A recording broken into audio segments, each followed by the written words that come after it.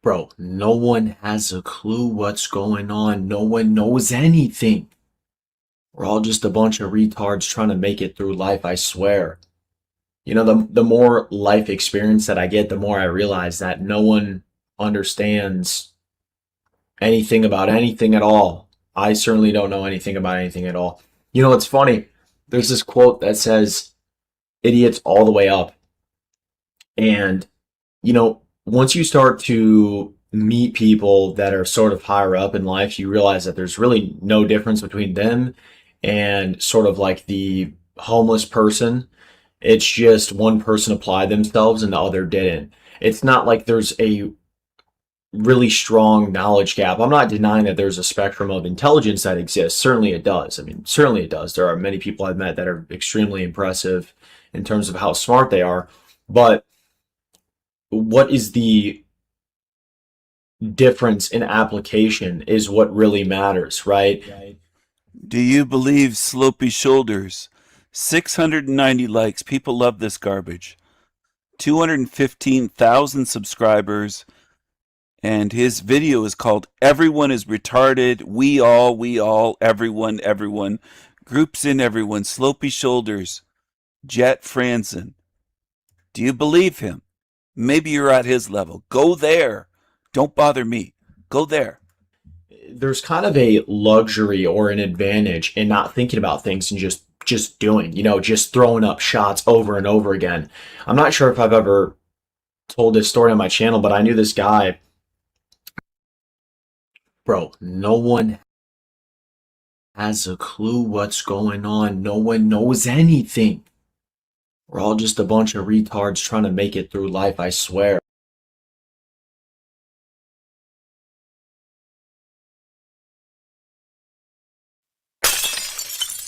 Hello, it's your feeding time with Black Eyes Tank Top Tony. He's going to feed you some shit sandwiches right here. See that? Shit sandwiches. He's going to feed you. You hungry? Get out your credit cards. He needs some shekels for those shit sandwiches. He's going to feed you. Hello. Hello, people. How are you doing? Sounds familiar. The hello, people. Wow. He should just copy everything. Most of you won't notice anyway.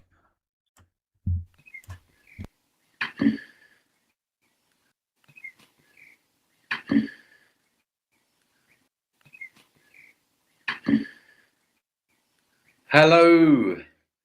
Hello, people. How are you doing? Just wait for a few people to come on. Just a spontaneous live Q&A. I thought I would see how you guys are doing. Hope you're all doing well out there.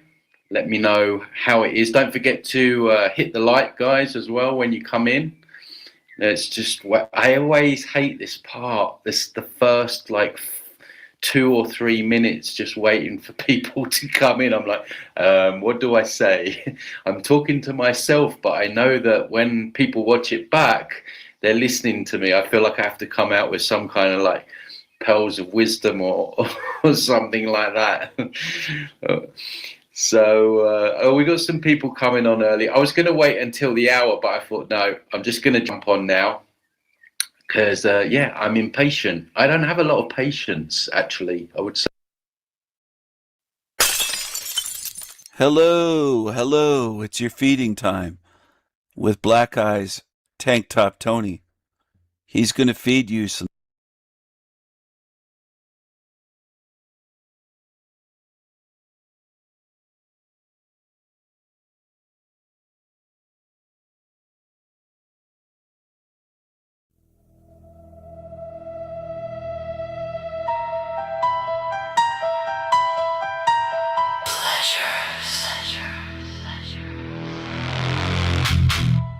It's a pleasure. It's my pleasure.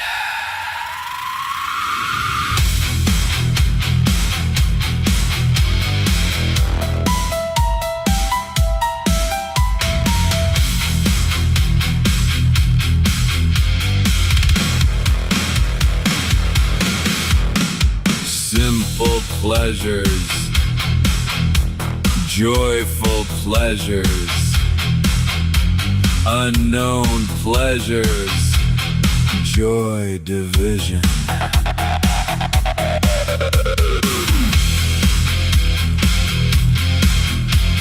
Pleasures Of the flesh, Pleasures of the flesh.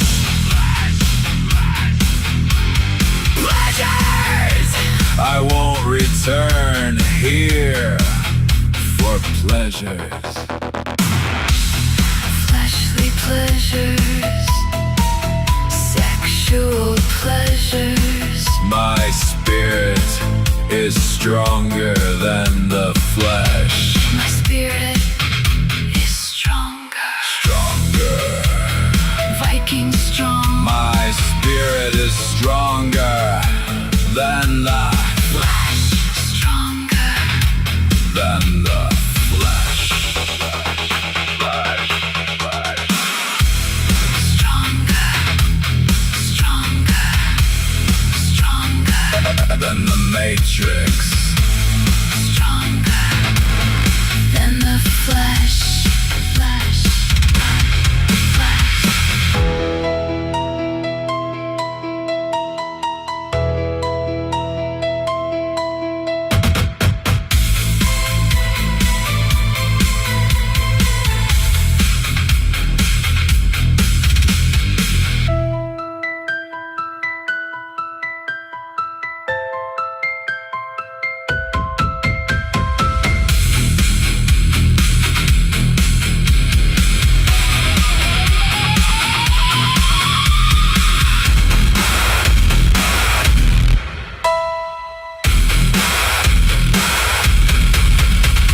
Flesh. Pleasures. Pleasures. It's a pleasure. It's my Pleasure.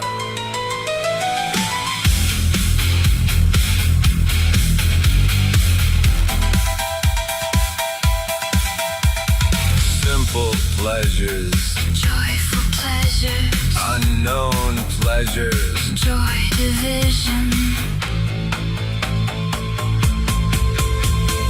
Pleasures. of the flesh, Pleasures. of the Flesh. pleasures. I won't return here for pleasures. Fleshly pleasures. Sexual pleasures. My spirit Is stronger than the flesh. My spirit is stronger. stronger. Viking strong. My spirit is stronger than the flesh. Stronger Than the flesh. Stronger. Stronger. Stronger. than the Matrix. Stronger than the flesh. Flesh.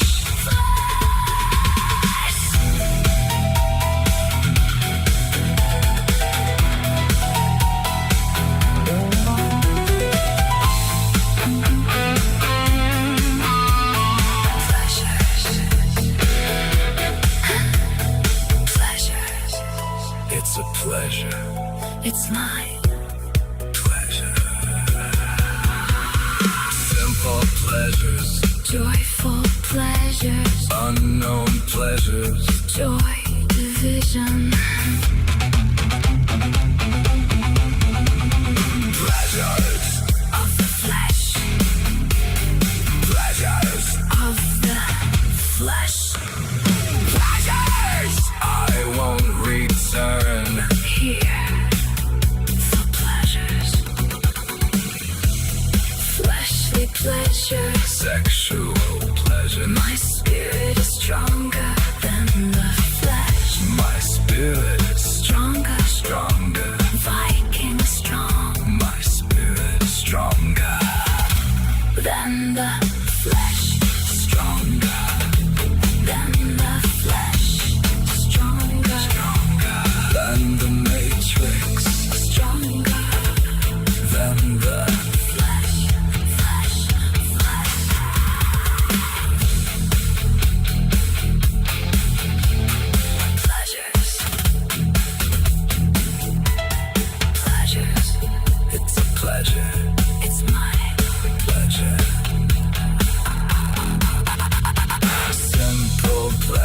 Joyful pleasures, Unknown pleasure. joyful pleasures, Unknown pleasure.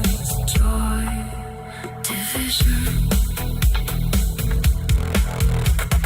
Pleasures, Of the flesh. pleasures, Of the flesh. Pleasures I won't return here. for pleasures, fleshly pleasures.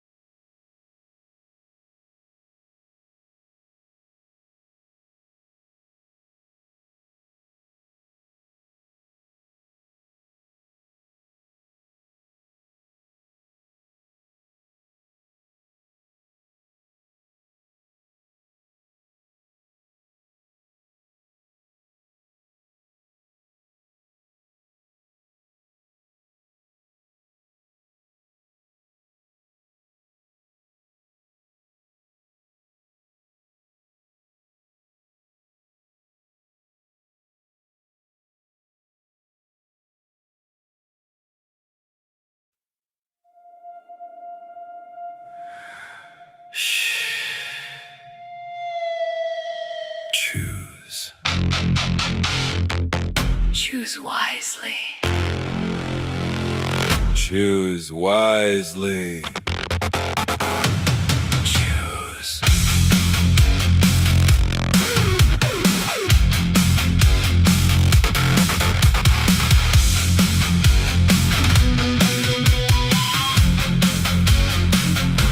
Did you choose wisely?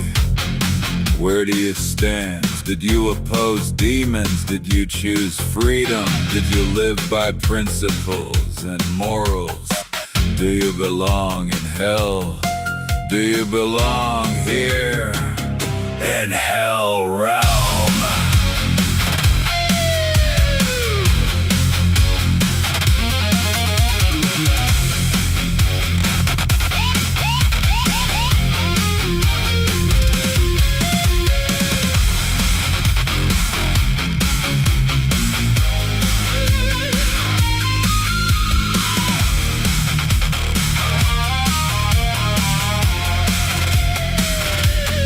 Are you in the Black Eyes Club?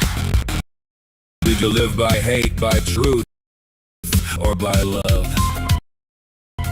Do you have snake eyes Are you afraid? to die? Did your spirit rot and decay in life? Do you deserve to be?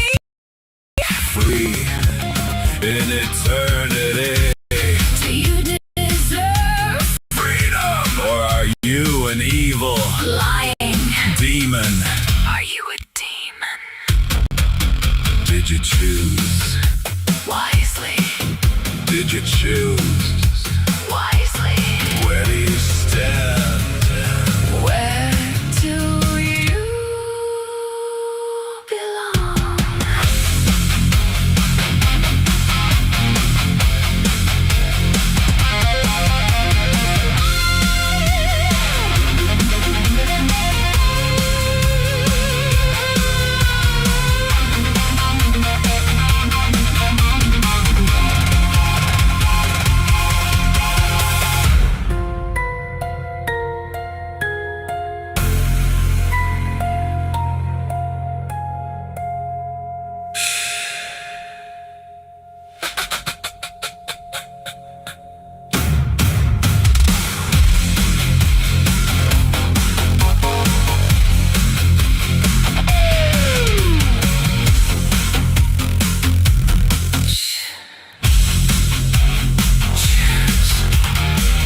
Choose wisely.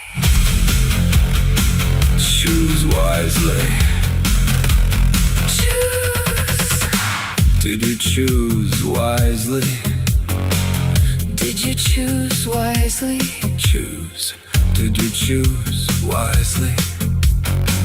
Did you choose wisely? Did you choose wisely? Where do you stand? Did you oppose demons? Did you choose freedom? Did you live by principles and morals? Do you belong in hell? Do you belong here? In hell realm?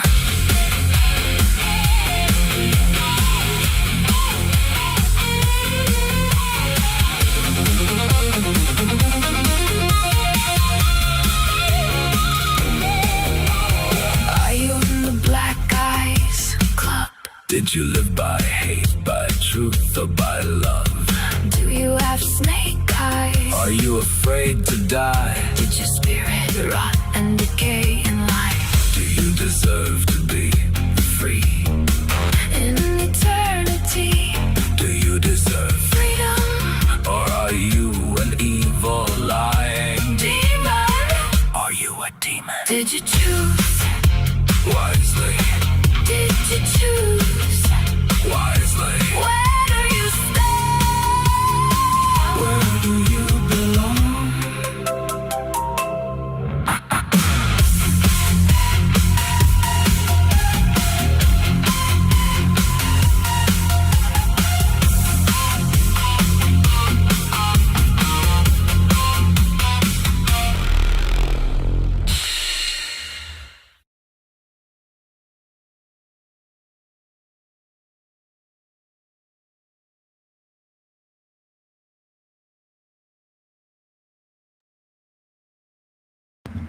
Hello, hello, hello.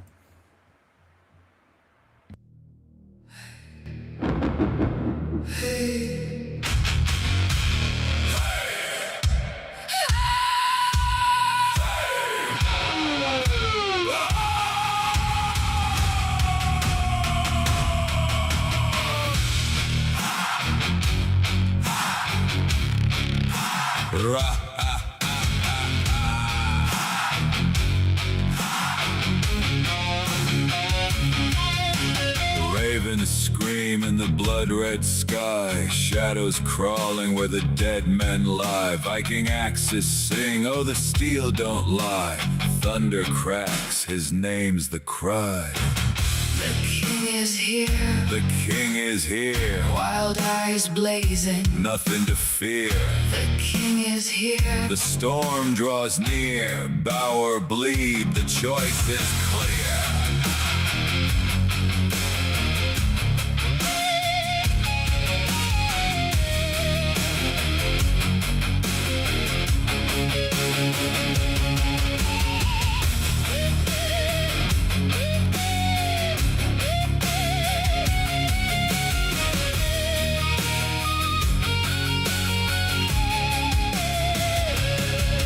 Mad laughter rides the howling gale.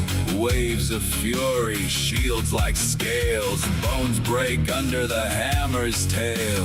Flesh and fear, both frail. the king is here, The king is here, ravens feast. the end is near. The king is here, The storm is clear, kneel in ashes, taste the spear.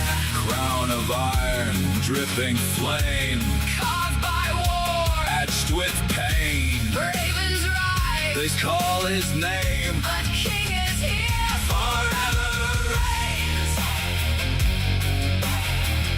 The king is here, forever reigns. forever reigns. Forever reigns.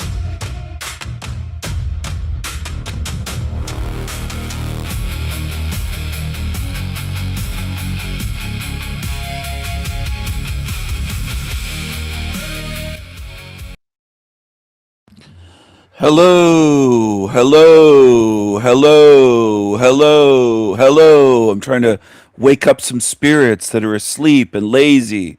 No matter what time it is, it doesn't matter if it's this time, early morning, afternoon.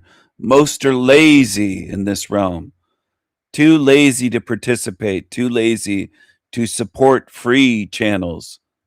But they flood over to shit channels. They watch by the hundreds of thousands. They fill the comment section with thousands of comments, thousands of likes, because people love shit. You do. You've shown me that. Humanity has proven that to me. And even the ones that say they don't love shit, they'll sit here lazily for hours and do nothing. So this is kind of a fuck you stream, because a lot of you misjudged me. You thought, well, he's too kind. He's not going to do that if he keeps saying he's going to shut off comments or change or not do streams anymore or not do this and not put in effort, and we can just keep leeching off of him forever. We don't have to do anything. We don't even have to lift a finger to click a like of support when he gives us this much. But he'll never do anything. Well, I have. I turned off the comments for El Diablo channel, the whole channel, the videos, except for the shorts, just videos for now. But I could turn off comments for the posts, the shorts, the live streams, everything. So far, it's just videos on El Diablo and on the Sanity Machine. So saved videos. There's no comments now. And there's also this live stream, the first live stream ever that I've done with no chat, no live chat, and no comments. You have no ability to communicate with me. Isn't that lovely? Because you weren't participating. So I took it away. And it wasn't just one live stream. This is the way people are. I know your minds. You'll isolate and say, well, sorry about the last. It wasn't just the last live stream. I've been saying this over and over again. Wendy was here many live streams ago, 2, 3, 4 live streams ago. And it was just her. And it was me talking and then typing to her in the chat while I was playing things. And it was just Wendy and me. That's all. Out of 2 channels with thousands of subs. So if you're not going to participate, you're just going to lurk. Sometimes there were 16, 18 lurkers. And it was just me and Wendy typing in the chat. Everyone else was silent. No participation. Too lazy to lift a finger. Well, then it goes away. And Wendy said it earlier. You'll take it away. It'll go away. The whole channel will go away. All of my channels will go away. And I'll go somewhere else. And I know some of you are addicted to me. You're addicted to entertainment. You're not here for the truth. You're not here putting in effort and thought to learn something. So you're missing the point. You're using my channel, using my live stream, using me like a leech for entertainment. That's all it is to some of you. And I can tell that. I know it to be true. And I'm not guessing. It's not one live stream or 2 or 3 or a week. This has gone on for months. Less and less views, less participation, less people interested. Hey, if you don't have the effort or energy to even participate, I'm not going to give you my energy. I'm not going to give my fucking energy to energy vampires and leeches. Fuck you. And I mean that to whoever was doing that. I'm going to take away your ability to communicate on my channel. Oh, you're taking away our freedom of speech. No, I'm not. You have the whole internet and all of YouTube, and you can set up a YouTube channel yourself.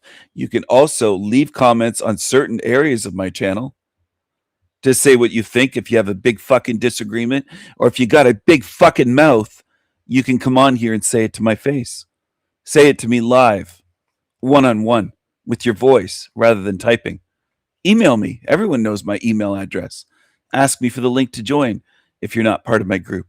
If you are part of my group, some of you have not joined. You're part of my group or part of my team, or you're a regular viewer. You've been here long enough. And some of you have been here for a year. You've never come on live to speak with me. There's people on my channel that have never once had a live conversation with me. That says something to me as well. A lot says something to me because I observe and notice everything. And a lot of humans think, well, if he doesn't do anything, he's just going to take it. He'll take people leeching. Well, where's your ability to chat now? You know, I could set up private live streams. Private. I could set it up private so that only people that I select can even see my live stream. There's lots I can do to restrict who even gets access to my videos, even my saved videos. I can make them private and select people only get to see them. So not everyone gets the knowledge.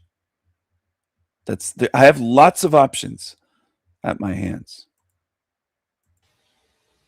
Hello, RI. Hi, Stephen. How are you?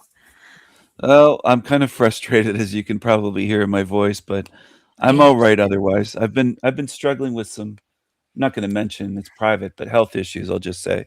But beyond that, I still seem to have more energy than the average moron out there It's true. You in this do. realm.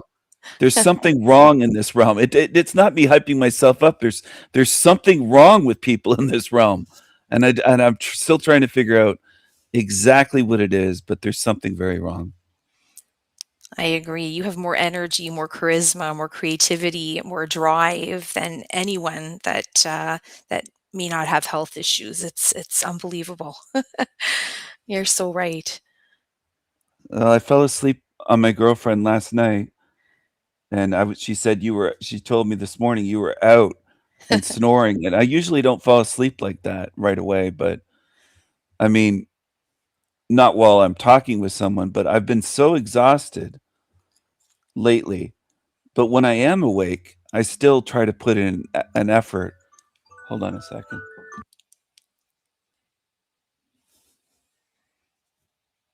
Okay. I still try to put in effort into what I'm doing, whether it's on YouTube, if I'm having a conversation with someone in person, if I'm working on something, if I'm whatever I'm doing. It sounds cliche to say I give 100%, but I notice so many in this realm are way lazier than what I remember back when I was growing up, when I was younger. When I look at my aunts and uncles and cousins, and ones my age, older ones, my mom's cousins, some of them were farmers. There was hardly a lazy person around, and now it just seems like almost everyone is so goddamn lazy, they won't even lift a finger to click a like button.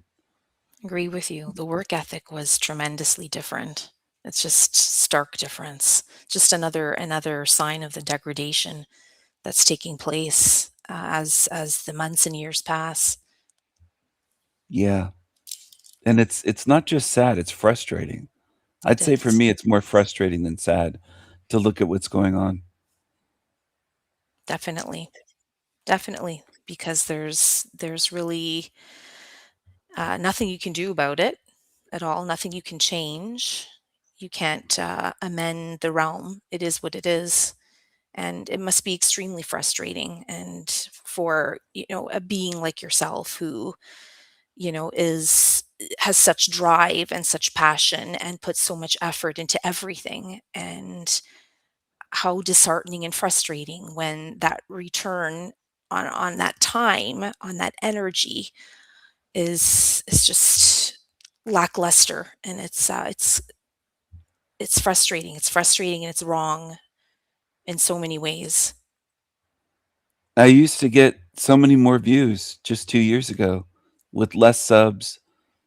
In some ways, I was putting in less effort. I wasn't making music. I wasn't going above and beyond to make these shows the way they are, with music, sound effects, memes put in, all sorts of things. It was just more basic, and it's not because it was more basic that it's that people have changed. They're Yes, degrading year by year. That's what it is. No amount of effort by me is gonna change them.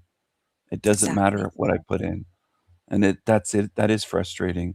I remember a girlfriend, 20 something ex-girlfriend 20 something years ago that I had in the early 2000s, and one of the things I remember her saying to me, because I was taking a couple weeks off and I was reading old books and studying things back in the earlier 2000s, and she said to me point blank, "You know what you lack? Ambition."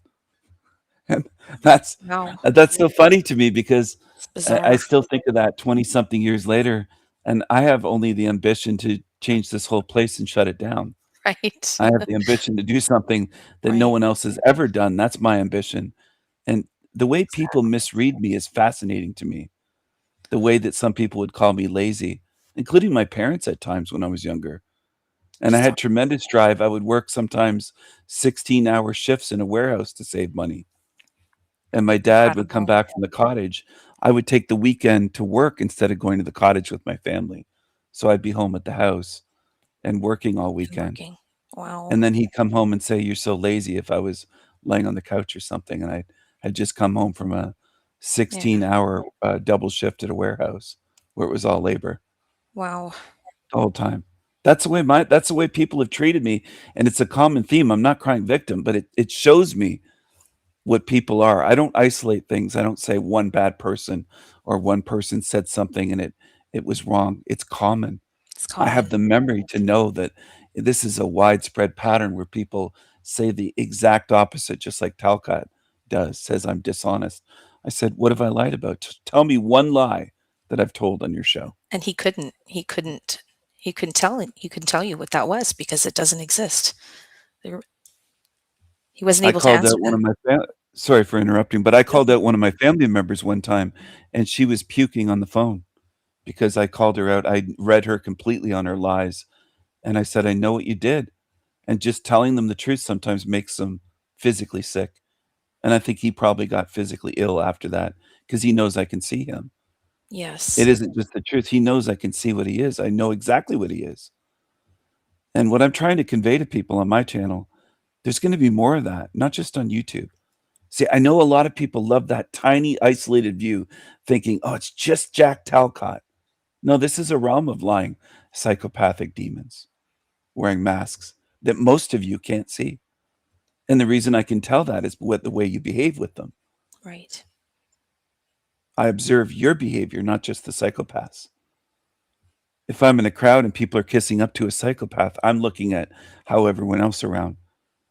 I don't have a magnifying glass. I'm just observant. It comes naturally to me. I don't have to work or use all my energy or mind power.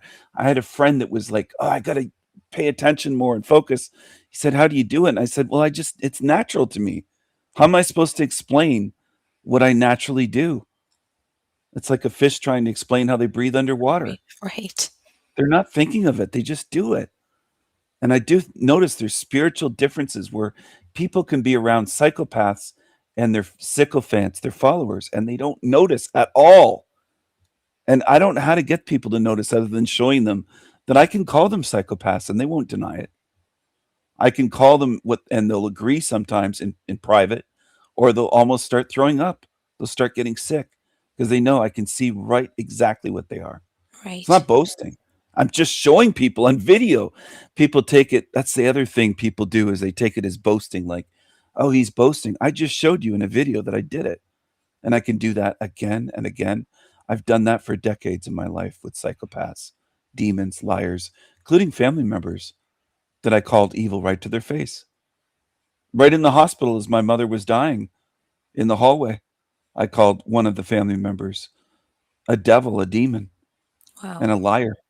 And they started shaking. And I said, "What's wrong?" And I said, "Press." They started pressing the elevator button to get the elevator to come, and they were pressing it repeatedly over and over and over They're again, looking for an escape. shaking, and they just yeah, they wanted to get out of there. I said, Yeah. "It's not gonna make it come faster." And it was just like a comedy to me. I said, "Press it a few more dozen times. I know what you are. I see what you are." They And one of just them was a can't. priest, by the way. I said, "A Yeah. priest? You're the devil." I said, "Get out of here. Run away." Wow. I it's unbelievable. You hold up that mirror and they just can't stand the sight of themselves. They can't. It just makes them physically sick, and it It should. does. 'Cause Yeah. it is, it's sickening. It's exactly And that. and it's like they've been stripped bare, and it's not just embarrassment of being physically naked, but their spirit is naked for Right. everyone to see that's around, and they just feel like the spotlight is on them.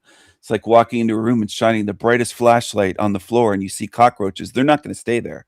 They'll Right. run. They're They'll scurry scurrying. and hide, Right. and that's what they do. They're not tough. I don't know why so many in this realm think that demons are tough. They just crumble under the light of truth. They certainly do. My daughter And was telling me an interesting sorry, Stephen, go ahead. You oh, were go ahead. gonna No, go ahead. finish. My daughter was telling me an interesting statistic today, and she said that she was looking up, they were discussing in school some facts about teenage pregnancy. And she said to me, "Mom, I was looking up the statistics on teenage pregnancy." And she said, currently, globally, the statistic is 92% of teenagers around the world have been pregnant, 92% as a teenager. And she says, Mom, do you know what the statistic was in 1950? And I said, No, what was the statistic in 1950? And she said 5%. And I said, Well, what does that tell you? And she said, Things are getting a lot worse, Mom. And I said, You got it, dear. It's exactly right. And it's just there, Stephen. As you say, it's you really don't need to open up a book. You just need to look and observe. And it's I don't understand why it's difficult for most. It's blatantly, glaringly obvious. Yes. Well, that's So what your daughter looked up was statistics and saw the difference, the drastic difference, the degradation. It's like that with almost everything. But right. the problem is few people look. They'll just pretend it's getting better. They have wishful thinking syndrome. Plus the other part is they'll look at someone like me telling the truth that it's getting worse, degrading, and they'll say, "You're bad. Your life sucks. You're miserable." It must be just like that flow state.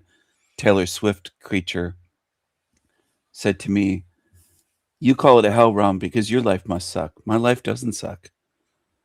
I have a very decent life, above average easily. If not, I could call it a good life compared to most that I see. Most around me. Most Canadians are struggling, even Yes. just financially with food. Yes. I'm retired and I'm fine financially." And they don't want to believe it. They just want to believe he must be poor. He must be. No, I'm not the realm. Whether I have $10 million in the bank, 100 million, real estate, or if I had nothing, I'm not the realm. Right. People can't figure that out. I'm observing the realm and sharing what I see. It shouldn't matter if I'm a multi-millionaire, a multi-billionaire, or if I were homeless. What I'm saying is true. I'm not the factor. I'm a non-factor. I said that on Ian's channel a couple years ago, and the guy tried to argue with me when I said I'm such a non-factor that if I died tonight, the realm would still be a hell realm as I describe it. I'm not making it this way. I'm just sharing what it is. I don't want it this way. It's another mistake people make, whether it's a mistake or just them being demonic, but they'll say, well, you want it to be this way. No, I don't. I don't want it to be degrading. I don't want people suffering and being tortured and people starving and people not being able to afford food in Canada and everything else that's going on, teenage pregnancy. The list goes on and on and on and on.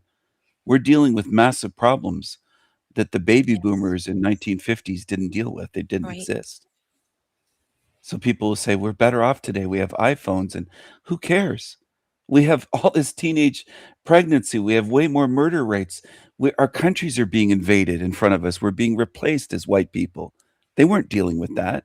Right. In a war, when the war's over, it's over. But when your population's replaced, it's not like a war. You don't get it back.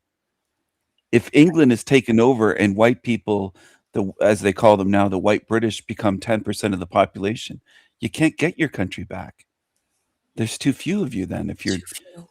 if you're outnumbered 10 to 1.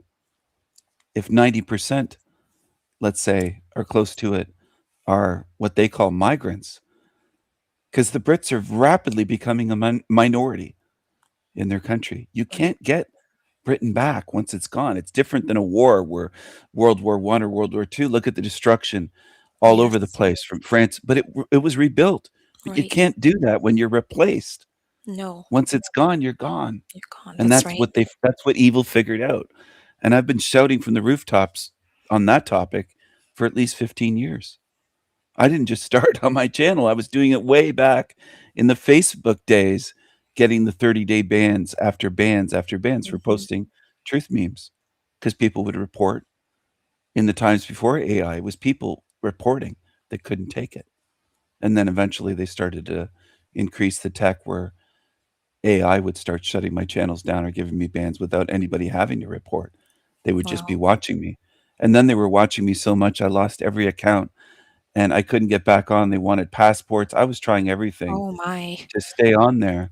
Yeah, I was trying all kinds of different names and and VPNs to change my location and trying to change phone numbers and just do everything. And they had AI just scanning for me anywhere, even after I moved and changed internet and everything else. Wow. Yeah, so I was trying to share truth on Facebook for many years, and I didn't reach very many minds. It nothing reaches most people in this realm, and I've found that out through experience. No matter what I do, most people don't want the truth. In fact, they hate the truth, and they hate truth speakers for saying it, especially when you connect enough pieces. People can Yes. handle small doses of truth. If you said, "Okay, there's a lot more, way more pregnant teenage girls, and there's way more, let's say, black children raised by single black mothers." It's about 85, something like 85, maybe as high as 90% at this point. Almost no black child in America has two parents. They're almost all single moms, the vast Right. majority. Right. And it's observable, and it shows in stats. And then they have no male influence at all. They don't have a father. So look what goes on. I mean, they're just out of control. That's They're right. worse than ever. But anyway, that's observably true. Some people will agree with that. They'll be able to swallow that tidbit of truth. And it does seem like an important thing, and it is, but it's only one piece. Most people are not going to be able to look at a puzzle where somebody has put together 10,000 pieces over No. decades No, not at and all. say, "Oh, I see it." They won't do it. They'll just attack me for having put together that puzzle. Right. That's what they do. As And if it's like that. you created that, as if you Yeah, created the end result. Like, some have even blamed me for the whole realm being a hell realm. oh, wow. Outright said, "It's your fault. You did this." As though I'm God, and they say it with a straight face. They're not trolling. They're not kidding. It's just such a lack of critical thought and logic and understanding. It's awful. Yes. And it's so common in this realm. It's like that video. I think I sent you this video. It was the CBC national program about the boy crisis. I was reflecting on that the other day, and it was just a little 10-minute documentary about how there are less boys who are succeeding in the education system, and how there are more women, girls enrolled in universities and colleges. I think it was 56% versus female versus 43% male. And they started talking about, there were two parents who were teachers, and crying and boohooing over their son's future, and how they can inspire these young boys to want to learn and blah blah blah. And they were presenting, I guess, their solutions they were presenting the causes of these effects, and none of them made any sense whatsoever. And yet nobody sees through it. Like, they were saying things like, "Oh well, if we just let the boys exercise more, that'll straighten things out," or perhaps it's the manosphere online that boys seem to be more susceptible to. And just the most ridiculous, like, non sequiturs. It was just so stupid. And um I was just reflecting on all of that, and it even got to a point where the whole documentary was supposed to be about the boy crisis, in quotation marks. That's what they called the video. And somehow they managed to turn it around to talk about how the boy crisis would affect women. and and all of a sudden the word misogynistic came up in a documentary about boys. And I thought, okay, Yeah, so this they isn't about care boys so much about the suffering. boys. Yeah. They care Like, so much that they call them misogynists. yeah, it's like the concern was more about, oh boy, how what if these mistreated boys, or they didn't even use the term mistreated, what about these boys that are lagging behind? What if they turn to toxic misogynistic outlets? And I thought, oh yeah, it's about the girls again. Like, somehow Yep. they always turn it around, and instead of talking about the misandry, they're talking about the misogyny. And of course, why wouldn't we be talking about misogyny in a video about boys? It's just so ridiculous. And Yeah.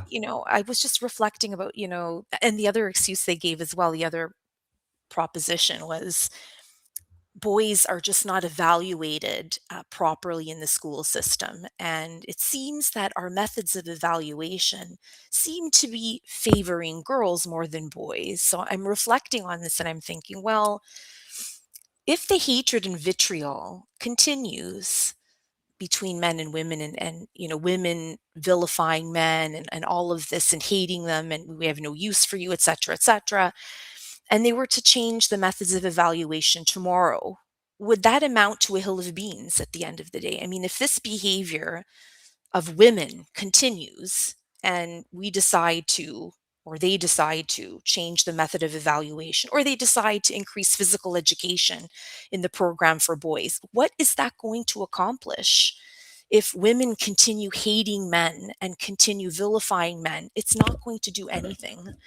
And nowhere in that documentary did anybody, have an epiphany to say, hey, maybe it's the way women are treating men.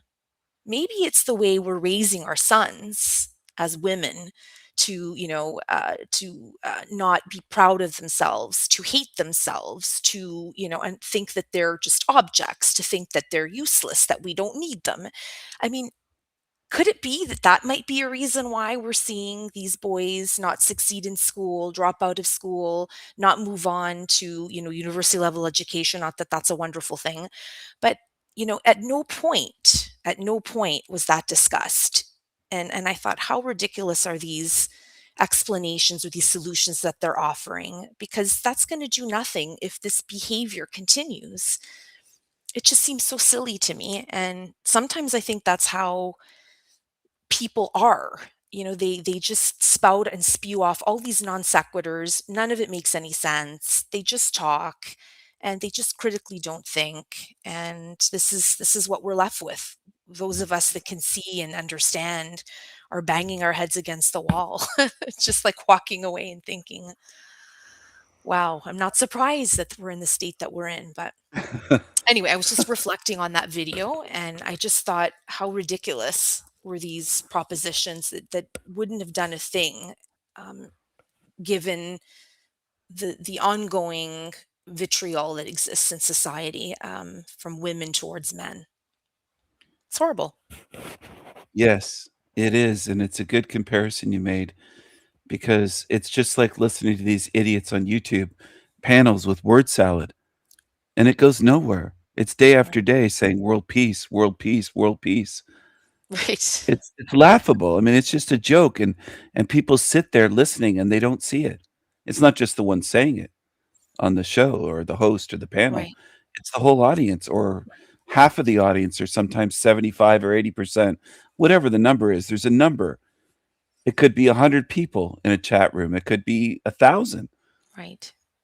Some of these channels, it could be thousands with multiple thousands, 5,000 during a live stream tuned in where it says they have 5,000 viewers and the chat is just flying by, tons participating, and they're just spewing nonsense. Absolutely. Absolute word salad nonsense or new age garbage, or that Archaics channel gets huge numbers on his channel. There's lots of channels like that. So when you say Right. that people are just idiots and just listening and it's no solutions and it's non sequiturs and it's just empty, that is most people. Yes. Unfortunately, it is. It's not what I want. I'd love to have a realm of thinkers where I could just go anywhere and have a conversation. I've often said on here, I have conversations with some of my neighbors that are normies, or what most people would label them. They'd say they're Mhm. just normies, or they're Right. a little bit above a normie. They know some things. They know the government's corrupt, like basic level stuff, Right. which Right. to me isn't a truth seeker. Anybody could figure that out. I could have had a Yes. conversation in 1990 pumping gas at a gas station, and the next guy could have said, the government's fucking corrupt, and I could have nodded and said, yeah, they are. But Right. that's about the level that most people kind of peak at. That's about as Yes. far as the average person goes. That's right. And some people will say, "Oh, well, I remember one time with property taxes, some family that would say they hated this and that, but then when it came to that, well, you have to pay it." And they were Mhm. trying to defend the whole government and the property tax system. And then they got angry when I said, "Well, you don't own your house then." That's And right. they didn't like that because I Oh, no. said, "Well, don't pay your property taxes for 10 years, and they'll take your house." And it Right. doesn't matter if your mortgage is paid, because the land, you're leasing it then. If they can take your house for not paying tax that they set to any That's amount they right. want every year, That's they right. can increase it and increase it until you can't afford it. That's right. Could start off at 1,200, 3,000, 4,000, 6,000 a year. What if they put it to 60 grand a year?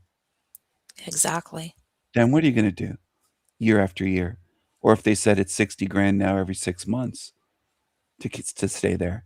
We're gonna let you stay there if you pay us. If you don't pay us, the cops are gonna evict you.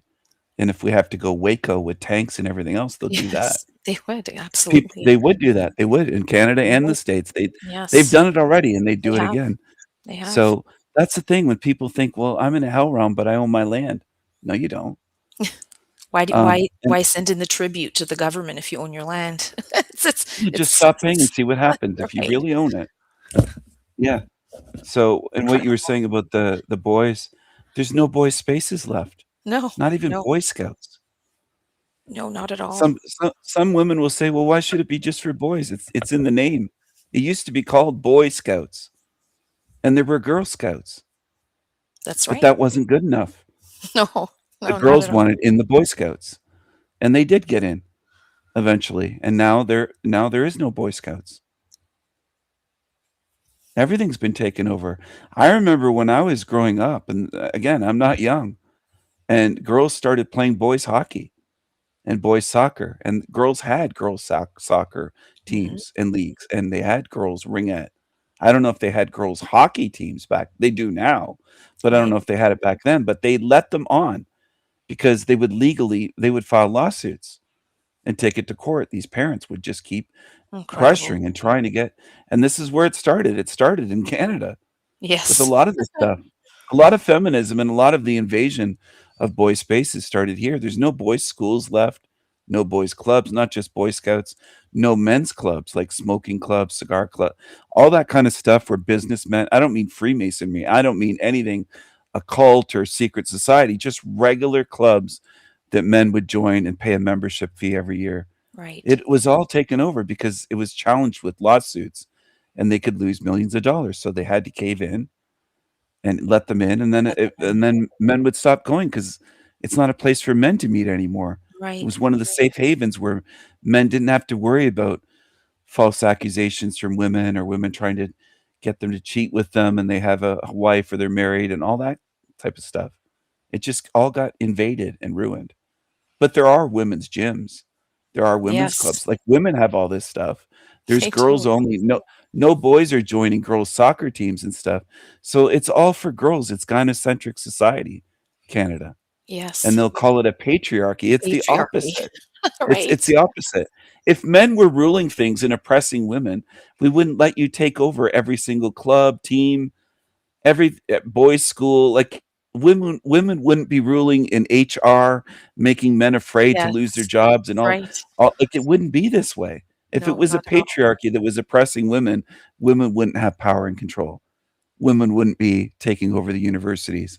60, 70, 80, some of them are 80% population women in Population. Canada. Yeah, and it's 20% guys because they don't wanna attend. It's all feminist. It's feminized. They can't be a young man at a university in Canada. They can't because it's I just feminist. Everything, I every wouldn't wanna class. They go. don't have. I I wouldn't wouldn't wanna want go to as a go to woman. engineering and hear about feminism. Yeah, I don't want to that's hear right. about feminism and engineering or chemistry or Oh, goodness. biochemistry or whatever I might be interested in. Neither do they. Young men don't. No, don't 17, blame them. 8-year-old guys, they don't want that. Why would they? Why would they? Absolutely. And then they're attacked in elementary and in high school just for being masculine. They're told they're Yes. toxic. So Yes. before they even get to university, they're like, "Fuck, I'm done with school. I don't wanna go here Absolutely. anymore." They're probably done. I honestly, people laugh at me and people will mock me online, and they can say whatever they want. But I said I wanted to drop out of kindergarten, and I did. And my mom's a teacher because my first teacher was a feminist. My kindergarten teacher in the Yes. 1970s was a feminist. Now, I didn't know that as a 4-year-old. I didn't know what feminism was as the youngest kid in Right. the school. because of when my birthday is, and they let me start early. So I was 4, Right. and I got spanked by the teacher Wow. in front of the whole class. Oh, So did wow. my best friend, both of us. The girls never got spanked, no matter what they said, did. Of It was course. different rules for different people. Different The same people. thing that I showed earlier with the last live stream with Faraj, admitting that there's different standards. It's a 2-tier system where if you're Yes. brown, you can say anything. You can be a Sikh with a knife and stab someone, and you're treated like you're the victim. Right. But the white people are looked upon as racists. You can't have a civil society. Eventually, it falls apart That's if right. it's that way with race or with sex or gender. Right. And that started in the 60s in Canada with feminism. And then the young teachers that she was young, she was probably 20 years old, 21, something Yes. like that, I would guess. And she was into feminism. And it was just, looking back, it's so obvious. My mom was a school teacher, so was one of my aunts and my grandmother, all on my mom's side. So I'm from a family of teachers. Of teachers. Right. I'm aware of what teachers are like more than most people, because my mom Yes. had dozens of teacher friends. At my mom's funeral, the whole church was full of teachers at the schools that my mom had taught at. Yes. She Colleagues stayed of in touch. hers. Yeah, Yeah. colleagues and friends that were teachers for years. Some of them she was friends with longer than I was alive. They knew Wow. my mom before I was born. Mm. They sent cards of congratulations on having a baby boy, Oh, and I found these amazing. cards after my mom passed away from teachers that had known me and my family before I was even born. Long time. So they knew my mom when she first started teaching. But what I'm getting at is my mom knew teachers because she was a teacher. And she wrote on my first report card in the comments, "You could have at least written one good positive thing about my son, Stephen." It was all negative Oh my. about a 4-year-old. It was that obvious that even my mom, as a teacher that stood up with teachers, noticed the bias against me. It was horrendous. She was critical of everything I did. Wow. Imagine being critical of the way a child holds a crayon I can't. and writing that That's down on the report card, and the you. way that I drew my crayon drawings in layers. And I still make it didn't change me. I still make artwork to this day, like a collage effect and layers of photography. I have pieces that are layered. It didn't stop me from doing that. That requires an extreme amount of talent to layer that way and think that way, and yet that teacher obviously completely um, unable to appreciate or encourage. You have to be a special type of evil to criticize a 4-year-old child. The whole Uh, thing was critical. Horrible. All of it. She said I don't press hard enough on pencil when I was printing. My. Everything. Too quiet, sit at my desk. I don't always follow instructions immediately. Like you're supposed to be a robot as a Wow. 4-year-old kindergarten child. There were This is kids in my disgusting. class. There was a kid that would take off his sneakers, chew on his sneakers. I bet his report card was better than Oh, mine. yeah, I'm sure I'm not that wasn't kidding you. mentioned. I'm sure I'm not the kidding you. sneaker chewing wasn't mentioned. He burned down his house. He burned down his house.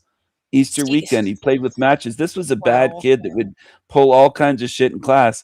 And I'm not kidding. I wish I could get a hold of his report card. I'd take a picture of his kindergarten versus mine and show people how biased Incredible. people could be. I was a very quiet, polite kid, She and was obviously too everything was busy negative. looking at she was obviously too busy looking at how you were holding your pencil to notice the child chewing his sneakers. Yeah, Incredible. yeah. Sitting on the floor chewing his sneakers. He'd take the sneakers off, chew on them, throw Oh, them at me. And my mom's answer was, "Stay away from that kid." I said, "Where am I going to go? I'm yeah, in the classroom. that's He right. follows me everywhere. He's Velcro." And this is what evil does to me to this day. I think that kid was evil in kindergarten. He wasn't just poor or bad behaving. He wasn't just a child with bad behavior. I think he was truly evil. Right. He was violent. And this is what they do to this day. They try to Velcro themselves to me. Where can I go? I couldn't go anywhere. It's in a small Yeah, classroom. you're like trapped. There's nowhere to go. I can't get away from the kid. My mom's stay away from that kid. Well, where am I going to go? Outdoors during class? If Yeah. I moved in the class, he would move to sit right beside me. I'd move away from him. I'd get up and move away. I would attempt to get away. And this is the thing, schools are prisons for children. You can't Yes. get away. You're put somewhere You're with kids stuck. you'd never choose to be around, and you Right. have to see them every day. And parents are like, "Well, that's normal." Is it really though? Yeah. Abnormal How is about a normal. stranger grabbing your child, putting them over their knee, spanking them in front of the whole class? How's that normal? Yeah. I don't have children, but I wouldn't allow that done to a child if I had No. children. No. And this is normal. This is all normal these days, or at least back then. There Yeah. was a child on my bus, the principal beat the living shit out of him Oh, in Catholic horrible. elementary school. Oh. Took the belt with the belt buckle and Oh, hit him with yes. the buckle over his back, his Oh. ass, legs, everywhere. Oh my. Just brutalized him. And everyone knew what happened to him. Everyone knew I won't say his name, but obviously, even I, though he's not a child anymore, I just not going to do that. But yeah, I knew who it was. We all knew what happened. wow. I remember that in my Catholic school as well. When I was a child, we used to call it the strap. Yeah, And we called it there the were strap the too. strap. Yeah. There were a number Yeah, of children that went down to the office to get the strap. Just crazy, crazy stuff. absolutely. And in Abusive. Hell Realm, that's normalized. Yes, it is. Most people will never look back on that and say that was child abuse. The way I'll just call it what it is. It was child abuse, Absolutely. brutality against 100%. children. I Yes. can't imagine doing that as a grown man to a child. Yes. A 200-pound man just beating a child with a strap. And for what? Disgusting. We never even found out what he supposedly did or what he was accused of doing, but there'd be no excuse for doing that. I can't think of anything that he could have done to deserve that. But that was normal. They called that normal in those Normal. days. Normal and necessary. Discipline is Yeah. necessary. And it's incredulous. It really is. It's beyond the pale. And that's how in those days there were no kids that went into school with weapons, but I could see it these days if that happened, a kid would just get a firearm and say, "Fuck this, I'm not taking this anymore. I'm not Right. going." If it was happening these days, Right. they would just go in there and go after the principal and teachers. I'm not telling anyone, by the way, to do this. Of course, I'm against violence or anything like that. I'm just saying that they've brutalized children. And this was decades ago. They used to do things like that. They would hit us across the hands at times. They'd make us write lines and lines and lines in notebooks, just filling pages, just hundreds of lines. The same Yes. thing, which is a form of torture. It absolutely is. If that was done to an adult in a prison, they'd say that's cruel and unusual punishment. You can't do that to a murderer, but you can do it to a child. To a child. That's right. Yeah, like a third grader. They did that to me and my friend. Just hundreds of pages, just for being a little bit silly, boys being boys, not harming anyone. And the feminists turn that expression into violence. They'll say, "Oh, it's boys being boys when it's great." No, what was always used when kids were just being boys. That's right. Rambunctious, had energy, maybe throwing an eraser at my friend, not throwing it at anyone else, but tossing it back and forth and catching it in class or acting up a little bit when there was a supply teacher. Right. Now it's a diagnosis. Right. Oh, It's no, so yeah, not diagnosis, and they probably put the child in jail or psych exactly. ward. I mean, That's right. it's so ridiculous. Meds, psych consult. It is. It's sickening. It's sickening, twisted. It's demented. It's deranged. Yes, it is. I feel so sorry for the kids growing up these days. I Yes. can't imagine the psychological abuse. Maybe the physical abuse has changed where they don't have the strap anymore, but they've picked up in other areas. They've They stepped it have. up Yes. with the Yes. psychological abuse. They're abusive in other facets. Yes. It's abusive to tell them that there's no such thing as girls and no such thing as boys. There's no such thing as gender. They can be any gender they want. They're Yes. teaching Yeah. they're teaching 5-year-olds this. It's such It's abuse and it's hell, it's Rama. That's the completely only way I is. can describe it. I remember when my children were much younger. I think my daughter was about 7 and my son was 5. and they attended a birthday party, and I was there with them, and the host of the party, the little girl who was also 7, pulled out the Game of Life, and she opens up the box, and it was time to get married, and she says to my children, "Would you like to marry a boy or a girl?" And I was mortified. I just, like, looked at her at 7, and my children, they just looked at the host like she was crazy. Like, "What are you talking about? You choose." So my daughter, of course, says, "Oh, I would like a boy." And my son would said, "I would like a girl." And I thought, "Oh, no, boy, do I have some explaining to do? Do I have to talk to them about this now in the car on the way home?" But, you know, these children, she was 7, and, she had a little brother as well who was my son's age, who was 5, and I thought to myself, How do you know these things, and why do you know these things, and who's told you these things?" And completely inappropriate. But, like, this is society, right? And this is normal, and I'm sure these parents thought that that was the right thing to do, and they need to expose their children to, to this type of ideology, and how this is inclusive, and it's being accepting and tolerant, and just crazy. I mean, completely insane. And but yet they have Yeah. the moral high ground. They have the moral high ground, and it makes no sense. It's just such a twisted ideology and mentality. Yeah, they believe they have the moral high ground. They believe that they're virtuous.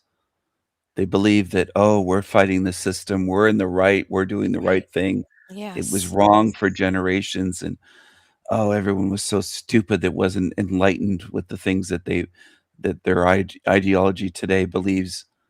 And it's really sickening. It is. I've never seen one single trans person that was stable, not one, Yes. on Agreed. the internet or in person. And that shows me so much, but people can't even look at it that way. And they'll just they'll do the normal excuse is, "It's our fault. We tease them too much. We say this. Yes. If Right. they end themselves, it's our fault." I don't think they get teased. I think they get put on pedestals and praised, and it's all for them, and the rate is still high. They don't wanna face the reality of what it is. It's a Right. mental illness, is what Right. it is. It's Right. body dysmorphia and Right. dysphoria, and it's confusion, Right. With and all then of they're yes. sterilizing kids, and they're Yes. they're giving them mastectomies at, like, 14 and giving them hormone blockers, and It's complete mutilation. Complete mutilation. yeah, they're mutilating, sorry, Canadian children and American, but even younger, I think, in Canada, and then in some places in the States, it's younger. Yes. And it's just all been normalized, and people think, "Well, this is good." They're like, "Oh, you're transphobic. You don't believe that people are born in the wrong body? You're a Right. caveman. Yeah. You're so unevolved." That's what they've even said that to me. They've said You're that where, backwards. "Yeah, I'm a caveman. I'm unevolved because I don't believe that someone can be born in the wrong body." And I just think that a lot of them would outgrow it if you left them alone as children. Yes. You let That's them right. get through puberty. You let them reach 20 years old and 21 and say, "No, you can't go on Right. hormone blockers," or and then they'd be like, "Oh, thank God that you didn't let me do that because Yes. I'm fine. And you didn't give Right. me surgery when I was 14. You didn't put me on hormone blockers. You didn't change my body because I outgrew it." And I think Exactly. a lot of them would. I bet 90 some percent would. That's what I bet. And the other ones might need hormones of their proper birth Yes. gender, we'll call it, where, Right. oh, maybe they're low testosterone. Instead of changing their sex with which you can't do, but with surgery, giving them a quote unquote sex change, Right. why Right. not give them testosterone and supplement them a little bit Agree. on that and see what Yes. happens? Yes. You're right. I mean, there are many cases where boys are born biologically male, but have lower testosterone. That doesn't mean they're homosexual. That doesn't mean that they have to be, they have to change their sex, or they have to be mutilated or put on blockers. It's just crazy. And you're right. I mean, Yeah. there are many that we've seen even on your lives of beings who supposedly are biologically of a sex and yet seem to have features of the opposite sex. And certainly that could be explained by, varying levels of hormones, higher male hormones in a female or vice versa. And certainly this phenomenon would exist in children as well. Yeah. And why not just give them some time? Give them time to mature physically Right. into adulthood, and then they could be helped also, Absolutely. mentally Yes. and physically. And It physically. the hormone treatment for that is much simpler than giving them the opposite of what Yes, they it are. is. That's right. So It much is. easier, and it makes so Yes, much more sense, it and that's why does. they don't do it because it makes sense. Makes They'll do sense. the opposite. Exactly. So they do That's the right. inversion.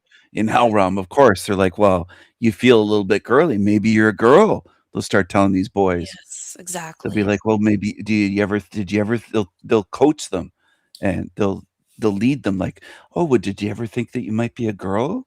Right. When the Right. guy's like, "I don't feel very masculine," or maybe the kid says that he's teased for being a sissy, or they say he's girly, and they'll start trying to convince him, "Well, maybe Right. you're a girl. Do you think you" and I could just picture these therapists doing that and doctors. Absolutely. And they're thinking Seriously, the way they treat children, it's sickening. it is. And they think that they're helping by confusing the children. Yeah. I don't see how that would help someone by confusing them. Well, most of them are ideologically left, so they already believe in the agenda. And Yes. them being a doctor or a therapist just gives them access to children, and then Right. they push their agenda like, "Well, this is the right thing to do. Yeah. Those right-wing assholes, they're evil. They say that no one's gay Right. or no one's trans, and they're against all this stuff, but we're the right ones. We're the virtuous, moral ones. We're changing children that were born in the wrong body. We're helping them." And I Yes. think a lot of them don't believe that they're evil. They really believe that they're doing the good thing and that Yes. we're evil for saying that it's a mental illness. Right. And, that's the thing with evil. They don't always know or knowingly commit evil. They're just going along with something, and they believe Yes. that, "Oh, we're the good ones. We're the virtuous ones." A lot Yes. of feminists are that way, and LGBT, and all the lefties that want the whole third world coming in. They think, "Well, that's good. Aren't you caring? You don't care about these poor Africans and these poor Yes. people in India?" And you look around and it's like, "Well, there's nowhere for white people anymore. Yes, We don't have a exactly. country anymore. It doesn't feel like home anymore." I'm looking around going, "Am I in Calcutta? Where am I?" When I go to a It's certain city. It's yes, like, it's true. this isn't Canada. I grew up in Canada. I was born in Canada. It doesn't feel like home almost any city you go to anymore. No, it does Toronto not. was never as multicultural as it is. Yeah, Sorry, go ahead. no, it's exactly right. I don't recognize it either. Everywhere I go, even if I'm up in cottage country or I'm going, northern Ontario, it's it's like it's unrecognizable. I look around and I think here too? Like Yeah. Yeah. you came this far north and this far I east and this far west and I've been walking on trails out in the forest and run across a brownie from India or a tiga, and I'm yes, like, "You're taking up hiking now? I know. Yeah, You it's people never hilarious. used to go in the woods," and I know how that sounds. I hope it triggers some of them. "You people never used to go out in the woods. What's going Yeah, on? You gonna it's start swimming hilarious. next and playing hockey?" I mean, Completely, completely. I remember a they number never of used years to go for ago. walks. No. There's a campaign in Canada to get people of color out in the woods they've been pushing. I You're found out kidding. about. No, they're No, trying no. they're trying to diversify The nature in the woods forest? and hikes. Yeah, the forest. It's not diverse enough with just white people hiking. It's Oh it's not my. it's not good enough. They're trying to get them interested in Why don't they going and doing things that they never did. why don't they just plant a different species of tree? They wanna Yeah, diversify. exactly. I couldn't believe it the first time I saw a darkie. I was like, "Am I seeing things?" Oh my. I've been hiking in the woods all my life. I've never seen a black person out in the Oh, woods on a trail with a ba and that's now they're crazy. out doing that. And I'm like, "Why don't you just stay in your lane? Like, what For don't sure. you have drugs to sell in the city? What do you" What are you doing out here? Don't you have a store to Don't you hold have up? some bikes and hubcaps to steal? Like, come on, what are you people doing out here? True. Don't you have some fried chicken to eat? Come on. The look on my face was probably priceless. Yeah, fried chicken. I mean, did they build a KFC near the start of the trail? Oh What's going my. on around here? I couldn't Maybe believe they it. maybe they had to complete, 2K walk or something, and they'd get a coupon to Popeyes or something. So some Maybe. incentive. I mean, they would even admit to it years ago if you said to black people, "You guys don't go hiking. You don't go in the trails," and they'd They say, would "No, we agree, don't." right? You know, Yeah. they'd agree in the old days. They would have agreed and said, "Yeah, us black people, we really don't go Yeah. camping. That's Yeah. white people stuff." They would have said some comment and been kind of snarky, but they'd at least agree decades Right. ago. Now they'd be like, "Oh, well, it's not just for white people. We're allowed to go hiking on the trails. You don't own nature. You white Ugh, people." And it's a big thing where they're invading our space out in nature, which has always been bird watching. Like there's not yes. Tig out bird watching and doing photography and doing hiking and all the outdoor No, stuff. They just not don't at do it. all. Not at And all. when I grew up, I never saw a single black person driving a boat at our cottage. No one at any No, marina. I never no. saw black people in boats. They never owned any. They never went boating or water skiing. And then now I've seen videos on YouTube of black people trying to rent boats and Yes, I just remember like some on your lives causing yeah, accidents. yeah, they're causing accidents and they're just acting like hood ghetto in boats. It's like Hood hood rats rats and in boats boats. ghetto. Yeah, it's terrible. Absolutely. And now they're going on cruises and ruining. I think it's Carnival Oh, Cruises or something. goodness They're just gracious. ruining everything. And then the Is ghetto graduations they have where they're taking their shoes off and they're ugh, twerking and dancing and they're oh my. barefoot. And it's just everything. They're ruining everything like that. There's just no And sanctuary left. Not even the yeah, forest. there's nowhere left. You're out in the woods, and it's like, what are you doing here? I didn't Incredible. say that. I said hello. Obviously, I just said hello, but my face was probably like looking. The expression on my face, I bet, was like, "What are you doing here? Like, where did you come Serious. from?" I'm Totally. surprised, not because it's another person, but you're black. What are you doing out Yeah, here you don't in the like woods? this. Yeah, I Who, know it's who crazy. convinced you to come out here? You had to be Seriously. convinced by someone to buy all this gear, and you're in hiking boots and like Oh, they actually had the hiking boots? I was gonna say, were they yeah, wearing they the, like, had Nike hiking high boots tops on, or and no, they had I was hiking like, "Oh boots my too. gosh, like, what's going on?" Like, I know Tigers like to fish, but just go by the river and fish off the dock or something, but what are you doing Oh out in the my. woods? I just couldn't believe it. Yeah, a few I'd years never seen ago that. no, that would be a shocker for me too. A few years ago, we went, maybe 2 or 3 now, to, a ski hill, but they had tubing facilities, and all I could see were these brownies tubing, and I was looking around, they were wearing the toque, and they had the scarf, and, like, the whole, like, Canadiana, and they're tubing down the hill, and I was looking around going, like, "What? What are you doing here?" Oh my And gosh. it was so weird, and they're pulling, their little brownies with them, their little brownie boys and girls, and tugging them with the tubes, and I honestly thought, "This is so weird, it's just so out of place, and you don't belong here. What are you doing here? Why are you wearing a toque with a Canadian flag on it? Like, what is this?" It's just weird. It's weird, it's crazy. It's well, crazy isn't even the word. It's an agenda, but it's just bizarre, it's surreal. It's Yeah, like, what is going on here? it was Have all you of them, Steven. We were outnumbered. Like, the entire facility was full of brownies. Oh, I hate when that I happens. I I really was like, do, and "It's not even and the most right people would be temperature like, for "How you can you say that?" guys." Yeah, I Yeah, mean, why do they move here? I And don't why do the know. Somalis go to Minnesota? It's freezing there in the winter. I yeah, It's way I cold. can't It's as imagine. cold. I've been to Minnesota in the wintertime, and it's as cold as parts of Northern Ontario or parts of, Manitoba. I mean, it gets freezing, and Yeah, they're there?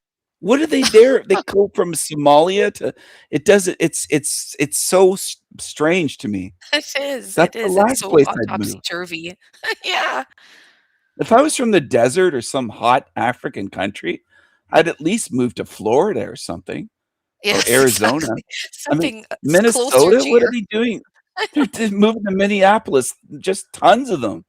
It's so weird. and It's these bizarre. little brownies moving to Canada, and It's bizarre. a lot of people might not know that aren't Canadian, but there's so many from India flooding into Canada. Oh, Canada's trying to become like like a third world India part 2, oh India the yes. second. Oh Terrible. yes. It's absolutely terrible. Absolutely terrible. Everywhere Have you you look. looked at winter clothing ads online? It's almost all black and brown people Yes. in winter Yes. jackets, and you hardly, and it's the clothing that Canadians typically buy. Where's our representation? I None. mean, any None. Canadian, whether it's Roots store, it doesn't just have to be Roots, but Roots to people is that don't know in other countries is a very long-standing, famous Canadian Yes. brand going back Yep. to the, I think, early Absolutely. 1970s, 71 or something like that. Yes. It's been around forever, but it's not just Roots, it's every brand. You look at any kinda boots, jacket, you go on these sites, and the ads, the models, they're non-white, all of them, That's almost right. all of them. There might be one white guy, and it'll usually they do it on purpose, I swear. It'll be the scrawniest guy or a gingy or some guy that looks kinda, like, creepy. It's like, that guy shouldn't even be a model No, for you're clothes. right. And You're right, the but it's other just ones, not it's the like right skin black guy, color though. they just do it on purpose, and Yeah, they it's do. like 9 of them are dark, they're black or brown or Asian, and like Yes. Chinese guys or something. There's one Chinese and the rest are brown, and then most are black. And it's just like, Yes. this represents Canada in their minds? They're Yes. selling to Is it Canadians. absolutely, yes. It's the new face of Canada. Absolutely. It reminds me of, do you remember, the Benetton ads from, like, the '80s or Oh, yeah. '90s? Yeah, United way back, Colors? yeah. And Yeah, it was the yeah, same type of thing, right? It was yeah, it was like, okay, it's an Italian clothing manufacturer. Yeah, they're trying to appeal to the young demographic, the rugby shirt, blah, blah, blah. And, you have a black person, you've got, an indigenous person, you've got this type of, I mean, there were no white people. It was so weird. yeah, And I thought, yeah, like an yeah, African with tribal wear is going to be wearing, like she obviously has a tribal headdress on. And yeah, she's gonna wear a Benetton rugby shirt. Absolutely. It makes perfect sense, right? So, like, it was just so stupid. yeah. It was totally stupid, and now we're seeing, let's say, some of the most expensive, best winter boots, and they're being modeled by black guys in Canada. Yeah. Like, I don't think of that when I think of Canada and the warmest winter boots. If you're gonna No. be traveling way up north and you want boots that Right. are gonna be warm at -70 degrees, Right. and who's Right. wearing them and modeling? A black guy? Yeah. I know. I It's Right. like, what? He looks like he's straight from Africa. The darkest Yeah. black guy you could find as a Oh, model. He's black as black. And I'm yes. able to say this. Some people, and I find it hilarious that people say, "How are you able to get away with saying that?" What, saying what I think and what I see? Yes, That's what I'm exactly. saying. I'm saying what people would have said in 1970, 1980. I just never changed. I never conformed to this whole agenda. I never went along with it, and Right. I never will. I'm openly I'll say this, there's certain ads that I've seen, and I was looking for a particular winter coat or something, and if it's modeled by a black person, there's been times and people will call me racist, I don't even care. But I'll just be like, "You know what? I wanted to get that, but now because I see it like that, I don't want it anymore. I don't wanna Absolutely. buy that because it's modeled by a black person. I'm not gonna buy their coat. I'm gonna look somewhere else." And people Yes, tuned in right exactly. now can be going, "He's so racist, he wouldn't buy the coat because there was a black guy modeling it." And it's like, you can think what you want, but I've actually done that. I'm admitting to it, and I'm actually proud of it for the ones that hate white people Absolutely. that are tuned in. I just I don't want that. I want Canada to be Canada and to look like Canada, and the clothing and products to be in advertisements to look like Canada. I don't want it to Absolutely. look like someone that came off a plane from Sudan and put on a winter coat. I don't want that. No, It doesn't make sense no. to me. That doesn't make It sense at looks all. stupid. Yeah, And and people accept it. why would anybody wanna buy that product if they're really thinking critically? I mean, that would totally, as you Yeah, said, it would totally turn me right off. I'd be the last person interested in buying that item. yeah, and I've bought leather jackets. People that live in Canada probably know Danier Company, Yes, Danier yes. Leather. I have a few jackets of theirs, like winter coats, leather, and I have Nice suede, and leather. I bought a nice Nice one that leather. recently, that's leather jacket, just a jacket. So I have at least 3 in my closet from there. But Yep. I wouldn't buy one if it was the model was a black person. No. And What do people they can know say about I'm racist leather? all they want. But it's Sorry. like, if you're gonna do that as a company, there's other places. I liked your company over the years. I've bought stuff from there. I know family members also that have bought from there, leather coats for brothers-in-law and Right. sisters, and people in my family Mhm. have had those as well. So our Yes. family has supported that company in various Canadian cities where they have outlets and malls, or just online. I ordered my last one online. I bought a jacket without going there. Just bought it and it fit, and it's great. And it's Nice. quality leather. It's nice and soft. It smelled great. Yes. It arrived It's good. beautiful. But if they're going to be worn by that, I don't want it. That's I right. don't want it. Go, Exactly. go start selling watermelons or something with Danya if you want to do that, or whatever That's company. It doesn't necessarily have to be them. It's just an example. But if you're going to cater to them, and you're not catering to white people that have kept you in business for decades by buying your stuff, right. well, I'm going to stop buying your stuff. Agreed. Then you're gonna pay for it. And I know Agreed. that's just a small way of doing it, but and again, for the people that are tuned in, I hope there's people tuned in going, "Oh, he's so racist. He won't buy leather if it's worn." No, I won't though. And I know a lot on YouTube on these other channels would, and they'd say, "Well, there's nothing wrong with it, and multiculturalism, and we have to represent everybody." But if you look at these ads for most companies, there's hardly a white Canadian person Right. modeling anything in clothing, Exactly. boots, Exactly. clothes, jackets, anything. And that's the way it is, and it's terrible. A Sudanese man wearing thick winter boots that we would need here in Canada to keep our feet toasty, it wouldn't be a convincing argument for me. It wouldn't sell the Yeah, product at all. Like, what does the and it's Sudanese man know basically about that? it, it's offensive to me because it's saying this is the new Canada. Right. It's not white Canadians anymore wearing toques, Yes. warm coats and boots. It's this. You're It's gonna this. accept it. That's We're gonna right. force it down your throat is what they're saying. That's That's right. how I perceive it. That's why I Absolutely. find it insulting, because you're saying, Absolutely. You're gonna take this." And it's like, Yes. they don't do that in Sudan and Nigeria. They don't have white people wearing their tribal clothing trying to sell it to them No, in that would be magazines, cultural or misappropriation. You'd be yeah, they would accused say, of "Oh my gosh, this misappropriating. is evil. The Yeah, evil white person's coming over here, that's and they're right. trying to put them." They would throw a fit They if would. that happened. They And they we're they supposed to just take it. Yes, we are. We're supposed to take everything. And I won't take it. I don't care if I piss off everyone in the country by saying, if my live stream reached every Canadian and every American, and it was pissing off Muslims, blacks, Chinese, the brownies, all of them, by me saying, "Fuck you, I don't like this. It should be white people represented. We're white countries. We founded and built these countries, and you shouldn't be taking over our ads on television or our clothing ad." I don't even watch TV, but I'm still against the ads being full of all Yes, this quote unquote diversity, because it's basically saying, "Out with white people, we're replacing you." right. I would say that the That's piss off factor should be worn as a badge of honor. it is Definitely. with me.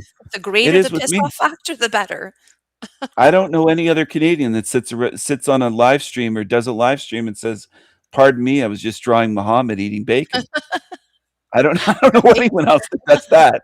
I've done that on my show. I've gone on other live streams and said it with Muslims on their show, with the actual Muslims on the panel. I've gone on and said, "Hey, sorry I'm late, but I was drawing Muhammad."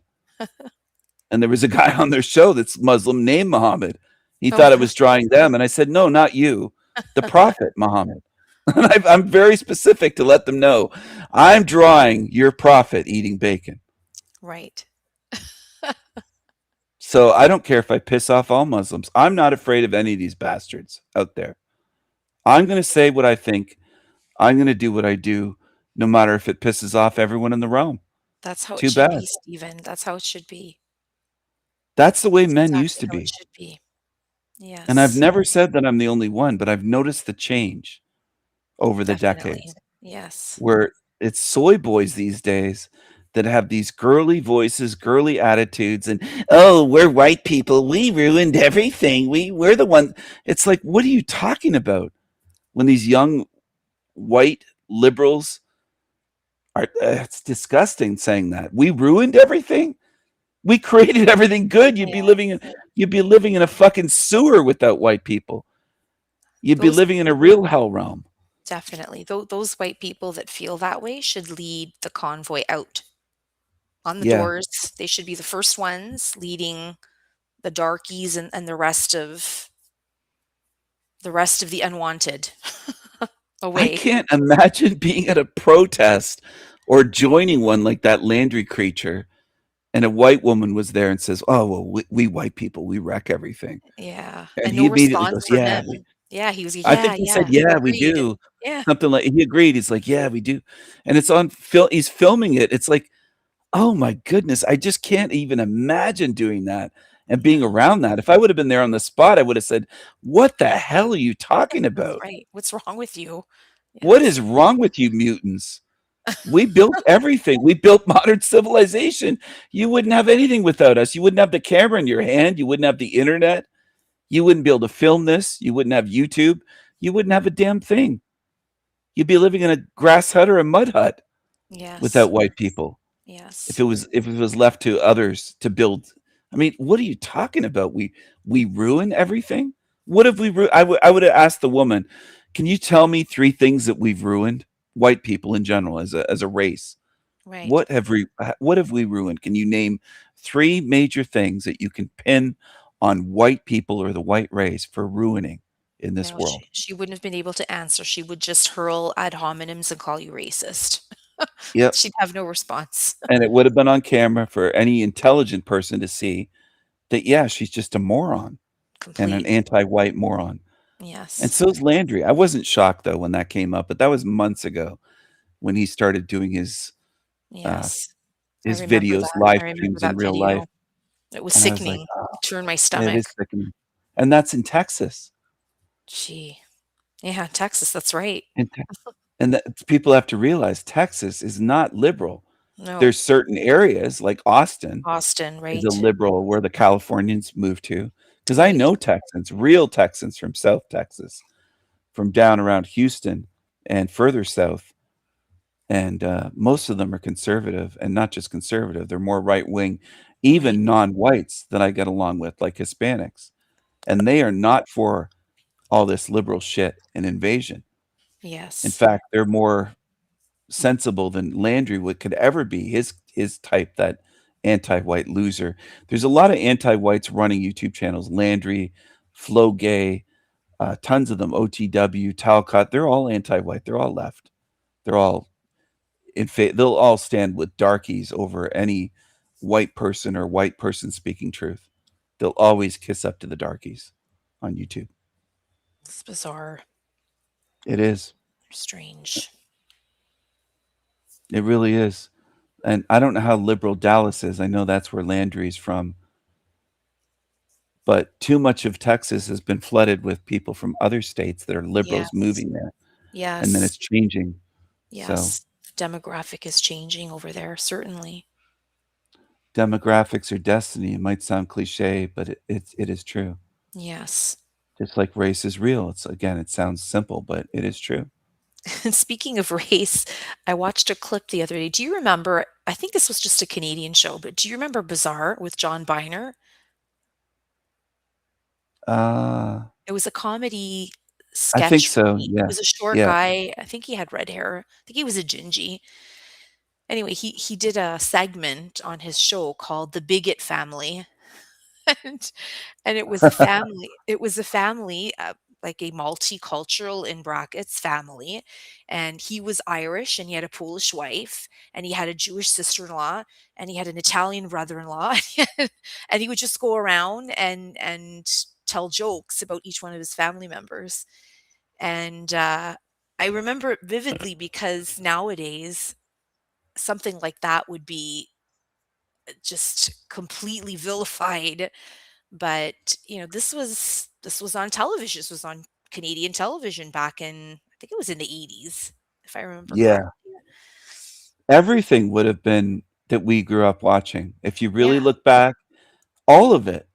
I Yes. think they would vilify Little House on the Prairie. I'm sure I they think they would. would vilify Degrassi They would. Junior High or Yes. anything from that was Yes. around back then. Mr. Dress Up. Mr. They'd Dress Up, probably call of him a course. racist. Polka dot door. Yeah, Or and polka the dot Friendly door. Giant. They'd say, "Well, Yes. he's a giant, so is that mocking little people? Is he saying we're midgets?" I mean, they would probably attack anything. And if I could do a TV show, if I was given free reign to write a show, not act, but hire actors, but do the writing, I would Yes. come up with the most quote unquote offensive, outdated, they would call it outlandish, outdated, offensive stuff that they could imagine. I think it'd be hilarious to put it It out would there. be. And it It would would just be. be over the top. It would be over the top. They'd say it's so racist. They'd be furious. I'd have people just furious, not only writing in or emailing, they'd probably be protesting outside the station and just angry. For sure. I'd trigger millions if I could do that. If they allowed me free reign to just write a TV Oh, it show would be so funny. and do skits that would just be so over the top that Yeah.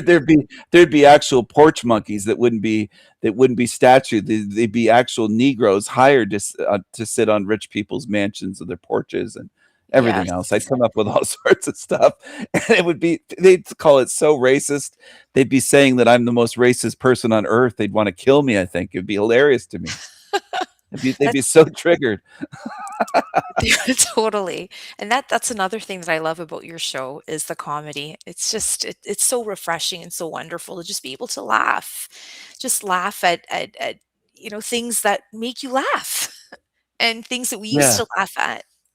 And uh where can you do that? Where can you do that on nowadays? You just can't. And it's just so refreshing and wonderful to have that uh, in addition to all of the spiritual teachings and wisdom. It's just so lovely to have that comedy and be able to laugh and laugh at things that are really funny and not think about they're racist or they're this or they're that. It's just funny. It's just nice to laugh. So yeah. I love that about your lives as well. I'm glad you do, and I'm trying to bring back things that they tried to take away. They tried to Yes. take laughter away. They tried to take humor Yes. away. These leftists and they're calling us racist. They're trying to silence people like they're I call them the laugh police, Yeah. just like I call vegans the food police. Food police. 'Cause they're the food police. They'll look at your plate and your oh, I remember one time years ago, this one vegan just threw a fit because I took a picture of a glass of chocolate milk and I posted it saying, "I'm enjoying this chocolate milk." Yum. And it was chocolate milk or a chocolate milkshake, one or the other, because I enjoy both. It was Oh, I love one or the chocolate other. milk. And they just snapped right on my Facebook comments and didn't just leave one, just ranting comment after What was comment like, wrong with the "How chocolate milk? how dare you? Don't you know what they do to cows to make that milk? And Oh, you're evil," goodness. and all this kind of stuff, and I said, "I'm having another glass now." Like, my response was, "I'm never gonna bow Yeah, down to these that's people ever. right. I'll provoke them and make their heads blow up. I'll make their heads explode before I'll ever back down. I'll just say, 'Well, I'm just poured another glass. Are you still typing comments? Like, you seem very upset.'" And I just egged her on. It was a female vegan on my Oh Facebook my. page back then, and she just lost it. And I said, "Well, you're still commenting." I said, "Be right back. I'm cooking up a steak." Yeah. I'm just Oh, gonna wow. egg on these people and provoke them. I hope their heads explode when they try to Oh, my. food police me and tell me what I can drink or eat. I'll just do it even more. So with them, and then with the lefties, they're the laugh police because they Yes. don't want us to laugh Are. at anything that's funny.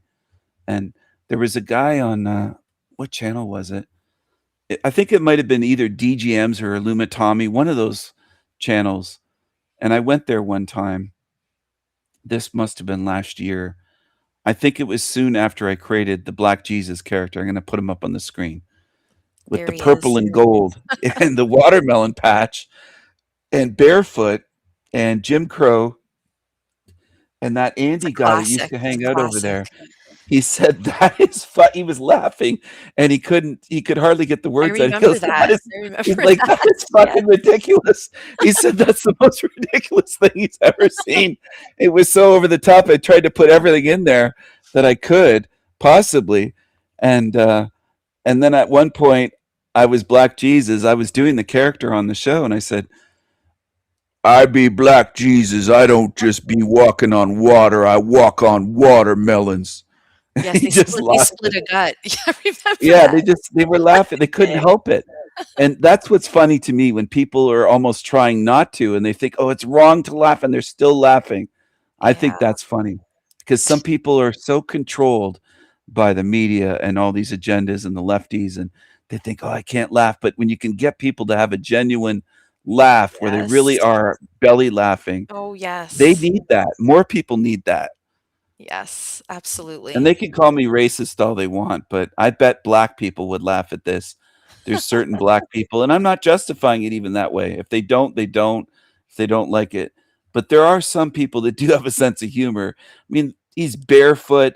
He's got the halo, the cross, the It's purple and gold, hilarious. the Jim Crow. There's everything. I put everything in there that I could put in there.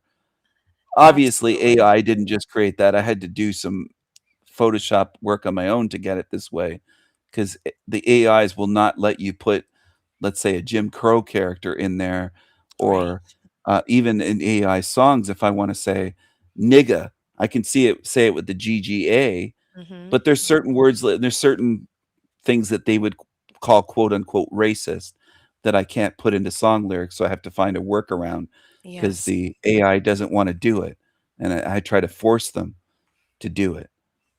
But yeah, so anyway, I that's the thing. I think that more of that is needed, like the songs "Purple and Gold," "Black Jesus," the Bonnets Love Crew song. I do I all love this the stuff purple with and gold. I love that one. Chinese Jesus, and I don't care who's offended because I think it's funny, and Absolutely. that's the main thing. And if Abs people that's the way do you remember when comedians were that way? They Yes, put humor I first, and it wasn't even Richard absolutely. Pryor, Darky, or white comedians way back where Yes. nobody was trying for, oh, can I say this or not? No. It was just be funny. That was Comedians the aren't whole funny thing. That was anymore. it. Yes, Yeah, it's they're not funny. no, not at all. They're not funny. Not at all. Yeah, I can't I'd love imagine. to hop up on a stage and just tear them to pieces. I'd love to not just heckle them, but get up there and make fun of them until they were crying and the audience was laughing with tears. I'd love to do Yes. that. Some of Yeah. them need that because 'cause they're not funny. They're up on these stages and they're just pushing these agendas and leftist and woke, and they're just garbage. Yeah. You know, it's such a hell realm, and there's just so much evil around you that you should be thankful for an opportunity to just be doubled over with laughter and enjoy that moment. There's just too much suffering and trauma in the world in this realm that we should be grateful for the opportunities where we get it, just an opportunity to laugh genuinely and not have to be concerned over what was said and the word and who is it going to offend, and forget all of that. Let's just laugh. Let's just laugh and enjoy. You're right, we need to do Yeah, way more of that. way more laughter's needed.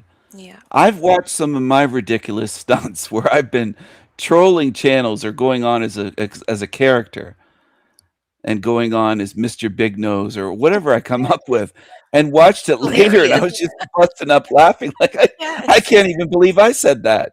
I can't believe that I had them thinking that, and I had them Yes. believing all kinds of stupid shit, or I was just saying ridiculous stuff and just plugging my nose and being Mr. Big Nose and going on there with Tony's big nose and just the whole thing I think is funny.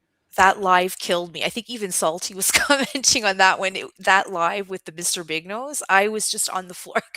I just couldn't it was so funny that my stomach was hurting me. It was so funny. I just had such a delight with that live, honestly. And even the next day, I was still laughing.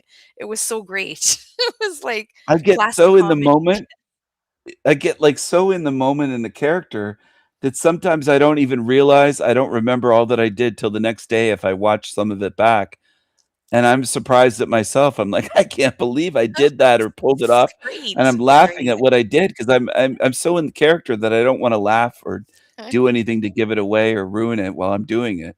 I Yeah. just get totally in character, and I don't know, but there's something about me that it's fun to do that, and I think it's part of my personality type of liking to play in characters, It's and wonderful. demons will call it inauthentic or, "Oh, you're a liar, you're" No, it's playing a character. That's all it is for fun, For and they fun. don't know what fun is. No, They don't they don't. A lot of people don't know what fun is anymore. They've forgotten what fun is. Exactly. Oh, it's crazy. I Too many used to do people are that as a kid, miserable. though. I'd Yeah. play characters as a kid, or there's a picture of me, I don't know if I'll be able to find it, but I have it somewhere, I think, and it was me reading to my younger sister and her friend at our cottage when we were kids. With We were in voices? bed, I You was do reading him a voices? storybook, and I would do, like, voices, but I would change the story, I would change lines as I was reading it and just make up stuff, and they'd start laughing and giggling because they thought it was funny Yeah. because I was just ad-libbing, and I was just a kid. I don't know if I was 8 years old or something, but Oh, wow. I just was that way. I like being creative, and I like making people laugh, and I like being Fantastic. silly and doing that stuff. It's And great. that's almost a crime in Canada now, Yes. to be funny, to make people laugh, to do jokes, Yes. No to joke laughter about allowed. races and anything. Yep. It's crazy. No laughter allowed. It's an No offense. laughter allowed. They should put Oh, that at the board on the sign. No laughter allowed in Canada. We that's hate right. laughter now. We just everything's racist and we're anti-white Yes, but and you know what is allowed? Detergent use in our rivers and streams, definitely. yeah. Kicking and punching and throwing our wildlife around, that's certainly allowed. And defecating on beaches in the sand and covering it up, that's certainly The allowed. squatting brownies, the squatting Indians and Correct. Pakis. All of Yeah. that is allowed. Just don't laugh. They'll call that Canadian eventually. They'll just say, Yeah, "Well, that's Canadiana. That's it typical it Canadians." It's absolutely will just be Canadiana, incredible. yes. Yes, You know, exactly. this will surprise some people, but I used to be really proud as a kid to be Canadian. Yeah, so did I was I. a kid I was a kid that would hang up the Canadian flag at our cottage, a great Aw, big flagpole, and so cute. put the flag up and wave the flag, Oh, very nice. and I thought we had a good country back Yes, then, we way did back back then, then. and it was safe and people were friendly. I could bike around and walk around, we could go trick or treating. I Yes. mean, this is gonna probably surprise people, but it was because it was so wholesome, and I for some reason, maybe it's my humor these days, but people don't realize I was a wholesome kid. I went around caroling, Christmas caroling Christmas. at doors at Wonderful. Christmas at our cottage. We'd go around and sing to people at Oh, their very door, nice. sing Christmas carols. Nobody does that anymore that I see, and that's That an was actual Canada. thing. I mean, Yeah. yeah, that's the way it was back Yes, it then. was. We c I went snowmobiling or I went, we would snowmobile, but we went cross country skiing down the river and got picked up by snowmobilers because a storm hit, and it Oh, was windy and snowing and blowing, and the wind was, like, going the wrong direction. We would be oh my. skiing right into the wind, and I was a little kid, and we just couldn't do it, like, the go Yeah. down the river, the ice, and Oh, the only no. other way was through all these winding roads to get back to our cottage. It would have been miles. And these snowmobilers, 2 of them stopped and said, "Do you need help?" With me and Nice. my dad. And That's that's the Canada. way it was That's back the then. way it That was Canada in those days. Yes, it was. That typifies what it was like, and I would have done that as well. Yes, That's the thing, it exactly. wasn't just them, it was like it was a common courtesy, help other people. That's right. Yes. It's a And common they were common white, of courtesy. course. I never saw a darkie on a snowmobile. No, no, that would really be the icing on the cake after My mom showed the me a diversity in the picture. forest. Yeah, I mean, and back in the my mom showed me pictures from when she was a kid in a small town in Canada. I won't name the town, Yes. but they had a darky hockey team, You're and when kidding. she told me, I thought she was pulling our leg when we were kids, Wow. and she goes, "No, they really did," and I said, "I've never seen a black person on skates or play hockey." No. And she goes, "Yeah, they had a team of their own, Wow. and it was all darkies," and then she showed the picture. She found the picture somewhere. I don't know if it was in a newspaper or some kind of book they put out, the town put out back then. Mhm. But she Yes, she looked for it and found it. she I did. remember, and Oh, there were darky teams. I couldn't wow. believe it. There were black people that actually played hockey Yeah, that's way back. wow. That was like what, in the Like, 70s? no, this was like in the 60s? 40s, 50s, Oh, really? way Wow. back, way back. Yeah, well, long before I was born, when my mom was growing up, they had Oh, hockey teams wow. with darkies in small Canadian towns. I was like, Small Canadian towns. when True, did they no. stop playing hockey then? Like, what? I didn't Yeah, realize when they did that ever played hockey. I you remember growing up watching hockey. There was like one guy in the NHL that was black, maybe in the whole league. yeah. It wasn't like Yes. teams full of black people. I was like, well, what changed? Why did they stop playing if they knew how to play? Well, I guess you know Did what they happened? Hip hop. Hip hop they was gave up the created. skates They gave up the for hip skates hop and breakdancing. for some, yeah, for some high top Converse and, some, like, some record, drop-in.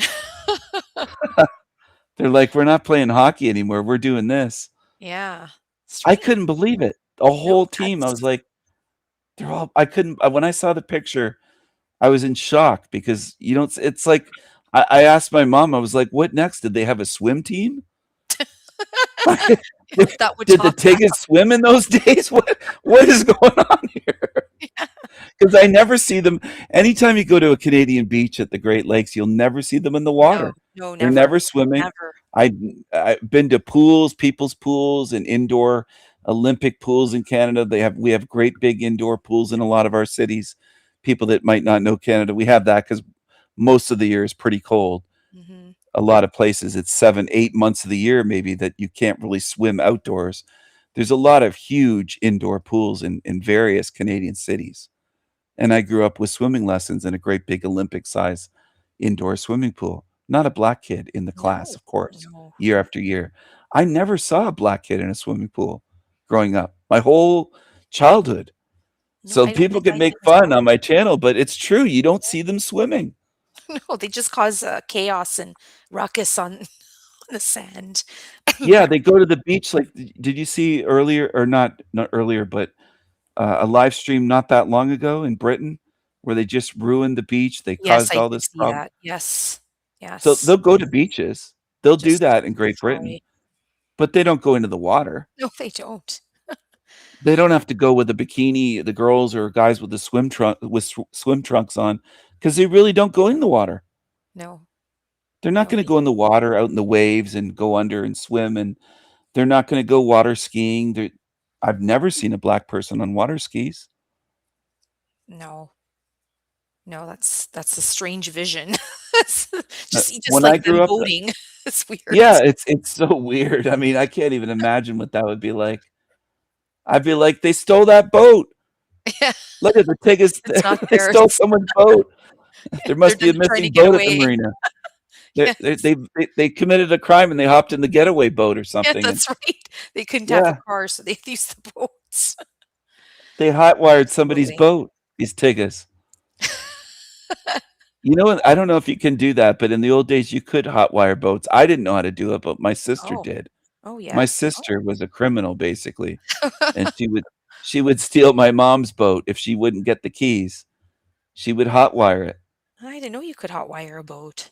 Yeah, she'd hotwire the boat Wow. because the back of the ignition under the dash was kind of exposed if you went underneath in the Okay. little cabin part, and she knew how to. Somebody taught her, or I don't know, she knew how to do it because she did it various times. The boat was gone and the keys were there. She took the boat. So, yeah, she was nuts though. I shouldn't say too much about her because I'm sure the demons will twist it around like, "Oh, Stephen made his sister a criminal," and they just warp things on purpose. Like Twist they everything. said that I stole from my sisters and I helped one of my sisters buy a house at the last minute. She didn't have enough for the down payment. The bank contacted them and said, like, less than 48 hours before it was going to close, if you don't come up with this money immediately, it's no deal. You need more to get the deal for their down payment. And they called me and I gave them the money immediately. Oh, that was They kind of said, you. "Do you want a Very kind. contract? Do you want interest?" I said, "No, Just pay me back one day when you can." So And I kind of you, went Stephen. and that gets warped in the Panelverse into Steven stole from his sisters. He's evil and greedy. There's people saying that about me, about that story. That's how it goes. Like, that's the thing about humans and people on YouTube. That Defreak guy says, "Oh, he's greedy." He calls me vanity and greedy and says that I ripped off my sisters. I've never stolen from my sisters. Quite the opposite. I helped them buy vehicles, cars, lent them my car various times, helped them move, gave them money, helped my younger sister get that house. There's no way she would have had that house without that. That was so nice of you. Good, nice brother. Very, very kind brother. I try to be. I'm not saying it to get people to think that, but the woman at my bank said, "What's this for?" And I said, "It's going to my sister. She's buying a house." She looked at me and she goes, "I wish my brother was like that." Yes, I I'm sure. tell her, and I'm Yes. like, "Well, what kind of brother do you have?" And started talking to her, but I'm more friendly in person than I think people on here realize. I think a lot of people get the wrong idea, but I don't think humans are that great at reading people. In general, they're good at jumping to wrong conclusions, and Yes. I Well, think at it's times easier. per It's easier to do yeah. it that way. It's just to believe what others say rather than invest the time to determine and ascertain it for yourself. It's always easier to just believe what someone says. I think they'd be surprised, and then they would probably deny it. They'd see me if they could see me in person, but then they'd deny it and go back to bashing me, because most of them are not honest beings on Yes. YouTube. There's so many liars on here. There's been so many lies said about me over the years, and videos and files and rumors on just outright smear campaigns and lies. I'm not crying victim. It's just shown me what humanity is more than I even knew 3, 4 years ago. People have shown me, and they again, I know humans like to, "Well, that's sad, Stephen." But it is what it is. They showed me what they are. I didn't do anything to make humans the way they are. They've shown that most people prefer envy, lies, and everything else other than just looking at the truth or accepting truth or trying to look at people the way they actually are. Yes. Most are not honest, and it's not just on YouTube. Humanity is full of demonic monsters. Unfortunately, I wish it wasn't that way. I wish there were a lot more good-spirited beings here, but most of them are really nasty. I got Yes. a email just earlier when I checked one of my emails that I hardly ever check, and it was again nasty, demonic shit using an anonymous account. And the thing is, they say I'm evil. I never do that, but they do that constantly, constantly for years. These creatures do that. So they've shown me what humanity is, and it isn't just one or two bad apples or rotten eggs. It's a Yes. lot. It's not everyone, but it's a lot. It's a lot more than most people would realize. So I think it's important, though, to look at things the way they are. Yes. In all their ugliness. Well, if I went to someone's house and their pool was wrecked and it had algae and it was green colored or just disgusting and ruined, I wouldn't say it's beautiful. I wouldn't say, "Oh, what a beautiful pool you have."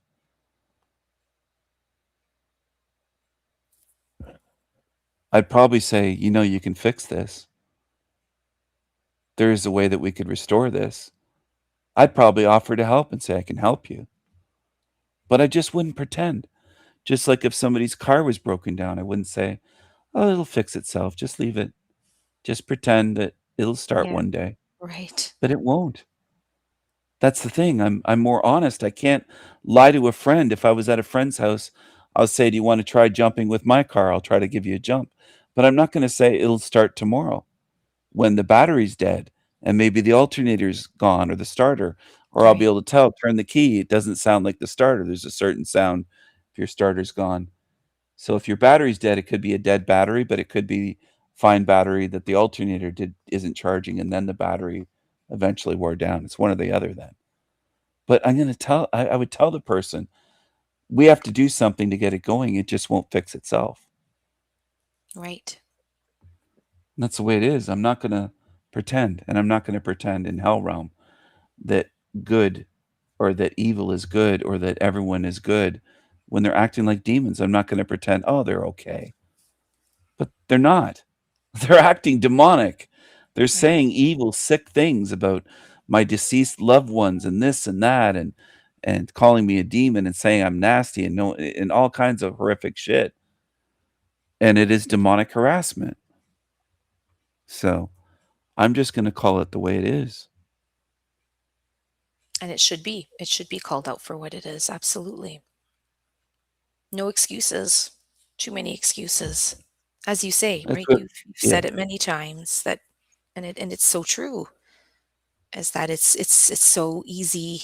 It's easier for most to just make an excuse for bad behavior, not call it out for what it is. yeah. Well, they'll excuse away murder. They'll excuse Yes. away kids being killed that are white, and because they're white, and they'll even excuse that away and say, "Oh, they didn't know any better," Yeah. or they'll say they forgive them and all this stuff. They'll excuse outright evil. Yes. People in this realm will excuse away anything. They'll excuse away child abusing alcoholics, child abusing drug addicts. I've seen it and heard it, and people just will try to excuse anything. I remember one time I reported a former neighbor where I used to live for child abuse because he said, "Now I got to beat the shit out of you," and he grabbed his son and slammed him, almost Okay. broke his neck face first Oh. into the driveway. Oh my. And I saw him and I reported him, and my own family that I called and said, "What happened?" I said, something happened earlier tonight just before it got dark. I saw this and I reported them. My family was like, "You got balls reporting him for that? And does he know it was you that called?" I said, "He fucking knows it was me. I looked right at him.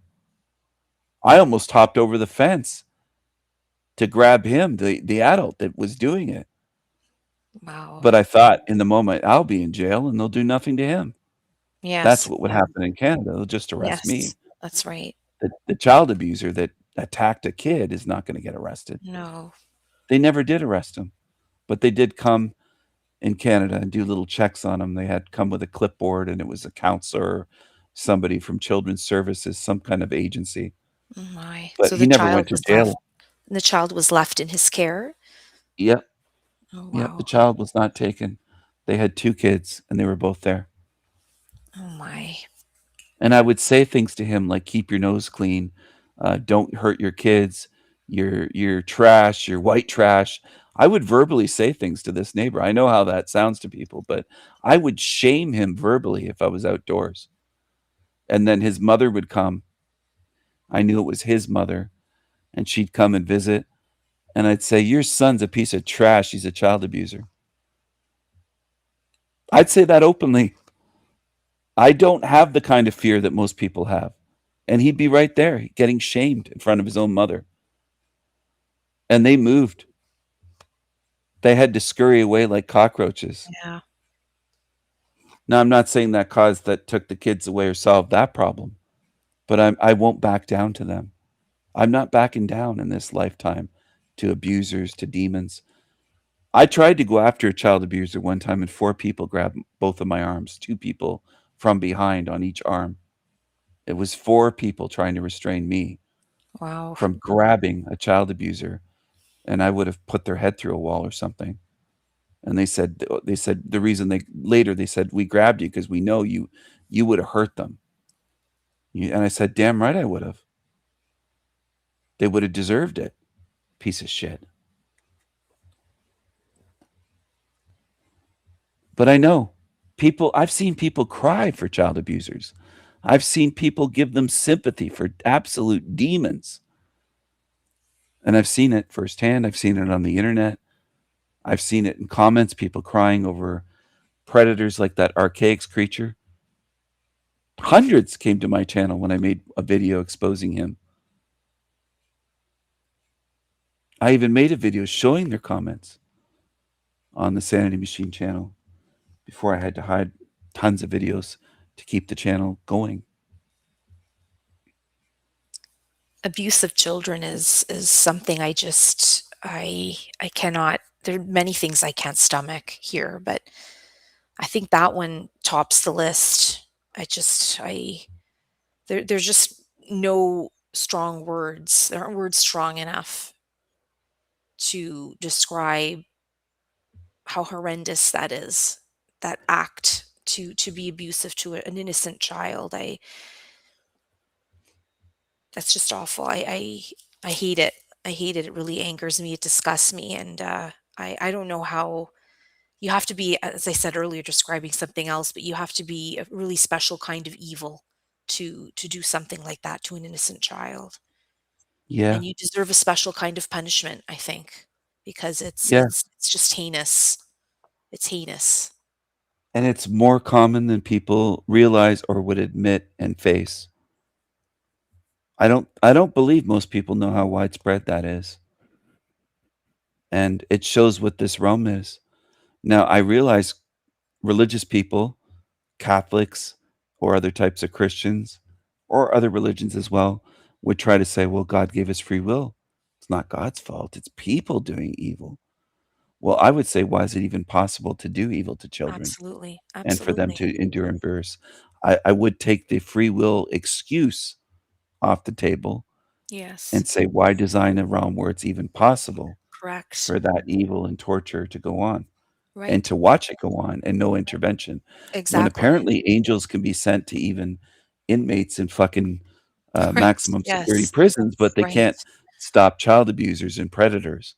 Right. So all the excuses go out the window. I've thought of it all, and I could dismantle any religious person. They could be a Catholic, a Protestant, they could be Jehovah's Witness, they could be a Mormon, they could be a Muslim, they could be a Jew, they could be a Buddhist, they could be anything. An open challenge to them to come on here and debate me or have a conversation and prove me wrong. And they can't do it. All they can do is hurl insults or do their little demon games. That's all they've ever been able to do. Yes. I've never seen someone come up with an actual argument to show me that their God is good and that their view makes any bit of sense and is moral at all. Because I could find kindergarten children that are far more moral than the God that they worship. And in Yes. kindergarten, they're not of the age of reason. The age of reason is known as 7 years old when you start to develop real Reason, right. reasoning skills. But I think kindergarten kids that do finger paintings are more moral minded than their so-called God, because their God will allow children to be tortured their whole lifetime here and know nothing other than torture and abuse and then die or be murdered. And that's all they had in their life. That shows me it's a hell realm. I wouldn't need all the other mountains of evidence. No, not at That's all. enough for me. Certainly. But I know what humans are. They need Mount Everest, sky high mountain ranges, and they'll still say that's one more piece of evidence. It's never enough, though, for them to No. convince them, because No. it's not about the evidence. I can provide the rest of my life more mountains of evidence every day. There's never enough because they don't want the evidence. It's No. their feelings they go by. They're not Yes. really taking in the evidence and saying, yeah, it is mountains of evidence and it's conclusively proven. They'll never do that. They're just, I just feel like I want a good God. And I feel like, Stephen, you're bad for saying God's bad. And it's all I feel like, instead of looking at the goddamn evidence and saying this place is evil. I've proven it already long ago. I don't need to add one more morsel of evidence, one more scrap piece of paper of evidence on top of that mountain. It's proven already. But they don't want to see it. They're the problem. It isn't lack of evidence. It isn't me that hasn't proven the case. It's been proven that this is a hell realm designed to inflict maximum suffering and evil upon us. Far more so than if we were just burning in a pit, because we'd get accustomed to it or we'd die. Or if they designed it where we couldn't die, it still eventually would just be like, yeah, it's burning and painful, but it's just the same. But there's millions of ways here for us to be harmed and Yes. for children to Millions. be harmed. That's right. It's a surprise. It's always, you don't know what's going to happen. Have you ever burned your hand by accident on grease? Something splattered up, or cut yourself, or been bitten by an animal, maybe someone else's dog. Maybe their dog there's all kinds of possibilities Yes. of things that we go through, broken bones, People get attacked, they get punched. Women sometimes, mostly women, get acid thrown in their faces, various places. What kind of realm would that even be possible in? It wouldn't be in a good realm No. that a woman's walking down the street in America or through a park or in London, and it's happened in the United States, acid attacks. Women just completely physically mangled and deformed with their face burned off from acid.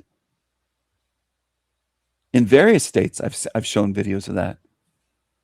Acid thrown right in the face by a Tigga, usually in a white woman's face. Yes. And it's happened in London, England as well, many times.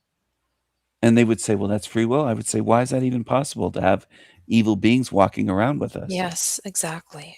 If God is so good and we're God's children, as he calls us, why are we ruled by evil and Evil. in a realm where evil's in control and Yes. evil's allowed to run wild? And apparently there's no interference to stop Right. evil, because that would be wrong, but they're given free will to harm us at every turn and Right. harm children and harm the most innocent, even disabled children and disabled adults that can't move are raped, like the one I showed recently. Yes, yes. It's endless in this place. Yes. And But what I want people to know is I don't have to hunt for this stuff. That's another mistake people make, though. They think, well, how do you find all this stuff? Well, it's everywhere. It's in my algorithm. I don't even have to look for it. I'm not searching for it.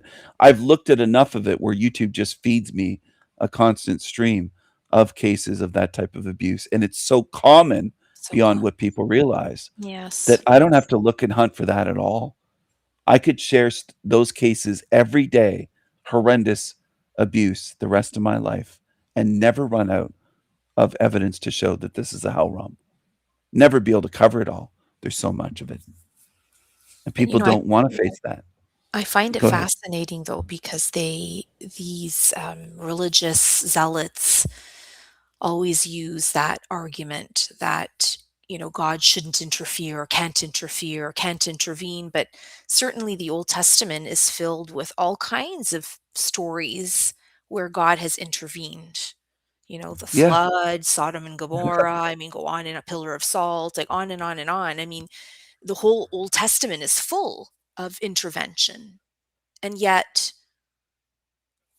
we're supposed to believe that intervention can no longer occur in the modern age. It's so nonsensical. And you've said this many times, Stephen, that these religious zealots don't even know their own Bible. I mean, if you know the Bible, you know the stories in the Bible. There are many stories about the vengeful God and what he did, and Moses and that whole story. And Oh, yet yeah. yet, there's no connection to say, okay, well, he did it here. Why, when we have so much evil and horror in the modern day, in the modern era, I mean, worse than Sodom and Gomorrah, like worse. It's like, and Absolutely. the intervention is nowhere to be found, but yet that How connection doesn't exist in their minds.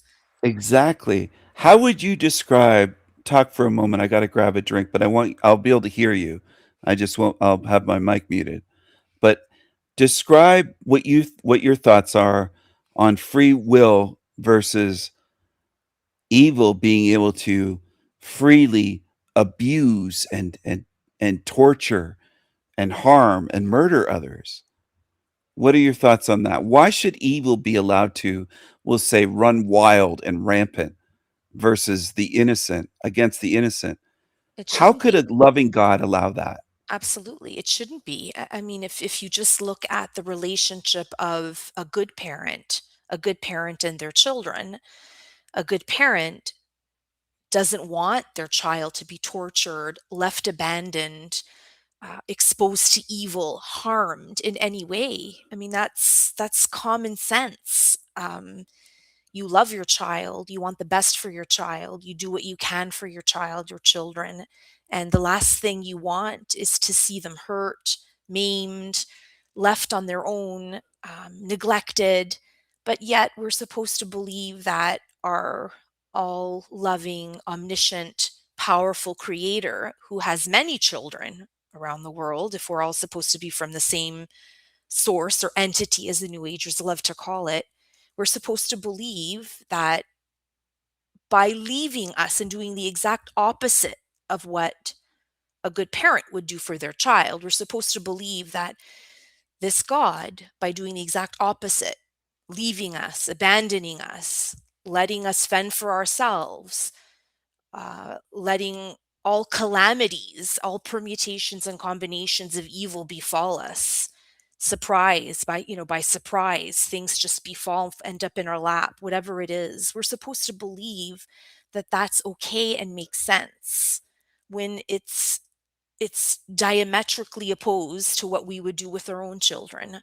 And yet, on one hand, with our children, we know it's wrong for a parent to want that for their child or to do that to their child.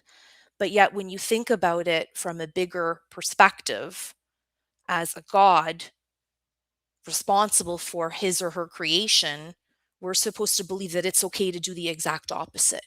And it's Yeah. illogical, it's nonsensical, and it's a complete, like it's a complete, just diametrically opposed ideology. It just makes no sense. You can't Yeah. can't have it one way in one scenario, and then when you're looking at a big picture view, um, think of it entirely differently and be okay with that, and then it just makes sense. And it doesn't make sense at all. Exactly. It's I would say it's beyond brainwashing. It's a mental illness they have It is. at It's a that point. complete. It's It's a m cultish. It's cultish. yeah. Exactly as you It say, it it's a cult. it's a cult, and it's just grown so big and powerful and rich and normalized and accepted in society that people can't see that it was a cult, and it is a cult today. Doesn't matter how Yes. many join and are Yes. part of it. A Yes. cult can be 10 people or 10,000,000 or Right. a billion. Exactly. They just say, "Well, it's so popular," but these stories or cases rather of the one that I showed where there's a woman in the States that left her infants, I think it was multiple young children, babies, one might have been a toddler, they were dead from neglect because she left them in the house alone and flew away somewhere on a vacation. I don't know if it was to Puerto Rico or Dominican, somewhere like that, but she went somewhere tropical in the winter, and that's neglect, and everybody can see it. Right. Everybody Right. that you don't even have to be a parent, but parents can see, well, that's neglect. She left helpless little babies alone. Right. They can't fend for themselves, and that's just like what this so-called God has done is worse than that. Absolutely. It didn't Absolutely. just leave us in a house, it left us in a realm Yeah. of horrors full of Right. evil, full of Right. demons, and said, "We're gonna send the demons there to feast on you." And people are like, "Well, we're God's children." Well, why did God put children in this place at all? Any Correct. children, Yes. ever. Parents are prosecuted for less than what this being God has perpetrated here. Parents are Yeah, prosecuted for less, and to the fullest for sure. extent of supposed man's law here. And yet we don't accept that. We don't accept that when we look at God. It doesn't compute. And like there's just there's no logic to that at all. At all. It just no sense. Nonsense. Well, I'm putting their God on trial. I'm saying that openly on my channel. I'll say it today. I'm not afraid of that thing that they call a God. I'm putting it on trial, and it's gonna be charged with spiritual crimes against humanity Yes. for what it's done. Yes. Whatever it is, whether it's one so-called God that's a monster, or a bunch of them, or a whole species, it has to be put on trial for what it's done. Yes.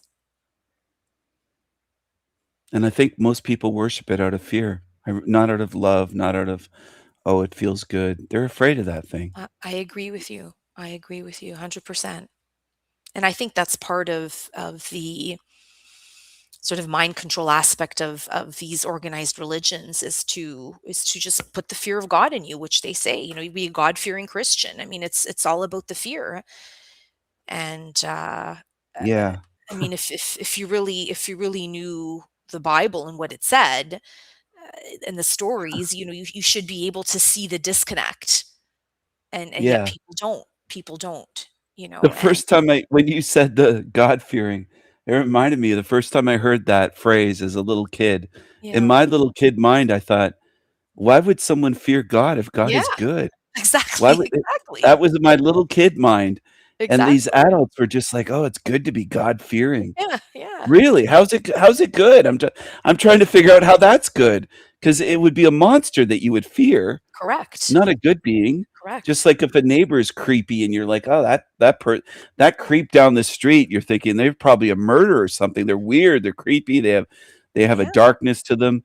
You're not yes, gonna worship them going, "Oh, I fear them. They're so good." that's I mean, right. it's so ridiculous, but Yes, but that's a it truth bomb, right? The same thing like sheep and shepherd. It's a truth bomb. It's God yeah, fearing. You fear the monster. And that's really the basis of the doctrine. And all of the talk of spate and this and that in the Bible. I mean, that's what it's all about. The whole idea is to just instill fear. And you're absolutely right. It's not about what is being professed or taught in the Bible and all the disconnects that these things are right. It's just about holding people in a place of fear, and yeah. and uh and it's working. It's working very I well. think they love it though. That's the part that They a lot do. of people would say that they're afraid, but they feed on it, just like They do. certain depressed, sad people love to listen to sad songs, they love to feel miserable. It Yes. becomes like an addiction, like they start liking Yes. that feeling, Yes. and these creatures love to be slaves and sheep.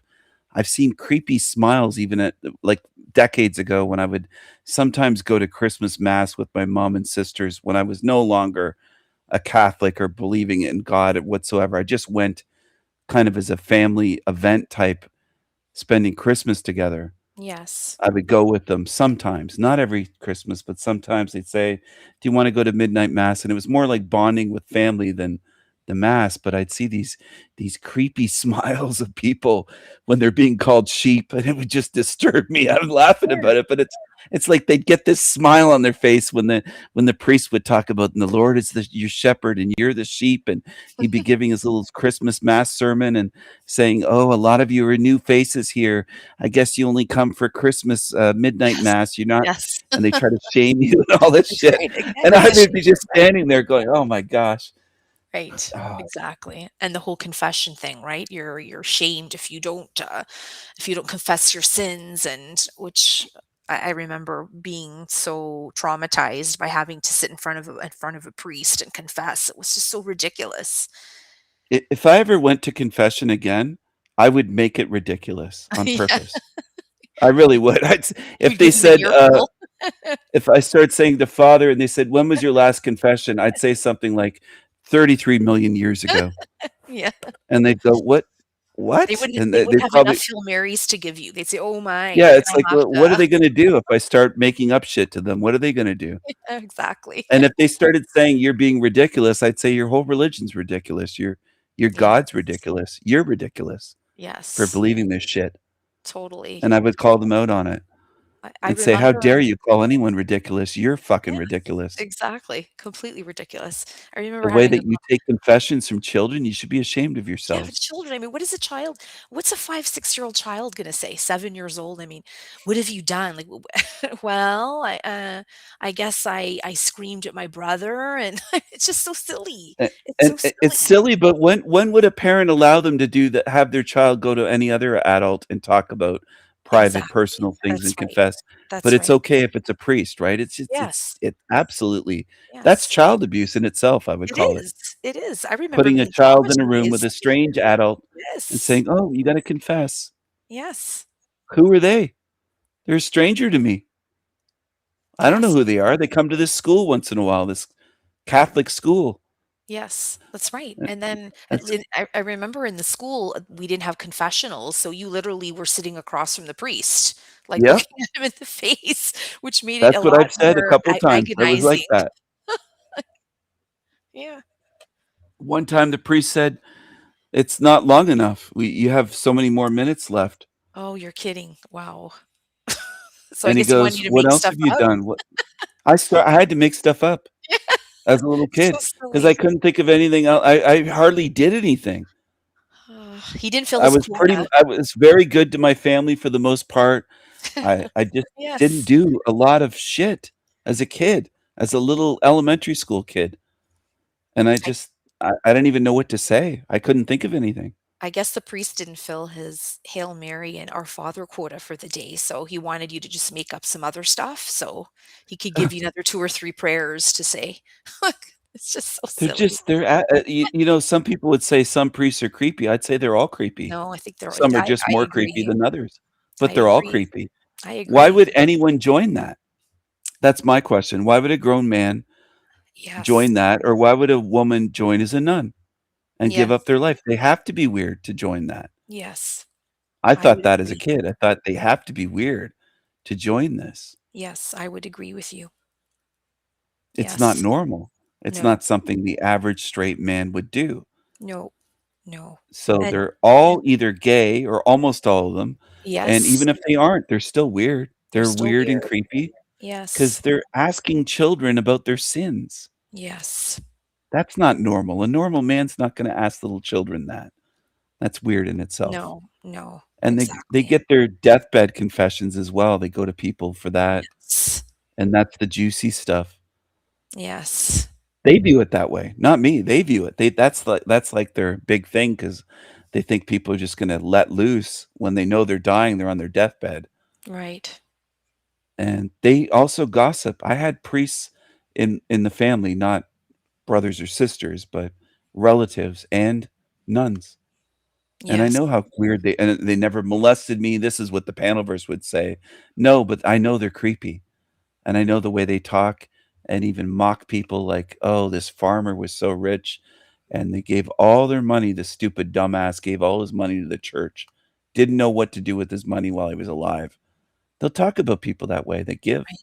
Right. People have no idea Oh, what well, they're like. They don't have any clue, these idiots no, they that don't. follow and think, "Oh, they're all holy," and it's not like that at all. No, not at all. Not at all. Priests Far driving from around it. Mercedes, and that's the way it was in my family.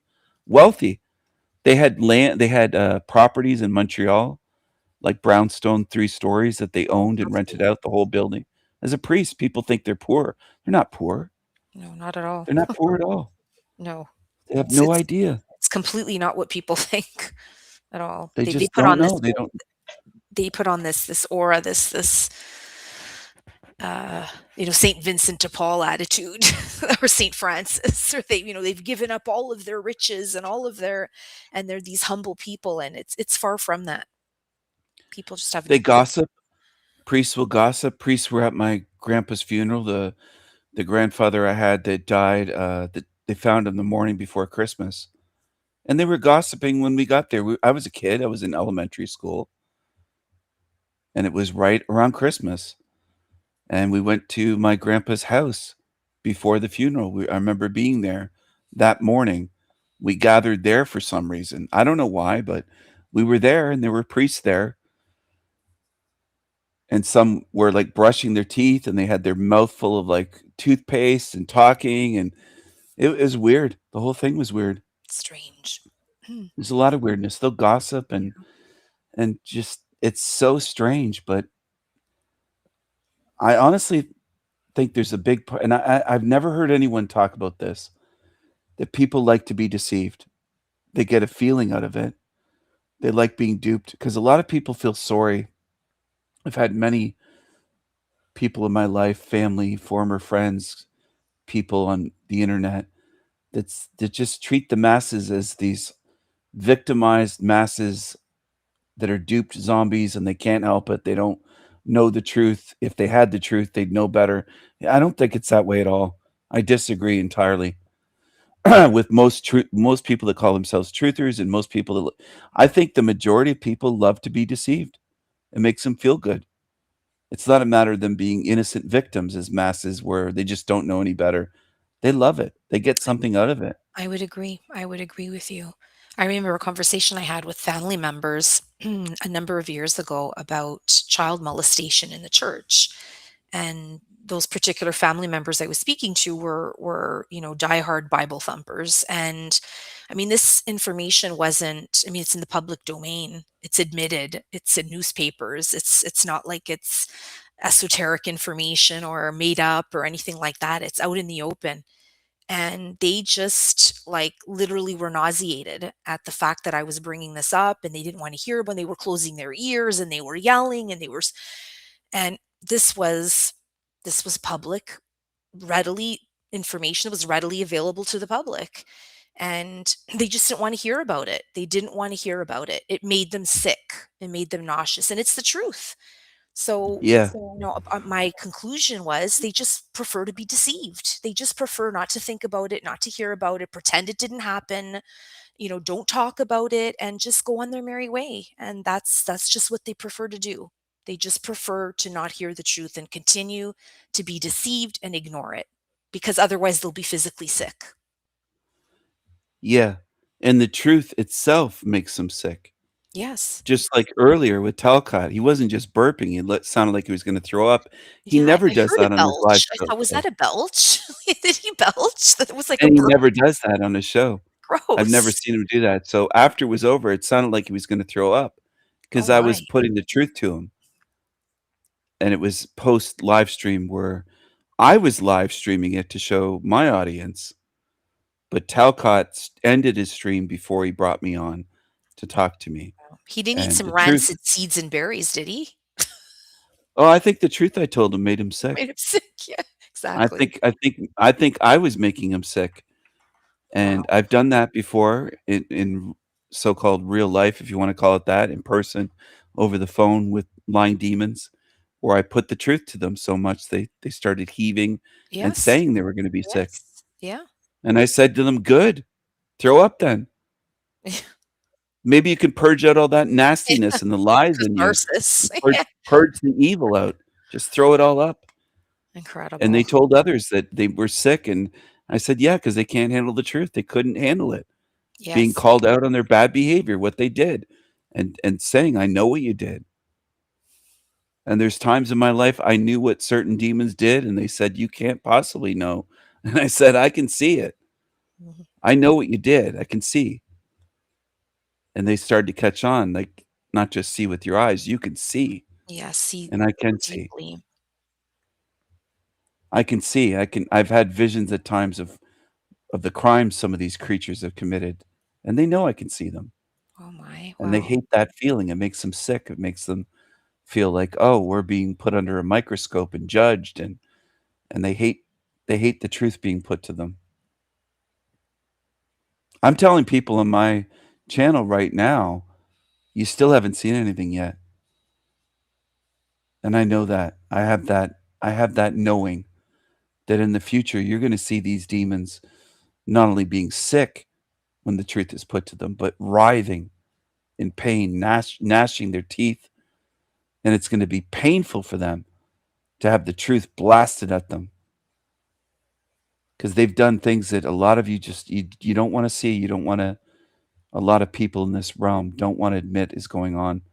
There's horrendous things that these creatures have done, and a lot of them have just lived lifetimes of not just one, but many lifetimes of lies and evil and abuse and gaslighting and doing everything they can to fuck with people and mind fuck children and just horrible things. Horrible. And people treat it as normal, and I refuse to treat it as normal because it isn't. It's evil. It's a word. It's more than a word, but it's a word that's almost never used anymore. Evil Yes. and demons. Few people use these words. They'll say, "Oh, those are archaic," or you talking about the Bible? Are you religious?" And it's like, no, I'm not religious. Look into the word demon and daemons. It goes beyond the Bible. It's been Mhm. used all over the place, including by Vikings and by Europeans. Daemons. It has meaning. It doesn't mean I'm a Bible believer or whatever else, but Yes. and they'll say, "Are you a Gnostic?" No, I'm not a Gnostic. The ancient Gnostics believed there was a good creator out there that abandoned humanity. Well, then it can't be good. Right. It's that simple. It's not difficult. It's and times people will do the mental gymnastics and they're flipping all around in their heads. It's pretty simple. If you abandon children and leave them in an evil place full of cockroaches and spiders and thousands of diseases, 10,000 plus, documented. There might be 20, 30, 100,000 diseases here, but ones that they've named, it's over 10,000. That's a hell of a lot, okay? And then the whole design of this realm is designed to make us suffer. There's no way to live without suffering. At times I have to catch people on that because they'll say, well, what if you, there's no way to live without suffering here. Everyone does. That's right. Emotional, physical. Everybody gets scrapes, colds, flus. If it's not one thing, it's another. A Yes. nosebleed, a broken finger, a broken thumb, a broken arm, a broken leg. And it adds up into the millions where you're looking and you eventually have to say, yeah, everyone suffers in different ways here. There's no escape if you're born into this realm. You're going to suffer. Yes. You can escape paying taxes. So that saying is actually false. There's people that have lived without paying taxes, but you'll never escape suffering and death here. No, that's right. But some people have gone their life without paying any taxes. They've at least income taxes and they've avoided that. Maybe they're paying tax, sales tax and things like that. But yeah, you're going to suffer, including emotionally and heartache and loss. If you have pets and family members, eventually someone dies that we grieve. That's suffering. Yes, it is. So you start looking and saying, this is suffering. That's, oh, I never thought of that. I'm not putting people down. I'm saying to people to really look back throughout your life and your siblings and friends and say, yeah, they really suffered. I really suffered that day in school. That teacher really made me suffer, let's say. I'm not speaking about me. I'm speaking about my audience. Maybe you're thinking back and you're thinking, wow, in 5th grade, that teacher really made me suffer. And that event really made me suffer. And some kid tripped me and I fell down the stairs and maybe you broke your jaw or you broke one of your teeth out of your mouth or something happened. All kinds of things happen that are suffering. A lot of it we forget. That includes me, unless I really look back. There were times that a soccer ball was kicked and hit me right in the face. Do I remember every time that happened? No. But do things like that happen?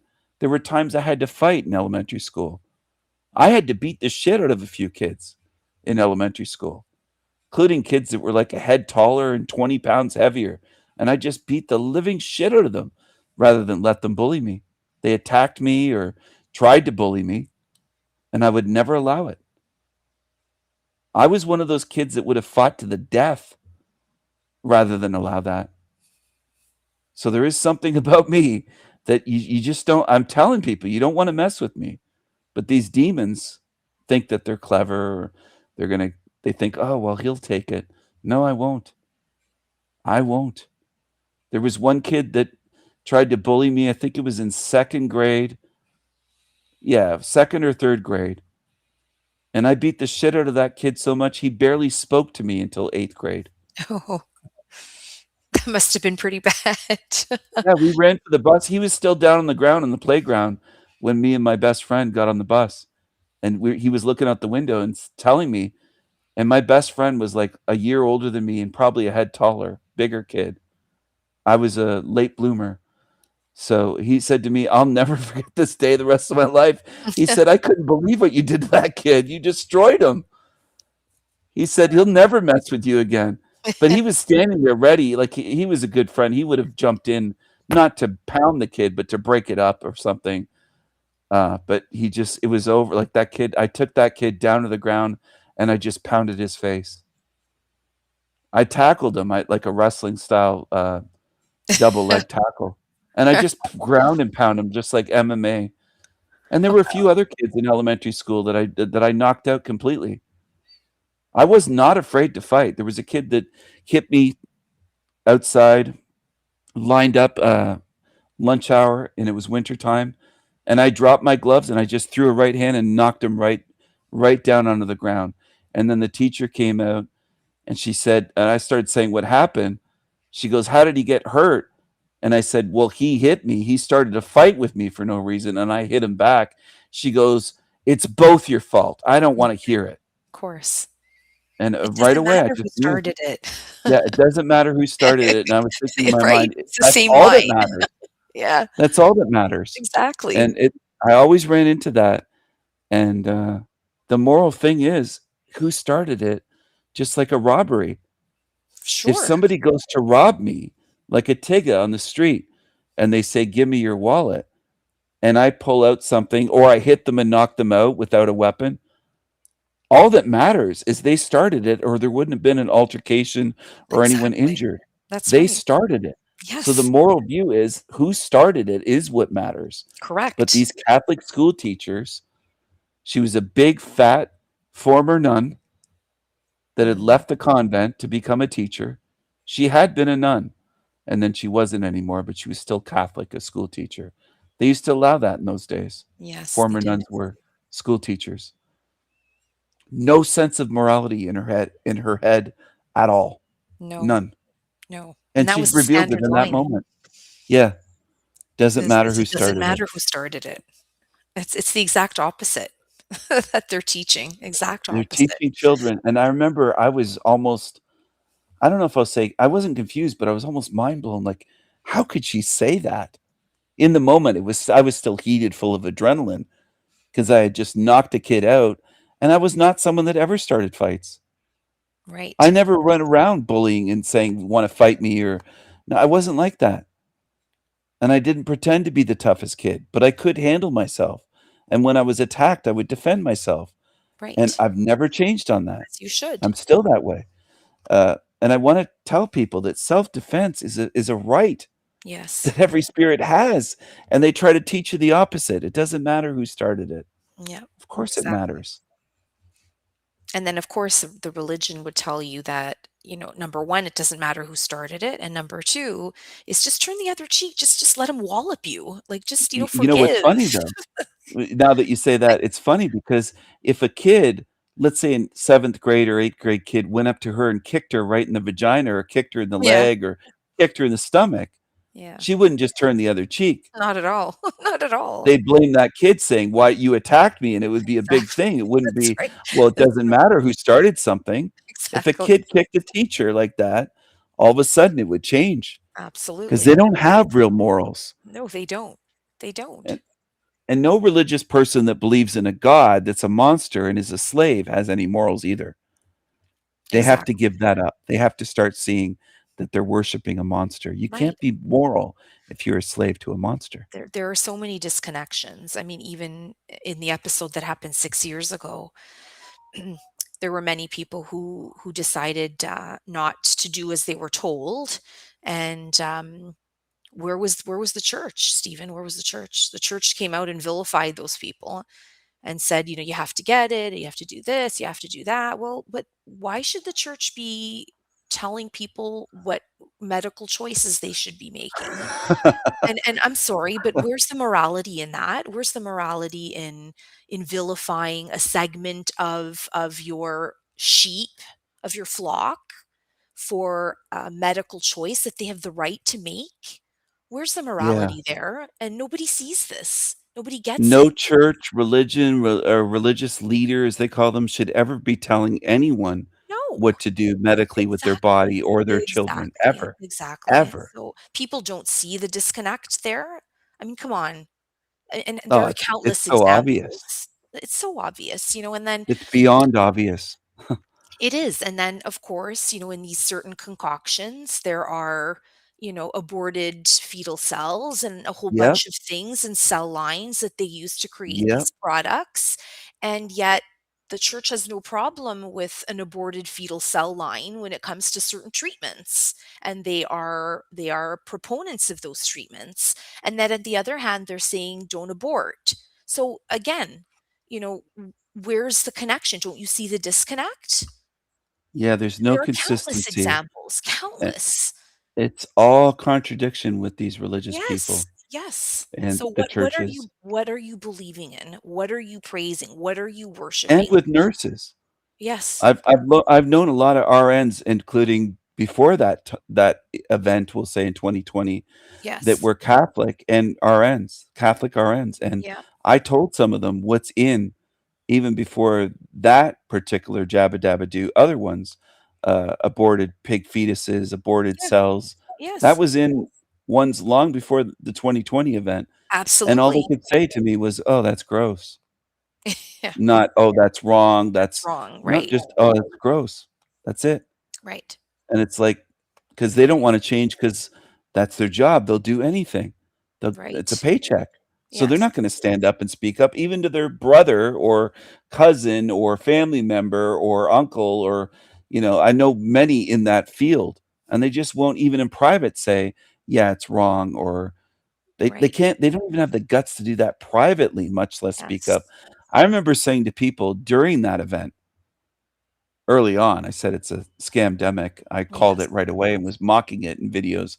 I made one video for my girlfriend as a funny video with cutout eyes in a paper bag and called it the zombie apocalypse. Yeah. A fucking idiot. And this was weeks into it. This wasn't even before people went full nuts.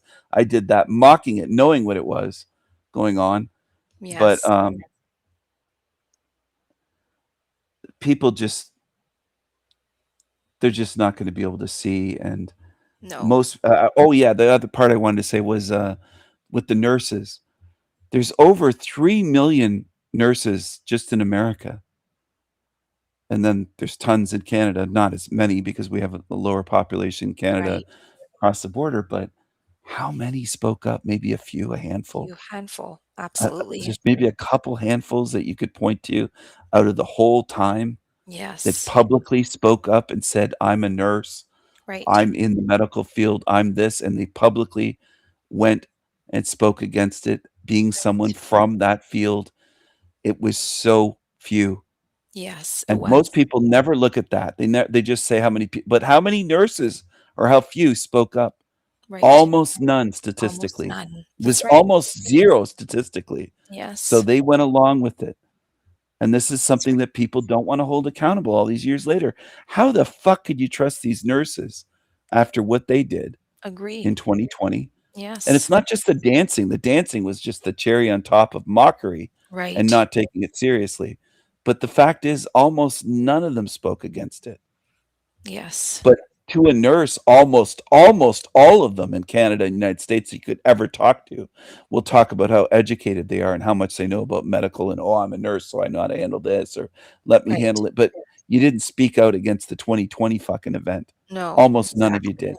Exactly. So, once again, they're full of shit, and they Yeah. pretend they're educated, and I'm just sick of people like that. And That's and right. some of them will say, "Oh, you're educated." My mom was highly educated, so were many in my family, and they used to say that they'd say Stephen could have gone for anything he wanted. He could have went to university and done anything. He had the ability, they would say of me. I didn't Yes. want to. It's not a matter of I couldn't, I didn't want to Yes. I because I saw what understand. it was in high school, Yeah, even before then, exactly. and that's That's why.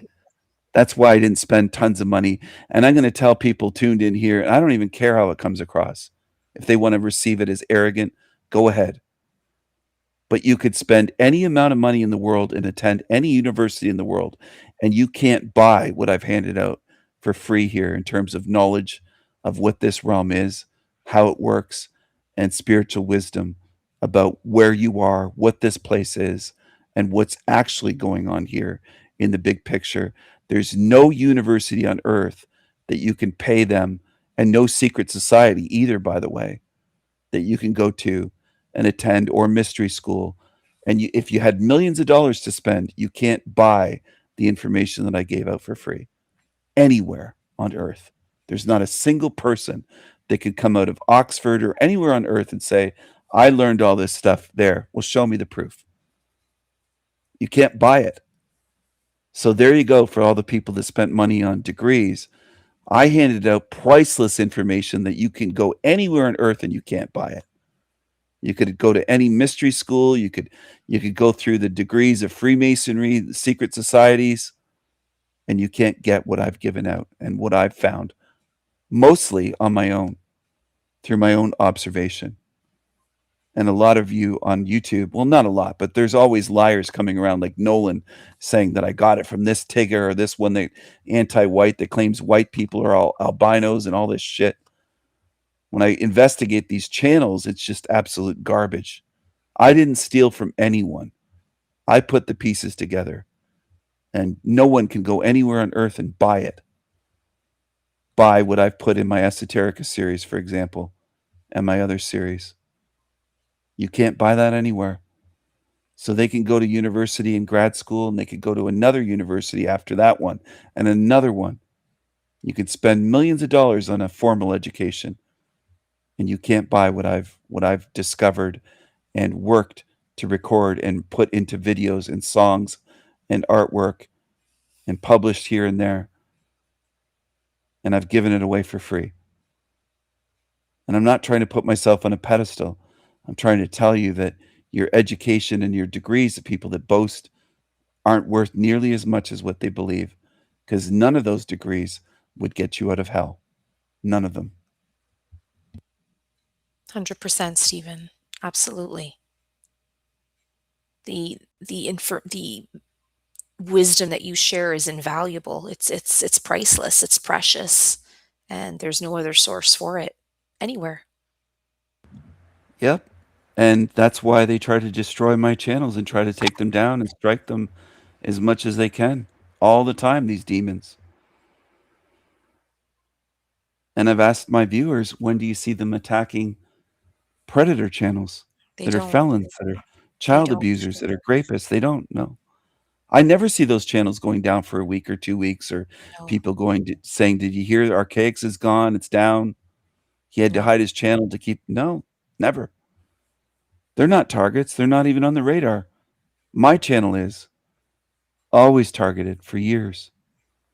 There's been many times that my channel, The Sanity Machine, has barely stayed up, where it had 2 strikes from creatures, from envious creatures, not copyright strikes, but people striking for community guidelines, saying bullying or saying this and that due to my language, my words.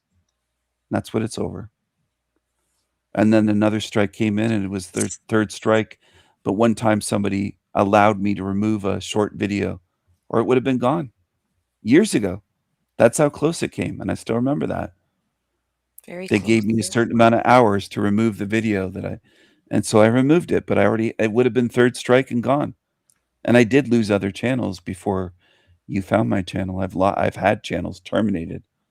There was an original El Diablo channel before this one that was taken down. And I also had a Crimes of Beauty channel. I had a Crimes of Truth channel. I've had at least, I would say, 5 or more channels terminated My, wow. by creatures. So Unrelenting. yeah, and on Facebook, when I used to make memes, truth memes, I bet I had 18 or 20 accounts terminated that I tried so hard to put out truth on Facebook in memes and trying to get thousands of people. I would get on my, not channel, but my page, my profile, adding people if they were into it, this truth, that truth, and connections, add friend, and just doing that, trying to reach as many as I could. I've been trying for so many years to reach people that just I don't think they're aware of it. I had a zine in the 1990s. I was on the internet sharing about Big Brother, conspiracies, how the world is not what people think it is, and spy programs. Long before anybody heard of Edward Snowden, I was writing about it in a zine that I published and had worked on issues Incredible. for years. So yeah, I was doing that in the 90s. And I had a website in the late 90s, early 2000s. Back then, I was trying to get truth out. It started more as a hacker type zine, hacking, phone freaking. Back then, everything was long distance and landlines, and I would make phone calls all over and help people be able to call anywhere they wanted and stuff like that. That's what I was into. Especially family that had family all over the place. I mean, you could spend $1,000 a month on your phone bill back then if you just paid for every long distance call. So Right. Yeah. yeah, it was back in those days where I could help people call free, city to city, country to country.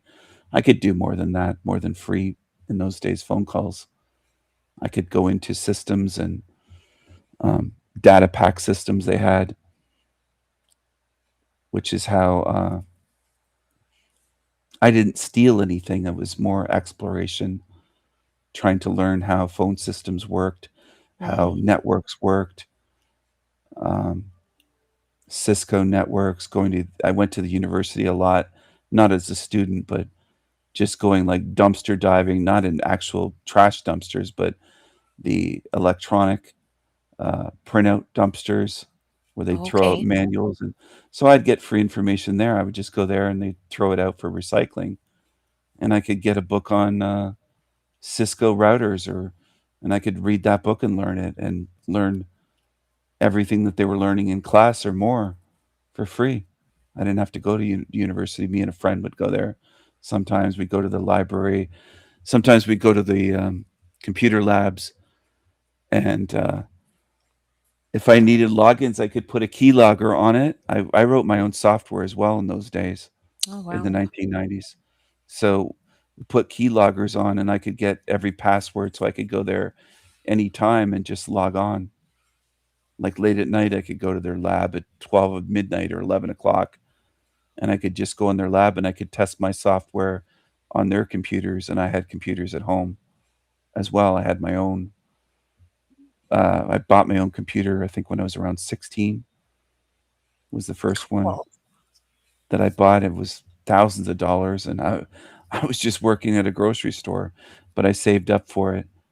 And I Amazing. had computers before then. I had a VIC-20 my mom bought before then that hooked up to the TV with a data set, and I wrote my own text adventure games on that when I was a kid. Oh, wow. Yeah, my cousins liked to play some of the games that I made, and That's then I could neat. also, yeah, I would pirate software copying the tapes on a ghetto blaster that had 2 tape decks. I could Oh, I dub remember tapes those. that way, so that you could have games that way, and I Yeah. did all kinds of stuff. But I was into like I got into computers and got a modem. This was many years before anyone was on the internet, and I was early onto the internet. But I had a BBS. It was called. That's for bulletin board system, but it was electronic. People would call my computer at my modem, and then I would have a system set up with menus and message areas and files, and I was the system operator. Sysop is what it was known as, and they Okay. could page me and chat with me. So I was into doing what, in a sense, essentially what I'm doing right now with you, but decades ago, we wouldn't be voice, we'd be chatting with text. Text. Oh, So wow. it was like Interesting. texting back in those days, but Yeah, without a that's phone. right. Yes. We'd be typing to each other. People could call from all around the world, and I could call them as well, if they had a BBS. And some BBSs were multiple lines, and there'd be like message boards. We'd be exchanging files and information, and it was like a mini internet, just much smaller and way less known in those days. And then there'd be hackers and hacker groups, Oh, and yeah. I was interested in learning how to explore things and learning software, and I wrote my own. I called them utilities, a utility set for MS DOS and for early Windows, where I could do certain things like hide files. I could nuke files where I called it nuking them, where it wouldn't just be deleted, it would be overwritten so many times to like a military standard. So if I wanted to remove something sensitive, if I had some government information or something and I wanted to remove that file quickly, I Mhm. could just type that, and it would be overwritten so many different ways that they would never be able to recover it. There would be oh, so it's totally unrecoverable. Yeah, if they took that hard drive, and they wouldn't be able to do it. I also had nuke hard drive, and I tested some of that at a university. Again, I wasn't a student, but I tested it back then in the 90s, some of my software, and I gave it away to people. It wasn't just those. I'm trying to remember all that I had. I had a cold boot as well, where I could cold boot a computer with software without hitting the reset button on the actual computer. Oh. I I made a cold boot for that. I also wrote some computer viruses, Trojans, and things, and I did launch them against some enemies, some creepy creatures back then. I, I infected people's computers and hacked certain people's computers. I was hated by some of these BBSers that went sysups. They were like the team evil of the BBSs, and I Yeah, went after right. them. And they would all try to come after me, but they couldn't outsmart me. They couldn't figure out what I was doing, or No. they'd say, "He's the only one that could have been done that could turn a virus inside out. He's the only one that knows how to do this. It must have been him." And they would try to blame me. Replicating the virus. The virus keeps replicating. Well, Stephen, Yeah, it has so been a delight speaking to you. I'm gonna head off to bed and get some shut-eye, but I really enjoyed our conversation. Thank you for having me, and oh, you're welcome. I really enjoyed chatting with you. It was a lot of fun, as always. Me too. I hope you get a good sleep tonight, and thanks for Thank coming on. you. It was my pleasure to have you. Thank you so much, and, we'll definitely chat soon.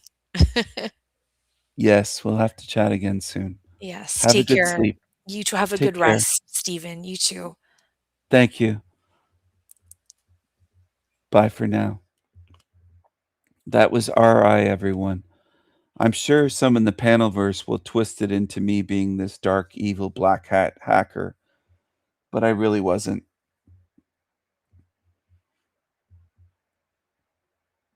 I've always been on Team Truth.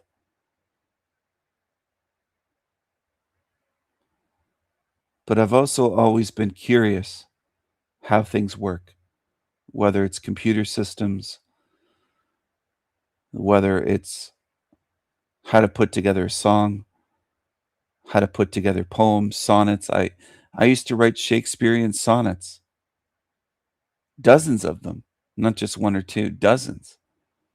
Poems, hundreds and hundreds, thousands, well over 1,000, if not 2,000 poems. When I get into something, I really get into it and really, I won't say get obsessed with it, but I get deeply interested and involved in things like that, creative things. I love to create things and learn things. I've told the story before of a former retired teacher that was a friend of my mom, and she asked me one time, "Didn't you like going to school? Didn't you like learning?" And I said, "I hated school because I love learning." It took her a little bit to understand what I meant, but once she caught on, she said, "Oh, yeah," and she got it. She got what I meant. I love learning. I hated school because I love learning. I do love learning. I don't love being told, "This is this. Repeat this back on a test." That's not learning. That's that's not learning. There's very little learning that takes place in schools, if you think about it, except for I'll make some exceptions. They may teach you certain things, like if you go for engineering or if you go for mathematics or something like that. But for the most part, in elementary school and high school, that's not learning. That's programming. It's being programmed, being indoctrinated, being told what to believe, not how to think, not taught how to think. Should be teaching, helping is a better word, helping children know how to think, learn how to think, how to learn how to think. That would be better, but that's not what's going on. At least not when I was in school all those years and all those years ago. I love learning. Learning should be fun.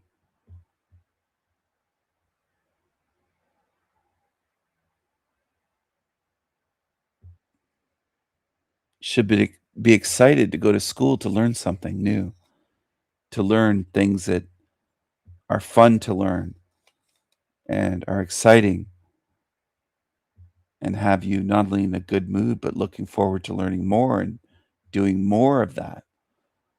And that doesn't seem to be the case in this realm, the schools here. Now, some kids get excited to go to school, but it's to meet their friends. It's like a meeting place. And that's where the excitement is. Socializing.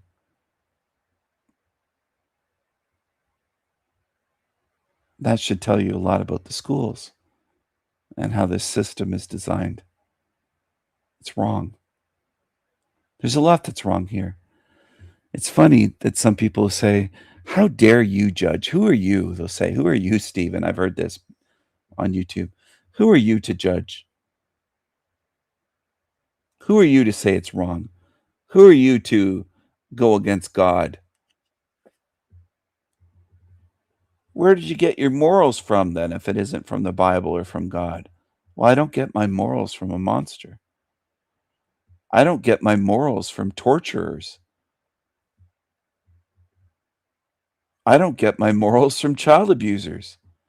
Well, where do you get them from? Where did you get your moral compass? From within. My spirit, before I ever came here. I didn't get it from your sick, psychotic monster that you call a God. It's from in here, from inside. I brought that in here with me. Into this realm is what I mean by in here. I'm not from here. I'm willing to say these things openly, not just on YouTube. I would say it to your face, even if you made funny faces or just looked like, oh, he's crazy. I don't care what you think. Doesn't matter to me. I know that most humans are dupes. They're slaves. Everything that's wrong, stupid, ridiculous, and false is what most of you believe. So your opinion of me is not going to hurt me. Not at all. Because most of you believe the dumbest shit that's provably wrong and laughable. Most of you on earth. So I really don't care if you think, oh, he's weird saying he's not from here. Go ahead and think that. Go ahead and think or even call me racist. That doesn't harm me either. That's laughable too. I'll respond, I love my people. Now what are you going to do? Call me racist? I'll say it again. I love my people. I'm proud to be white. And I'm proud of my people, including my ancestors. Mine that are genetically of my bloodline and others. Ancestors of my people. Ones that aren't necessarily of the same bloodline, but they're European. They might be from Germany, from Ireland, England, Poland. The Nordic countries all over Northern Europe. They're my people. You can say, well, that makes you racist. Well, fuck you. They're my people. What are you going to do about it? What are you going to do other than label me racist? Which doesn't achieve anything. It just shows that you're weak. You're weak for having to use a stupid, empty label that doesn't mean anything. No meaning. If there ever was any meaning to the word racist, which I really don't think there was, I think it's a Marxist term and it's weak. It was drained out of that word long ago. Decades ago, not just years ago, decades ago, long ago, if there ever was any meaning, if you think there was meaning to it. It was drained out of that word long ago. You call everyone racist. You call everything racist and everyone racist that's white, that says anything you don't like. You call them racist. That's an empty word. It's laughable. Laughable. It's like you walking up to someone that's handsome, tall, strong, and saying that they're as small as a tiny mouse. I'd laugh and say, I'm not a mouse. That's stupid. You're ridiculous. You're a joke. So I don't go around saying racist this, racist that, homophobe, transphobe, blah, blah, blah, blah, blah. Anyone who does that is a lefty, is a leftist, Marxist, and they're weak. Period. including if they're white, by the way. If they're brown, black, white, you go around labeling everybody racist, homophobic, transphobic, on and on and on. Well, you're weak and you're a leftist, period. Because people that aren't that don't do that. So go ahead with your stupid labels. All it's doing, though, is getting more white people to see what you're doing. That's all you're achieving. And you're going to be vastly outnumbered. And you'll never defeat men like me. Never. All the labels in the world just make me laugh. It doesn't change what I know, what I see, and what is true. Your labels look like little sticky notes, those little yellow or whatever sticky notes. And you're writing words down and trying to stick them here and stick them there. And maybe you'll stick one on the wall and stick one there. And I pull out a giant sword and say, what are your labels going to do versus this? What are you going to do? Your labels are not going to do anything. You think they're such a powerful weapon. Well, here's a sword. Now what are you going to do? It's your move. What are you going to do? I'm holding a broadsword, a long sword, a two-handed sword. What are you going to do with your labels?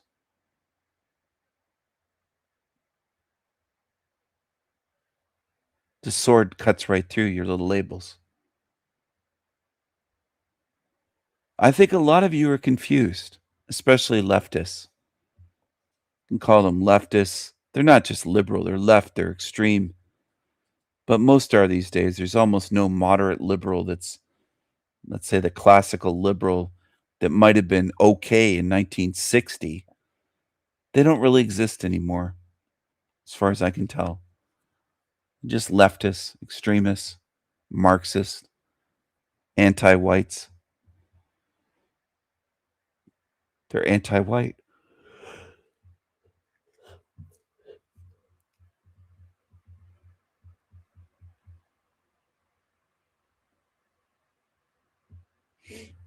And who is the greatest?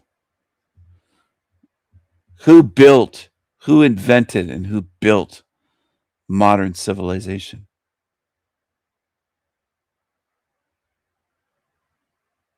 Well, that's easy. It's obvious. White people.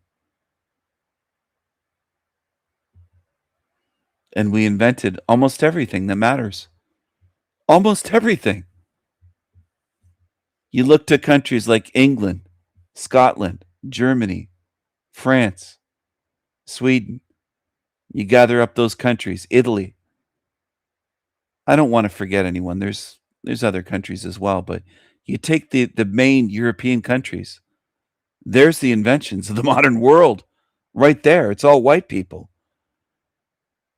Now you could point to country after country in Africa and say, what did they invent? Nothing. Nothing. Well, that's racist. No, it's called truth. Truth. Facts. Get used to it.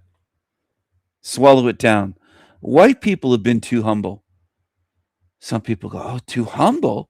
Yeah, too humble. Too humble. We should be very proud of our inventions, our achievements, our contributions to this world, our exploration, all of it. You wouldn't have science at all, real science, without white people. You wouldn't. You wouldn't have modern travel without white people.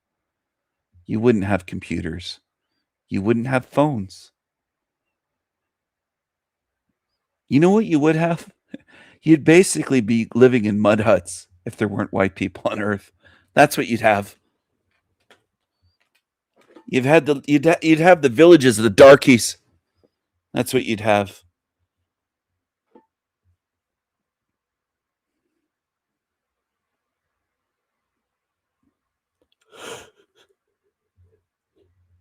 You wouldn't have genius, art, culture, the music, the musical instruments we invented. We, my people, is what I mean. You wouldn't have pianos and violins. You wouldn't have symphonies, what most of you would call classical music. You wouldn't have that. You wouldn't have ballet.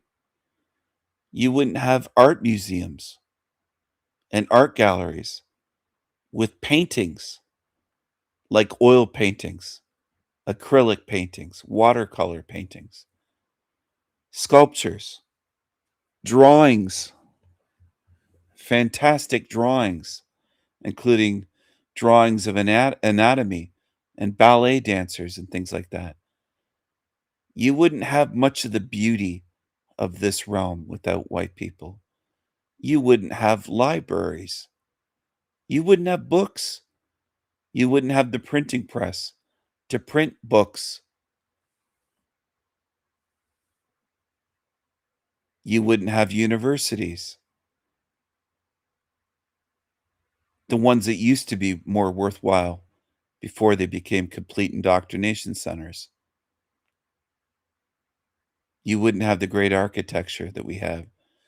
You wouldn't have heating and cooling systems that we have and invented, and toilets, hot water, indoor plumbing, sewage systems. You wouldn't have a modern civilization, period, without white people. So the non-whites should be kissing our feet with gratitude and appreciation. I know they don't, but they should be. You shouldn't be hating us. You should be thanking us. You should be learning the words, thank you, European people. Thank you, great European thinkers, inventors, entrepreneurs, scientists, explorers. Thank you. Thank you. You should be learning these words. Thank you, handsome European white men and beautiful European white women. Thank you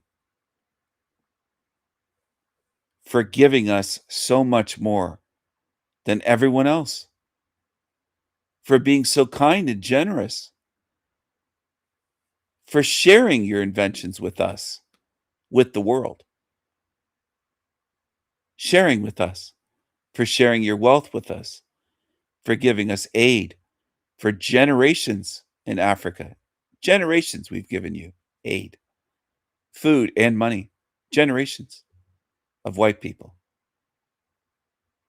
Thank you, white people. You should learn those words. I'll try to teach you. Thank you, white people. I noticed about 6 or 7 people left. Good. Run away.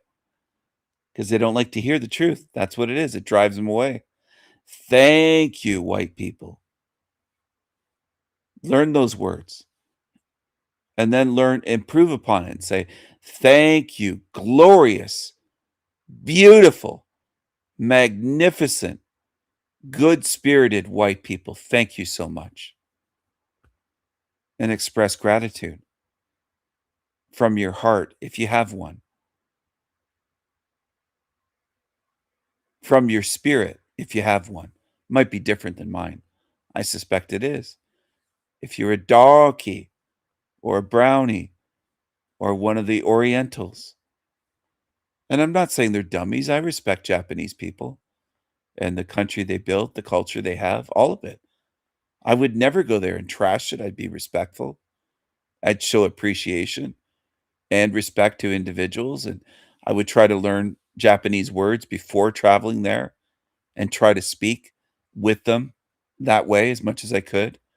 And at least show them, hey, I'm trying to learn to communicate with you as much as I can. Now, I don't know if I could quickly learn to write Japanese because it's all symbols. But speaking it, I would absolutely make an attempt to learn as much as I could. I even like the sound of Japanese. Now, I don't know a whole lot of words, but I do enjoy listening to it and saying konnichiwa, konnichiwa. I would at least try to learn 50 or 100 words or some sentences as much as I could. I'll probably never have the time to become fluent in, let's say, Japanese. Maybe I will, but I doubt it. But anyway, I do respect their culture. I respect their people. I respect their country.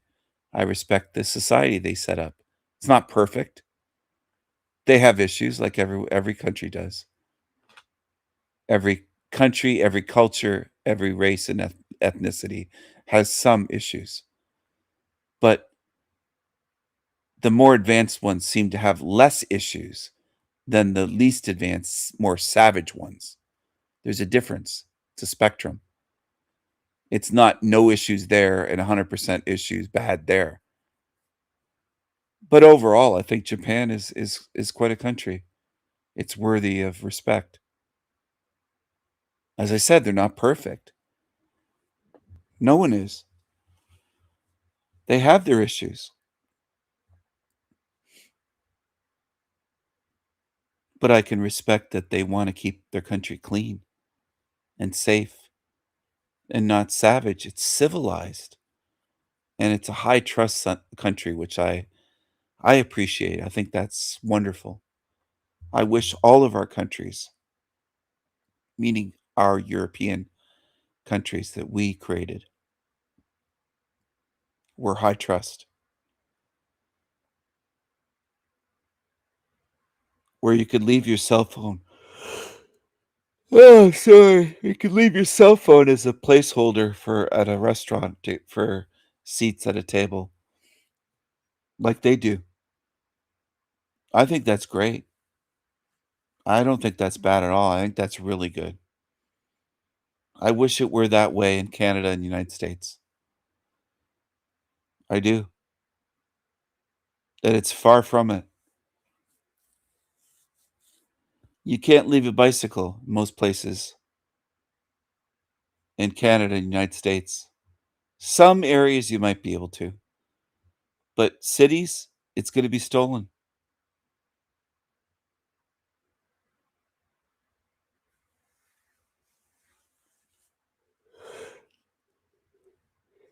It shouldn't be that way. It wasn't that way when I was growing up, at least where I lived.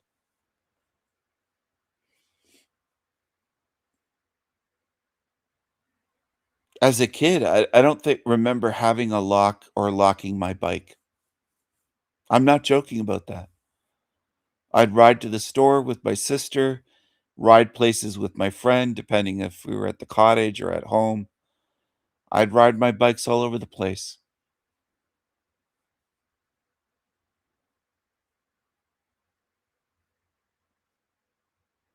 We had a shed for our bikes. We had bikes in our garage.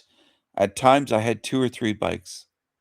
Sometimes I had 2 or 3 bikes, one at home, one at the cottage.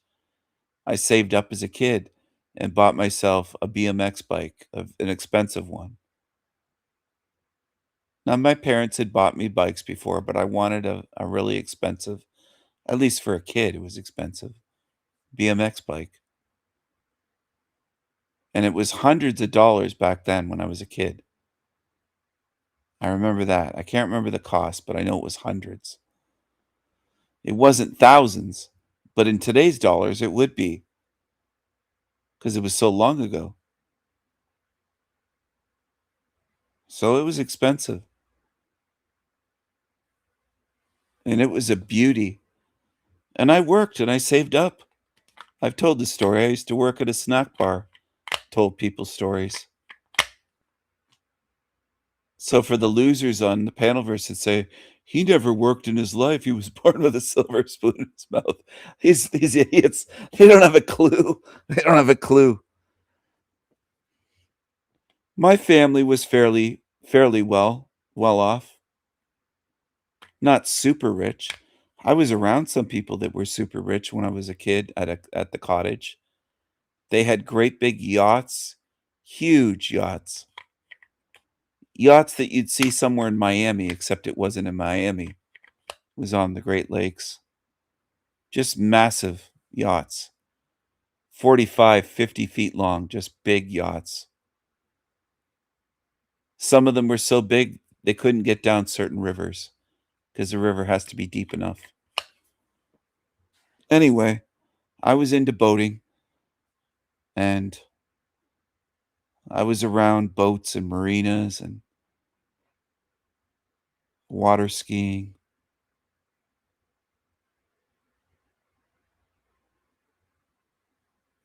I'm losing my audience. Less of you are here. What's going on? What's going on? Oh man. I wonder where Wendy is. I haven't seen Wendy this morning.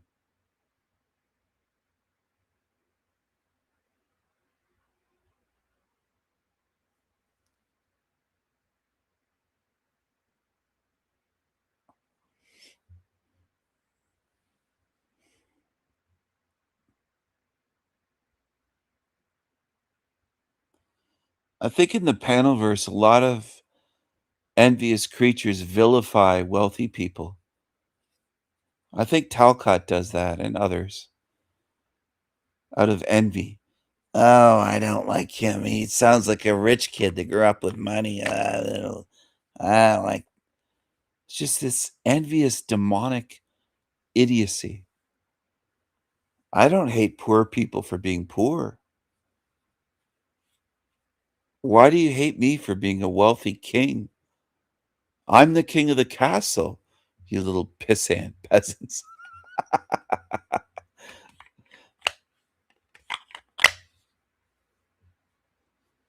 It's glorious to be king. It's glorious, glorious, glorious to be king.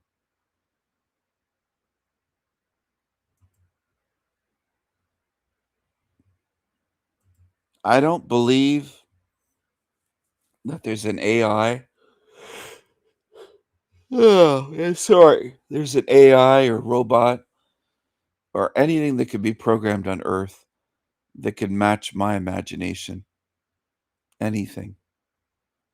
That's a bold statement. But that might be my best feature. I know some of the ladies would say it's my green eyes or my lips or something. But I think it's my imagination because I can imagine anything.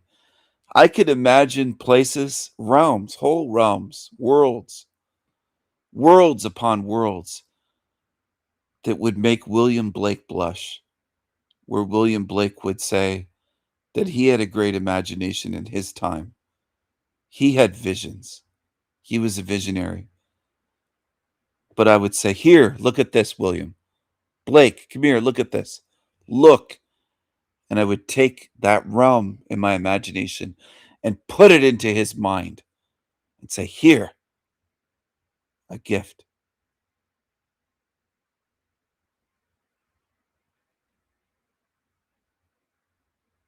I'm seeing things in my mind right now, imagining what could be better.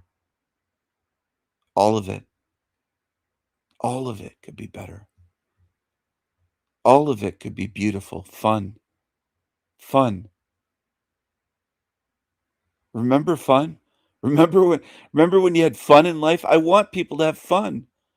I remember water skiing and laughing and downhill skiing at ski hills and laughing and having fun and being silly and telling jokes and pulling pranks and just doing all kinds of wild, crazy stuff, building jumps out of snow and packing it down at ski slopes and hitting the jumps and the moguls and doing all kinds of stuff and surviving and not breaking my neck. Thankfully, I'm not paralyzed in Hell Realm. Doing all kinds of things. Kids with skateboards, and we had BMX bikes, and we did all kinds of stuff. We made ramps, jumps. We made BMX dirt tracks with berms and jumps and tabletops and all kinds of stuff. We built as kids. We'd build things, and the older kids would be building stuff. And if I was younger, I was 3-4 years younger. I'd be hanging out with some of the older kids around, we helping them build something. And they weren't assholes back then.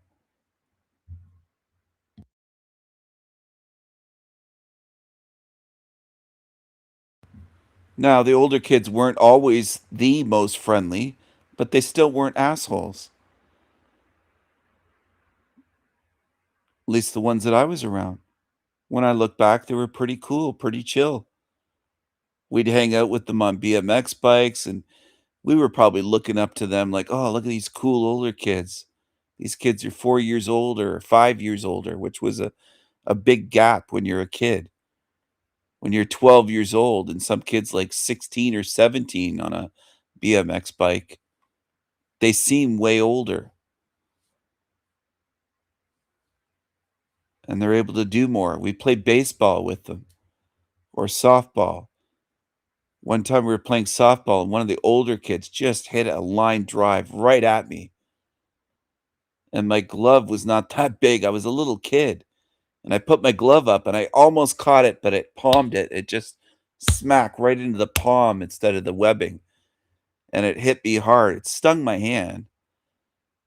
But I was upset, not at that. I didn't cry, obviously, but I was upset that I dropped it. I could have caught that line drive if I would have got it right in the webbing, but it hit the palm and smack and hit the ground. And I was just like, oh, shit. I dropped it. I thought I had it. But I mean, that kid hit that line drive so freaking hard. It came at me at 120 miles an hour. I mean, it just was right at me. Line drive right at me. And we were playing with older kids that could really hit. I remember a lot of things. I remember an older kid by accident, 3 hours, 33 minutes would have been live. Hit the ball right into somebody's greenhouse or sunroom of glass right through a window by accident. Cranked the ball, hit it right into their yard, and it went right through a pane of glass. And we were like, oh shit. It was an accident. But as kids, we were all I didn't even do anything. I was there playing, but I didn't hit the ball and we were all just like, "Oh shit, what's gonna happen?" We were worried. Kids these days would probably laugh and go take I don't know what they do. Maybe they just smash more windows or something. They don't seem to value anything. But these days, we were worried that somebody we didn't even know who it was who lived in that house. Even in the small place I lived, we didn't know everyone way back then. But somebody went up and told them. I think they knocked on the door, rang the doorbell, went around the front of their house. But things like that, that was a scary moment for us back then as kids.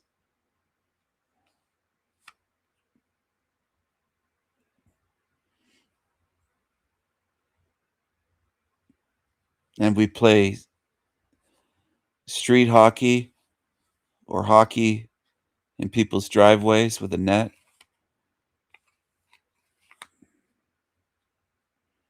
A goalie, one defenseman, one offense. Or sometimes we'd have 4 or 5 kids. One of my friends was in hockey as a goalie, so he had goalie pads. He had all the equipment for being the goalie.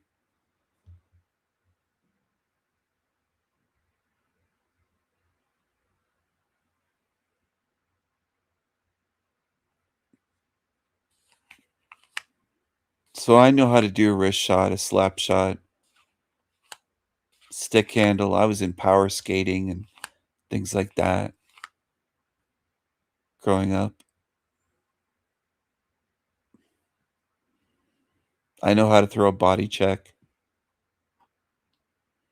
I know how to cross check someone in the face. I just threw that in there.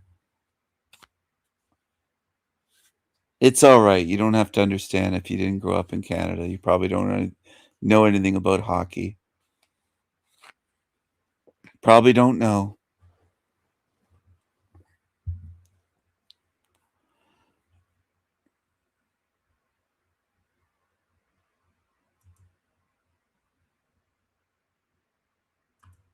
It's a very fun game, whether you're playing on ice or in someone's driveway.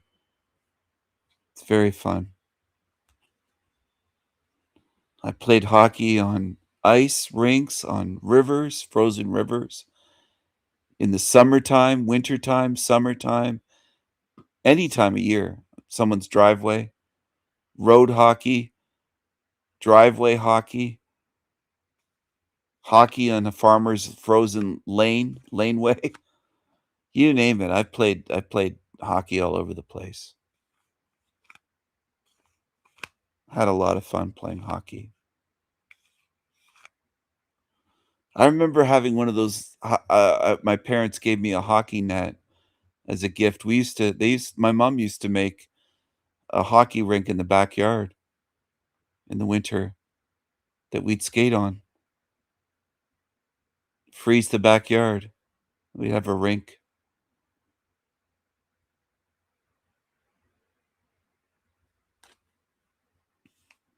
And they bought me a net that had those targets for the corners, those foam targets. If you hit with the puck or you hit with the ball, like a tennis ball or one of those orange plastic balls that would freeze in the winter, it would really sting if you got hit by that. It would, especially by a slap shot with that. If you got hit by that, it would sting. But we'd fire away at the targets and the corners, the lower corners and the top left and right corner. Anyway, I had so much fun playing that.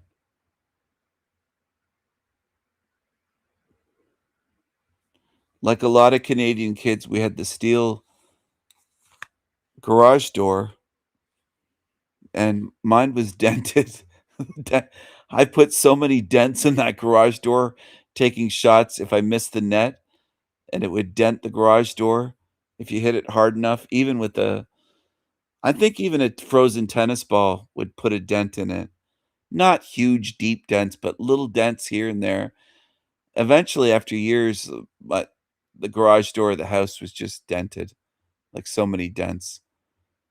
And I think after I was old enough and wasn't playing hockey in my mom's driveway, they replaced the garage door with like one of those insulated ones that's expensive, a garage door opener, but it wasn't like a steel or aluminum. It was one that you couldn't dent, but I wasn't in the driveway firing any tennis balls at it anymore. But I dented the hell out of that.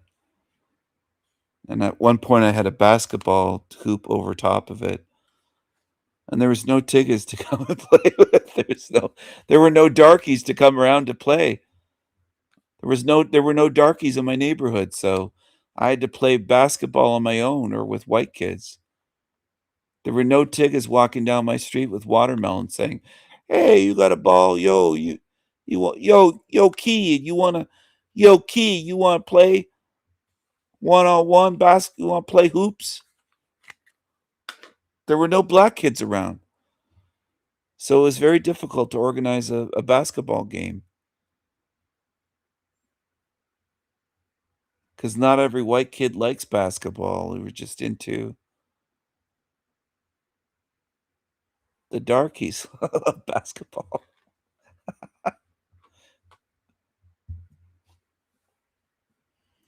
I think it's funny that outrages people.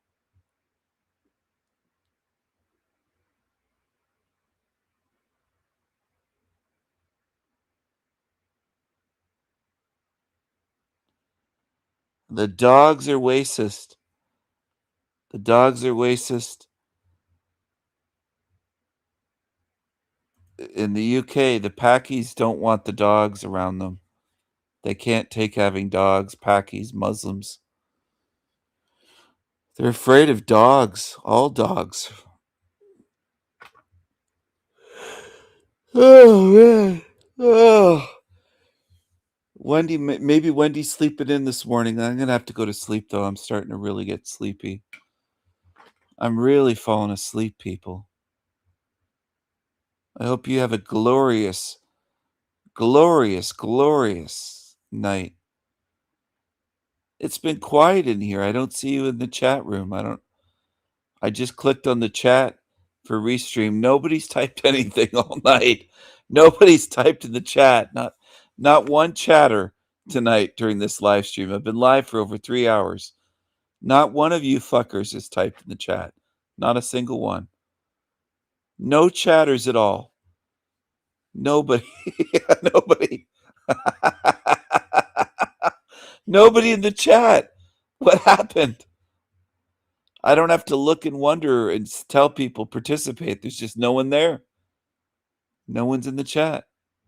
It's wonderful. It's wonderful. What a beautiful live stream. I didn't even check to see how many likes there were this whole time. I didn't even look to see if there's a single person that clicked like. I'm just not coaxing people at all anymore. There's no point. If you're lazy, you're lazy. That's the way it's going to be. Pleasures of the flesh. What kind of song is this?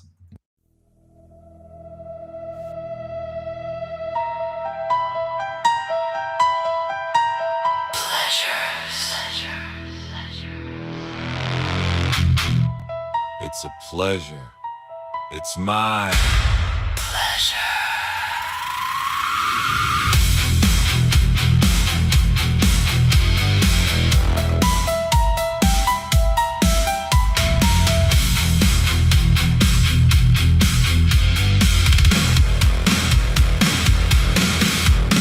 Simple pleasures, joyful pleasures, unknown pleasures, joy division.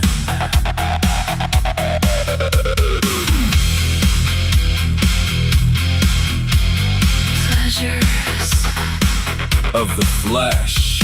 Pleasures of the flesh. Pleasures. I won't return here for pleasures. Fleshly pleasures, sexual pleasures. My spirit is stronger than the flesh. My spirit is stronger. Stronger. Viking strong. My spirit is stronger than the flesh.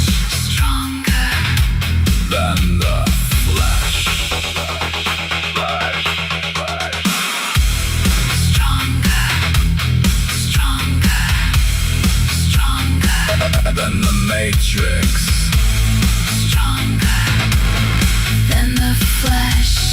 Flesh, flesh.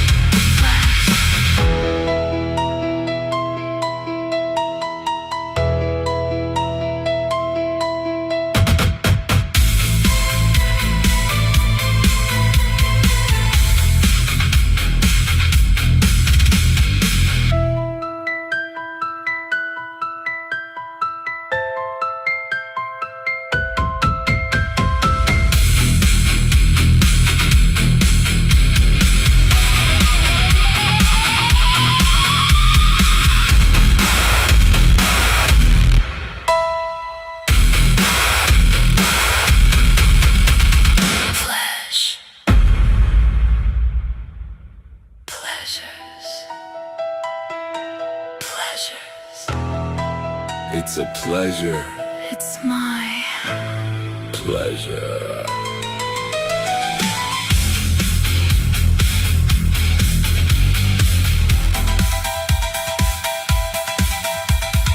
Simple pleasures, joyful pleasures, unknown pleasures, joy division. Pleasures of the flesh. Pleasures of the flesh. Pleasures. I won't return here for pleasures. Fleshly pleasures, precious. My spirit Is stronger than the flesh. My spirit is stronger.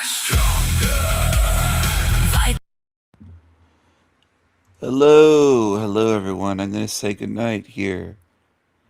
I should be going live on Rose 777 show Thursday night. Thursday night. This is King Stephen, the Mad Viking artist, the Raven King, the Talking Eye, saying good night. And good night from El Diablo, that cheeky little devil. He loves good spirits. They try to slander him and try to say he's just a devil. But they're just losers. They're just envious creeps that don't want to face that he's the mascot. And ladies love El Diablo so much that I had to give him his own channel. I helped him make his own channel. Here it is. El Diablo Radio International. Right here. 808 videos. Can you believe it? In a little over a year. 808 videos. I don't know how he makes so many. Maybe it's the King Stephen clones helping him out. It could be. I don't know for sure.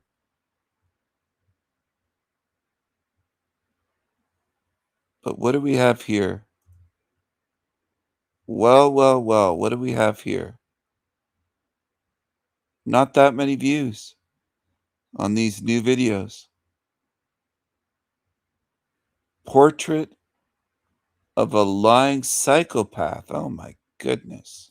Participate. They get loads of reactions. It's weird.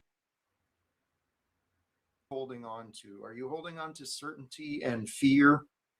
We'll bring up everyone else. And if Stephen knew to wait backstage at life, he hasn't succeeded.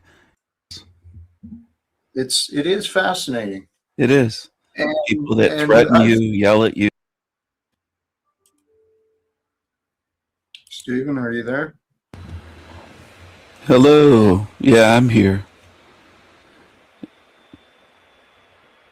I haven't brought you up, but You sure haven't.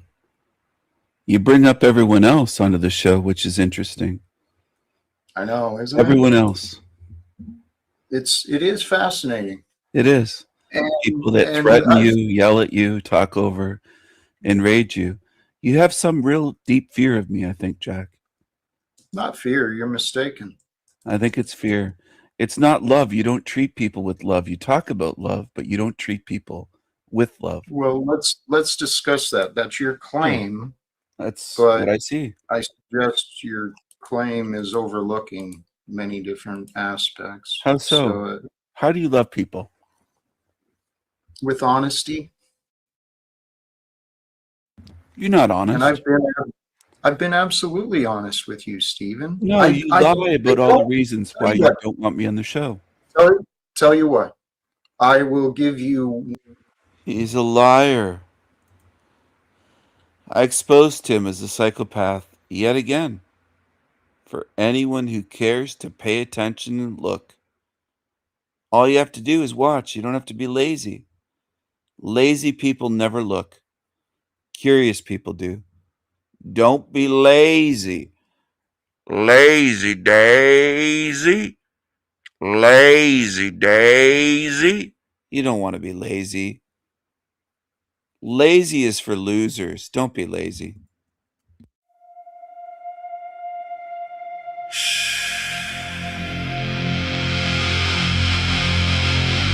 You will listen. Now, listen. You will listen.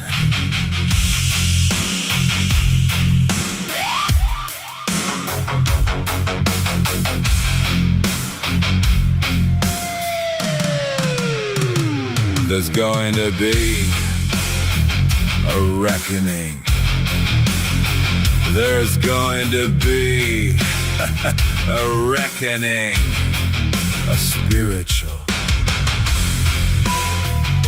reckoning. There's going to be a spiritual reckoning.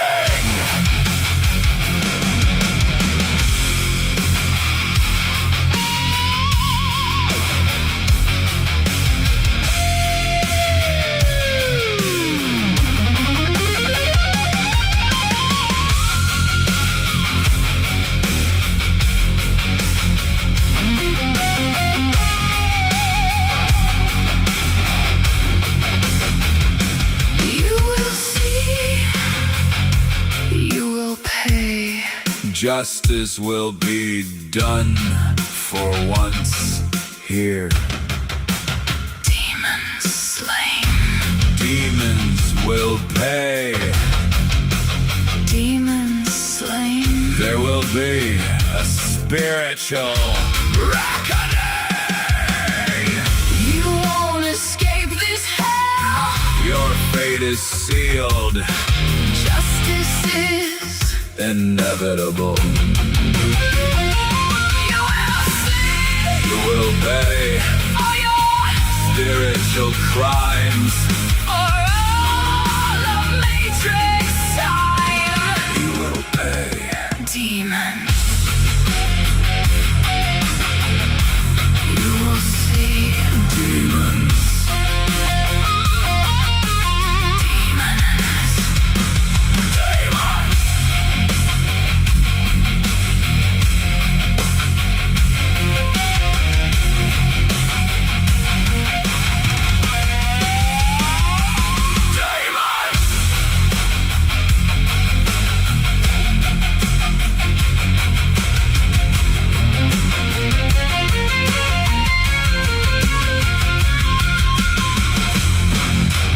Demons.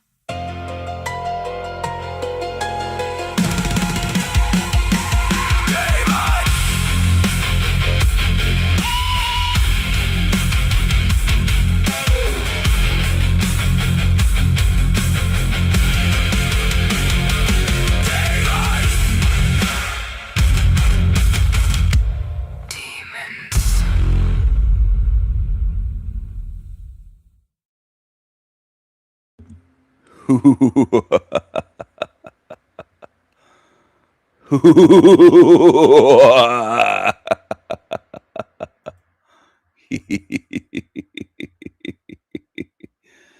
Maniacal laughter.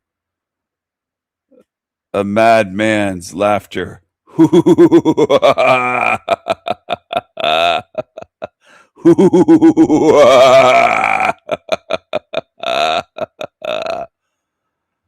It looks like 19 are tuned in right now. I hope you're loving it. I hope you're loving it. I hope you women are just drooling, soaking your knickers. You just can't handle it. Ladies love El Diablo. Team Evil's women, their girlfriends and wives, they can't stay away. They lock the bedroom door, lock the bathroom door, and they tune in and listen to the show. With pleasure. With pleasure.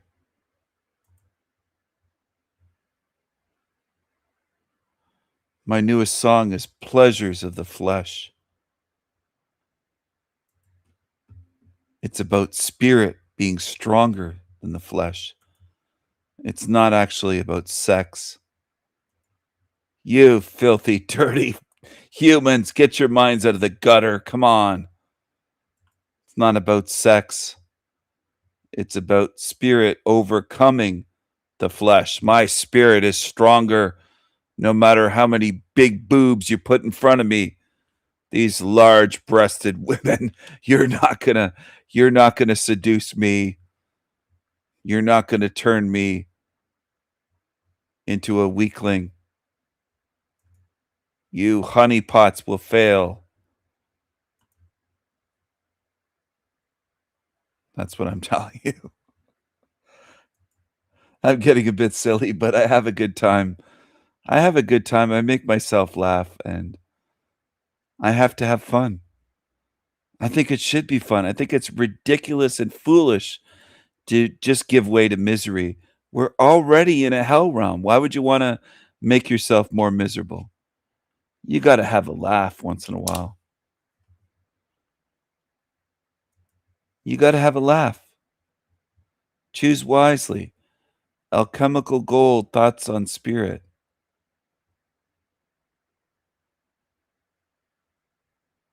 Don't touch the angels.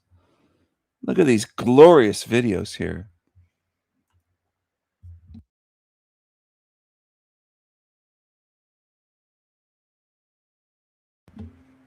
Sorry if my voice is a little bit different. I've been getting some nosebleeds lately.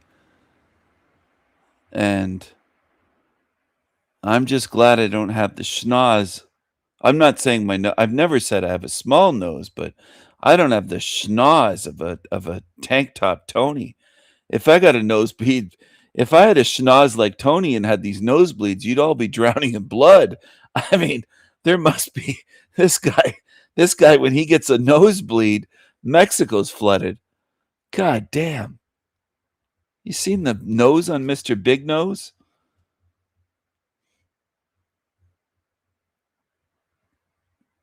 Tony. Song after song. Have you ever seen anyone, not to hype myself up, but I'm trying to be humble here. Have you ever seen anyone have you ever seen anyone write as many songs as I have and create song after song once they just started and they just said, you know what, I can create anything. I can just make song after song after song.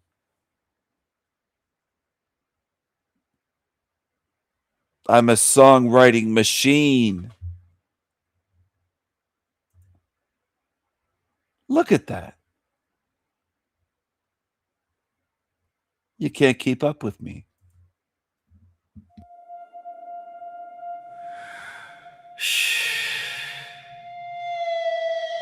Choose. Choose wisely. Choose wisely. Choose.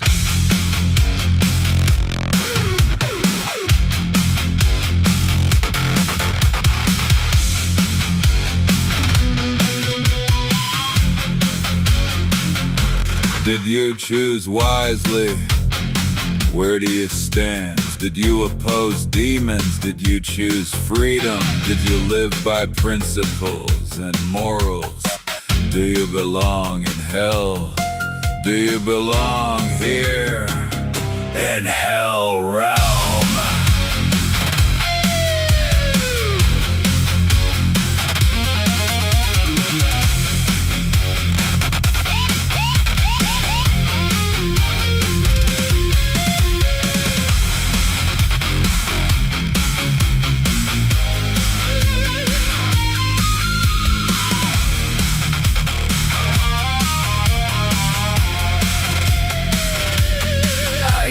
Black Eyes Club.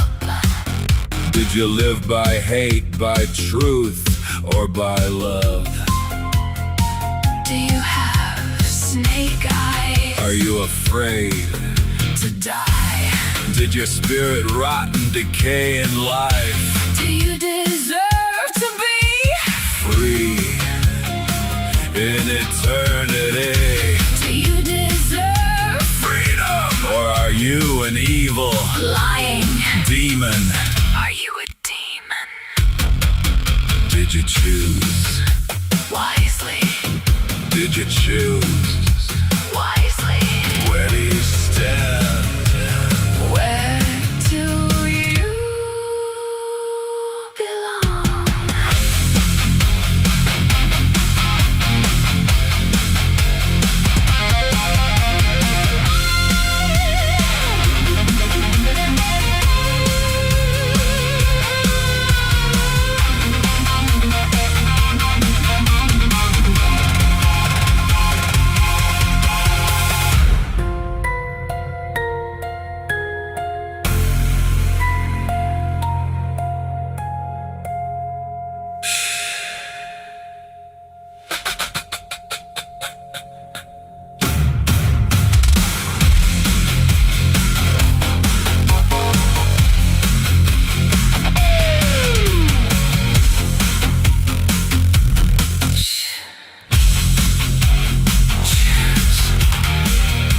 Choose wisely.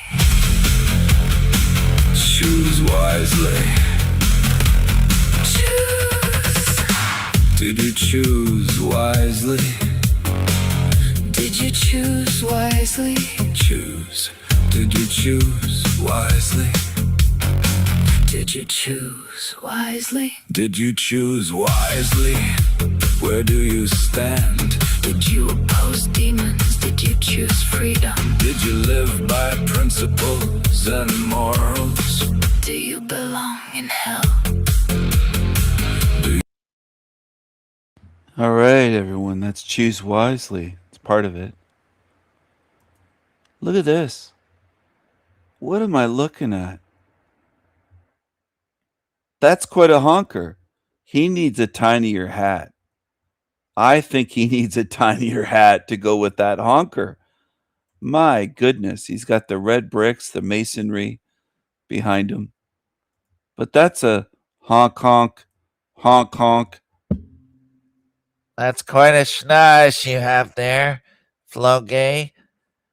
That's quite a schnoz. That's quite a schnoz you have there, powdered dusty Taylor Swift.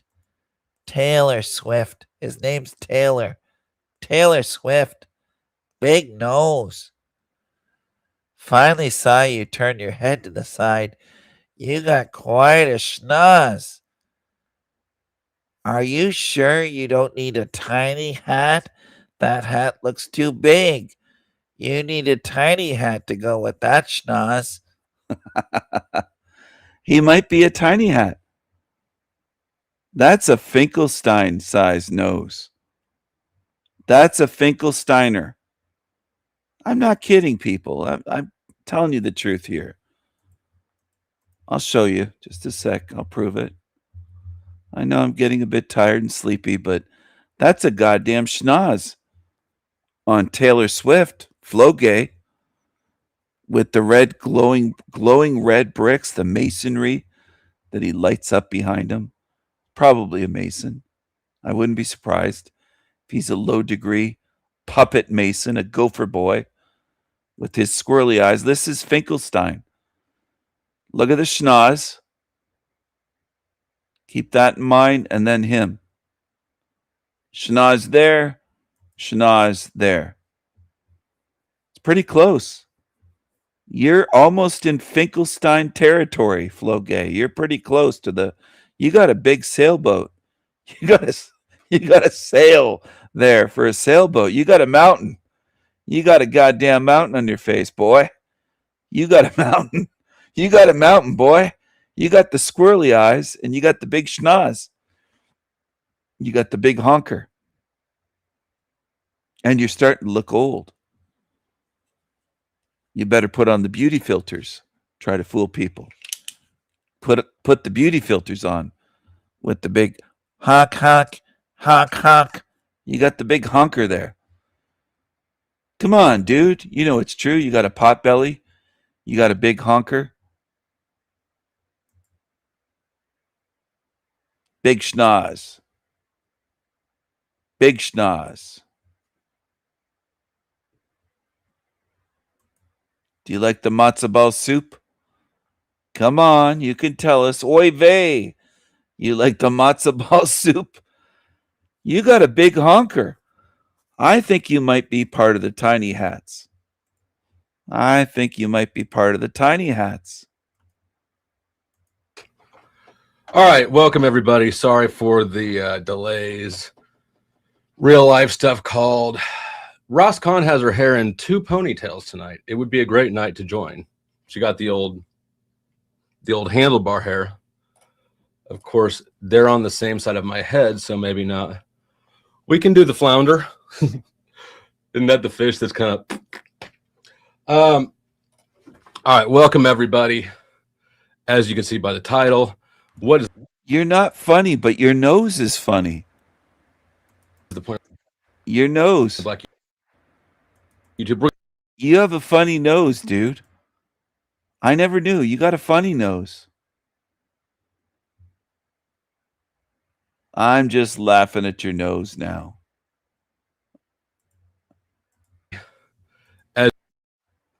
You got the crazy squirrel eyes. You got the squirrely eyes. As you can see by the title, what is But there you go. the point of Black? Oh my goodness, that looks like a big bump. It looks like I think you're a tiny hat. I think I discovered your secret why you don't like my jokes about the matzo ball supers. I think you got some tiny hat in you for sure. And that might explain why you love the darkies so much and you don't like white people. Like YouTube. I think I'm you're gonna do a something. tiny hat. I think this is a tiny hat that looks like a rabbi right there. Keep growing that beard. There's a rabbi. Something today that Oh my goodness, it's Rabbi Taylor. Rabbi, look at this. Oh my goodness. Oy vey. Oy vey. You could picture the rabbi there. Oh my goodness. Oy vey. Oy vey. We got the best friend. They're the way they talk, these rabbis. Rabbi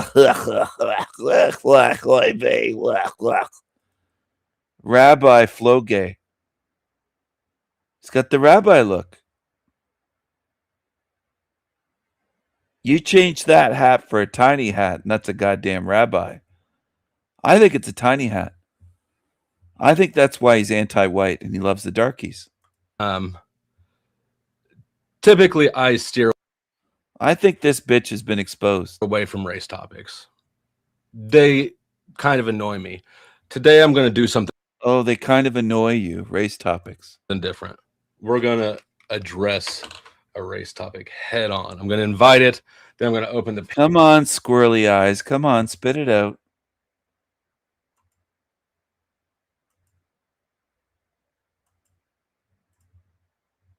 so maybe not. We can do the flounder. Isn't that the fish that's kind of all right, welcome everybody.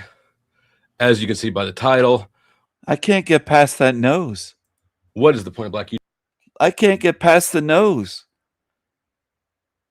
Oy vey. Matzo ball super. YouTube? I'm going to do something today that typically What was he using beauty filters, some kind of filter to make that appear small? Because he's got a schnoz. I steer away from race topics. That's a goddamn rabbi's nose. Come on, everyone. Look at that. They kind of annoy me. Today I'm going to do something different. We're going to address a race topic head on. I'm going to invite it. Then I'm going to open Just keep turning your head to the side. the panel. But first, let me. I think that's a rabbi. That's not a white guy. Let me sort of introduce why I'm wondering what is the point of Black YouTube. And if you looked at the thumbnail, is this white boy wasting his time? I don't think you're white. I think you're a tiny hat. I think you're straight out of Tel Aviv, not straight out of Compton. You're straight out of Tel Aviv. That's what I think. Oy vey.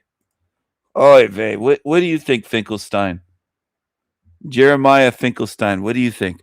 Oy vey. Oy vey. What the heck? Oh, matzo ball soup.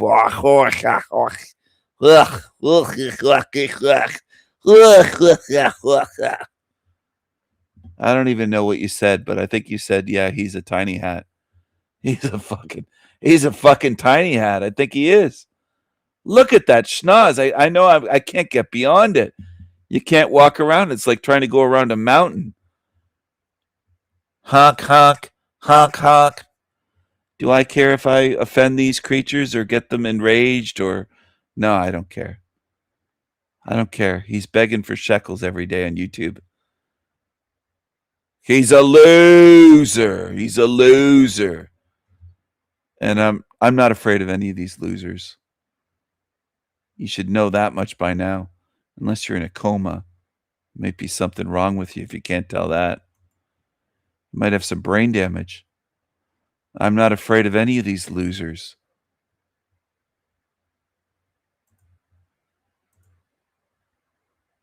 What's this? Public. Take them off. It's wild to me how something as simple as I dislike bonnets. I don't like them in public. Okay. I dislike bonnets. I don't like them in public. Okay. Take that crap off the head in public. What you doing? Black women, take off the bonnets in public. Take them off. It's wild to me how something as simple as a bonnet can hold so much weight in our community. Thank you very much. Thank you very much. Okay. Sir, please take the camera. Carry on. What do you mean? Carry on. Leave! Hey, can I get my money back? Kiki, whatever. She ain't even here. She got no Kiki there. I gotta wait till Kiki get here. All right, guys, welcome back to the channel. I am Carmen JC, and we're back with another. All right, so I think she has a cool hat on. I actually like that. I think that looks good on her.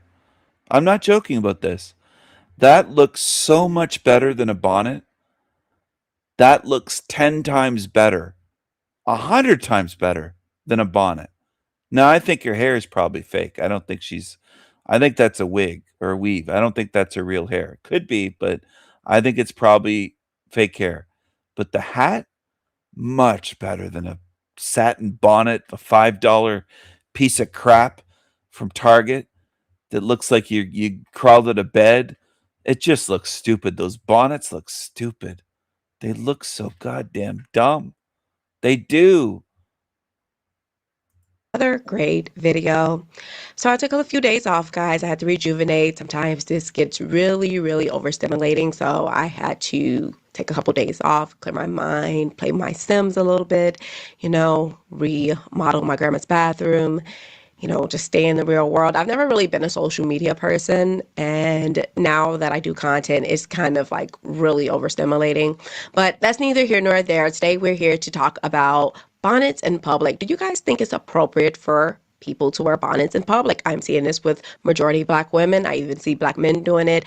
Can we talk about it? Because I think that it is untasteful, to wear bonnets in public. I think that it is low class to wear bonnets in public, and it gives that I have nothing to do today when you wear bonnets, because who's wearing bonnets if you have real things that you should be doing?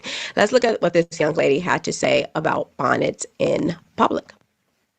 Something as simple as a bonnet can hold so much weight in our community. Y'all say it's for protecting your hair, but spiritually, when does protecting your hair stop when you leave the house? You are literally protecting your crown. And if somebody decides to protect their crown when they go to the grocery store, let them do it. They told us to straighten our hair will make it look better. We did it. They said perm your hair to make it look better. We did it. They said wear extensions, it'll make it look better. We did it. But we're ashamed about going outside in a bonnet when we really need to be ashamed at the fact that we don't love ourselves and love our hair. They taught us to shame ourselves. So the fact that in the community we are shaming each other for protecting our crown in whatever way we decide to is insane to me. And it's also crazy to me that a lot of y'all look outside of yourselves for others to validate how you look. Me wearing a bonnet says nothing about my self-respect. That's within me. Me wearing a bonnet says nothing about my beauty. That's within me. I feel like anybody who has really strong emotions within this, like you do, everything is a mirror. You have to look.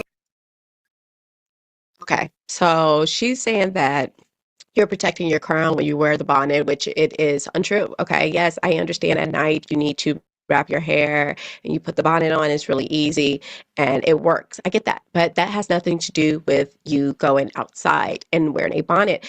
And it's just the lack of accountability here. Like, if you want to wear a bonnet outside, do not get mad when people look at you a certain type of way or treat you a certain type of way, because usually when people are wearing these bonnets, it comes with a certain type of behavior, and it's a low class, low vibrational behavior. That's what it is. And you can look and make all the excuses that you want. You can do that. But it's not going to change the facts. We live in the real world. It is not just Black people country. It is Americans, okay? All of us in the country together. And we need to learn how to coexist. And we don't want to see it, okay? I'm Black and I don't want to see it, okay? I don't want to see you in your pajamas. I don't want to see you in your robes.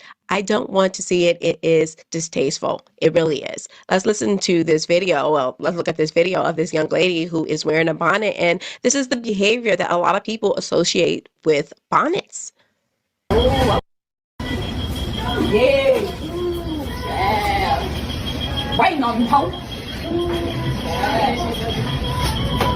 Got attitude. Quick. Leave. Hey, can I get my money back? Kiki, whatever. She ain't even here. She got no Kiki there. I gotta wait till Kiki get here? Alright. Play with me, you redhead. cook, mother logo sign looking hoe. They gonna disrespect me again. I'm gonna uppercut you. Disrespect me again. Uppercut. Okay. Degenerate behavior, no self-control, no de-escalation skills. Yeah, what else is new? Let's switch over to this. Married teacher gets caught with a 13-year-old student. So if it's a man doing it, they call it grape, but this is caught with, and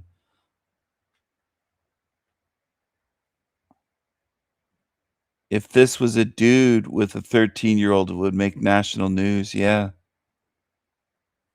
Imagine. The double standards. Incredible. The way it's treated totally differently.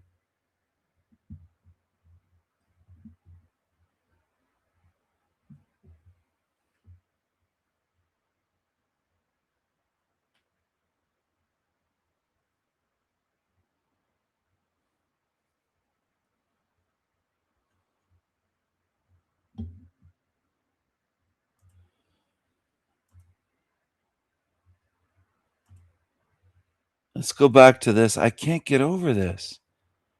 The nose, the honking nose. The beady little squirrely eyes, but the honking nose. Honk, honk. Honk, honk. I'm sorry, people. I got to take another screenshot of this.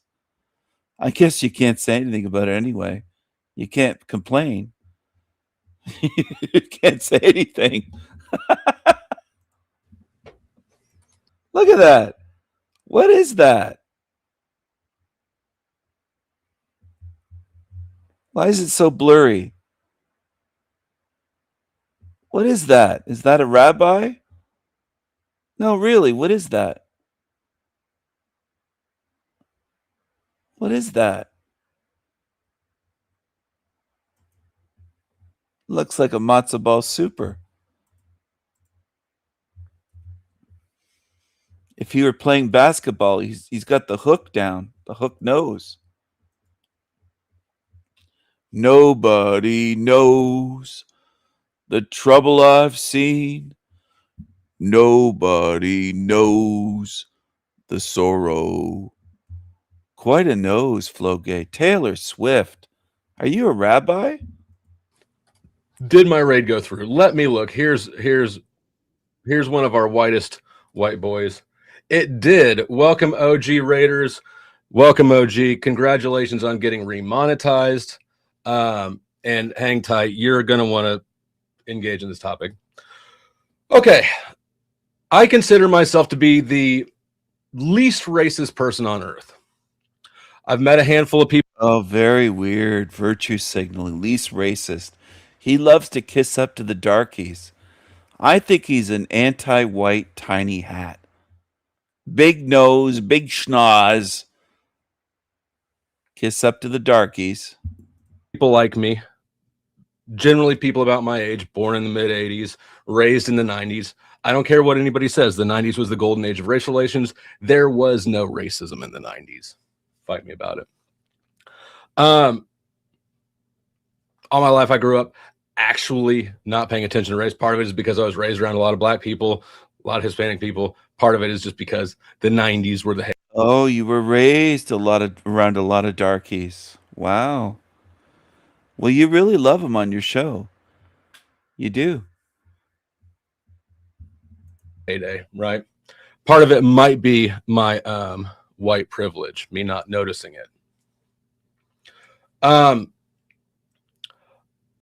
He believes in white privilege. What a fool, what a schnoz. My position on racism is that it's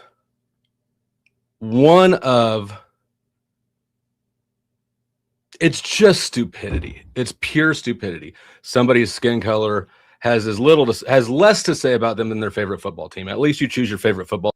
He thinks race is about skin color. It's just skin color, just like a typical leftist tiny hat. Skin color. Team, your skin color has it's completely random, right? Says nothing about you unless you decide to live up to the skin color. You can't tell anything about people by their race. Really. What a moron this guy is. What a moron. What a fool. stereotype that you've been given. But that's big nose fool. It's an intentional decision. I also recognize that race is a great division and manipulation. I think the one that had a crush on him is a tiny hat too, Lindsay. I think Lindsay's a tiny hat. She likes his tiny hat face. This guy looks like he could be a goddamn rabbi with that beard and that schnoz. Rabbi vibes. Oy vey. Tool Oy for the vey. masses, especially in the U.S. It's a great way to get elected, get some funding moved here. The race agenda is really pushed at the expense of us useful idiots, and for the same reason. Speak for yourself. You're a useful idiot. You're a leftist. You're a fool. Fool.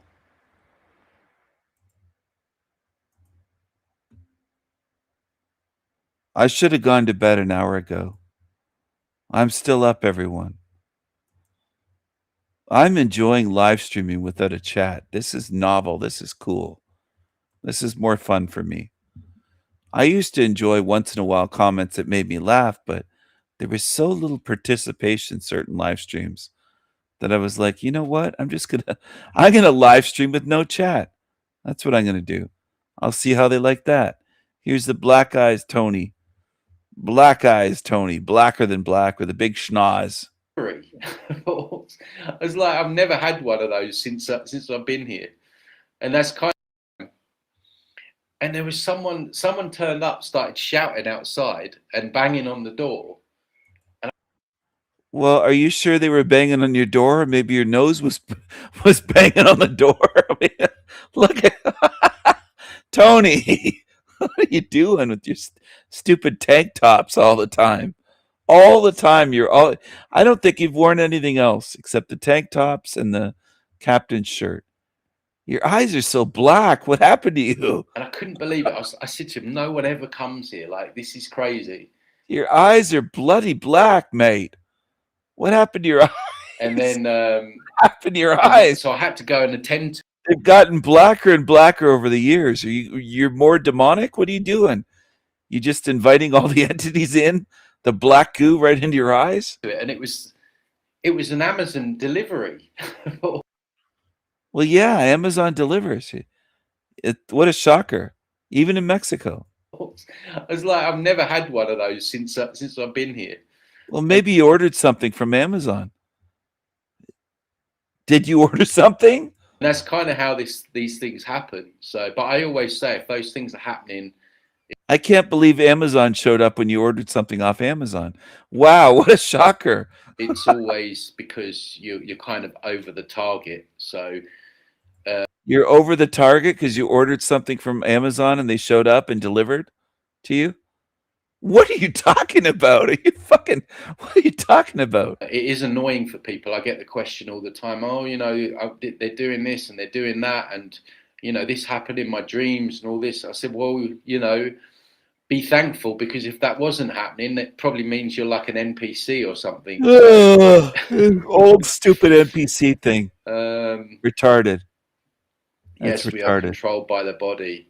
Yeah, it's only when something goes wrong. And again, That's for me retarded. this week, it's been the pain, especially with my tooth. I think I've got. Okay, you are still kind of British. If you got a toothache, you got the bad British teeth. A little bit of a cavity Come there. on. I need to get it looked at, but I don't really want to go to the dentist. So I've been trying to Just go to a Mexican on the street. They'll pull it for you. do like natural things. But because each tooth is connected to a nerve which goes through the whole body, I've found that this tooth has put in pressure on my eye, and I can feel like the front of my brain is also kind of pulsating. Sorry. What? Your front of your brain is pulsating. Oh my goodness. Tony, that's that's not the front of your brain. That's the big nose. You're Mr. Big Nose. That's your nose growing more. And like the nervous system is the most evil thing. Oh, So it's only when something goes. but I've talked about the central nervous system and it being a torture suit. A meat suit is a torture suit with nerves and pain receptors and central nervous system.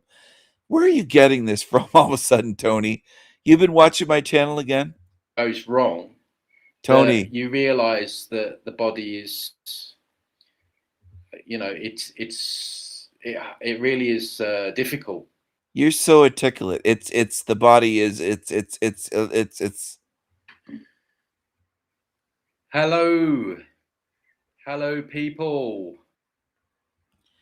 wow, it almost sounds like an impression of me. Hello. Hello. Hello, people. Tony, are you trying to copy me right with your intro, your opening? Oh, nobody will be able to tell. Everybody thinks you're so original, right? You copying me again?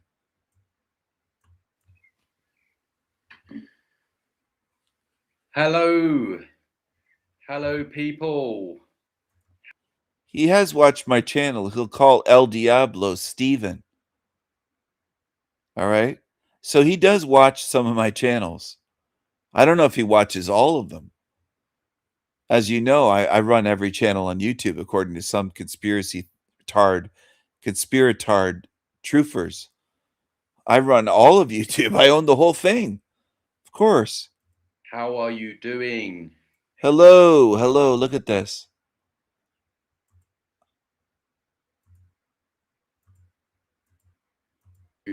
Yeah, dragon entities. Not good. In the physical realm, Pardon me. I believe dragons used to exist. I'm yawning like a polar bear. I don't know why I'm trying to stay up. I'm having so much fun. No work on themselves. And a lot of these people that have got a low level of awareness, they're going to get recycled. They will get recycled because they're too lazy to go to go deep as they need to go.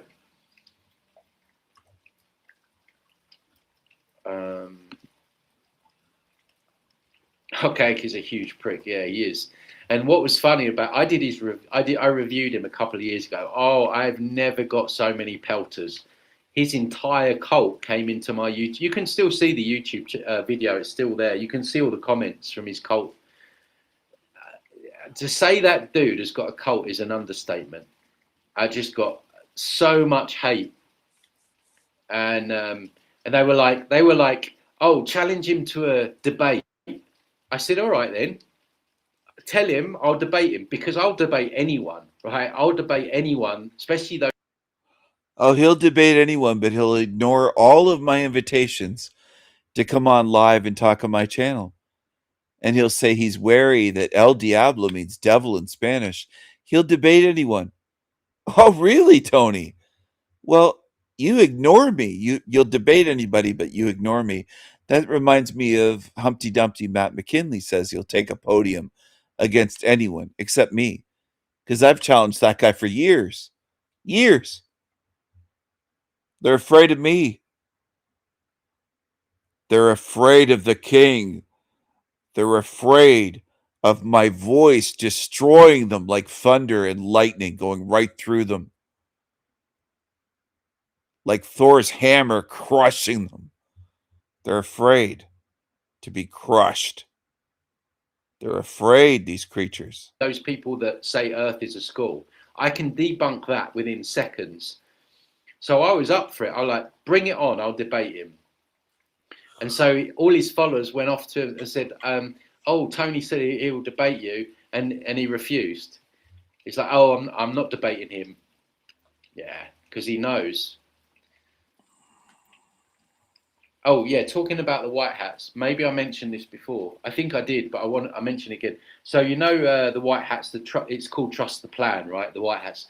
So in the Second World War, when the Bolsheviks starved 50 million Christians, they ran a psyop called Operation Trust, and it ran from 1921 to 1925, where all these people believed that there was this group of other people that were coming to save them. Operation Trust, right? How interesting is that? And of course it didn't happen, and these poor people starved, 50 million of them. And so we're seeing the same thing now, where they're running this trust the plan.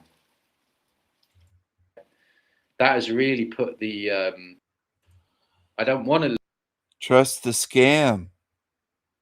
Trust the scam. And people love to trust and be fooled. People love to be duped. What's this?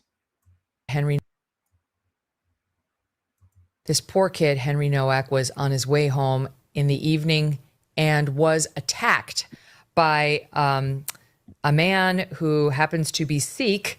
And it is relevant because he's walking around London with an enormous sword or three on him. We have video that we released exclusively last week or before the verdict that showed him on another day walking with a sword that was as long as most people's leg, just casually affixed to his hip, walking down the streets of London.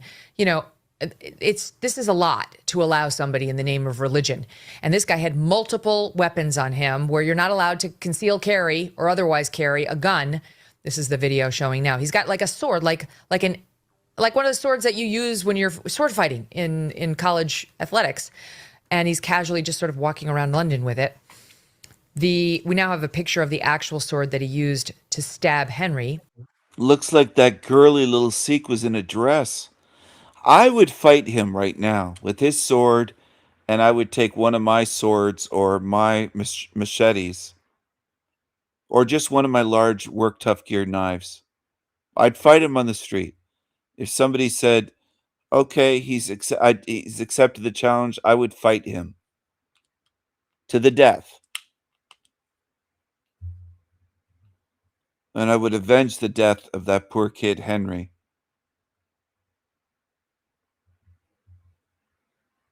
That girly little Sikh looks like he's wearing a dress and women's shoes. Look at that. It might be a trans Sikh. Trans Sikh. Walking around London.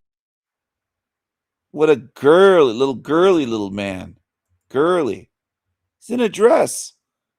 He's in a blue dress and girl's shoes. Look at that. I'm not kidding. I think that's a dress. Guys carry a gun. This is the video showing now. He's got like a sword, like one of the swords. He's dressed like a girl. That's a skirt or a dress. That's women's clothing. It is. That you use when you're sword fighting in college athletics. And he's casually just sort of walking around London with it. What do you think of the chat? What do you think that's a dress? Do you think he's dressed like a girl? Oh, I'm sorry. I have the chat turned off. I forgot. You can't respond. You can't respond now that I ask. Well, a lot of you weren't responding before.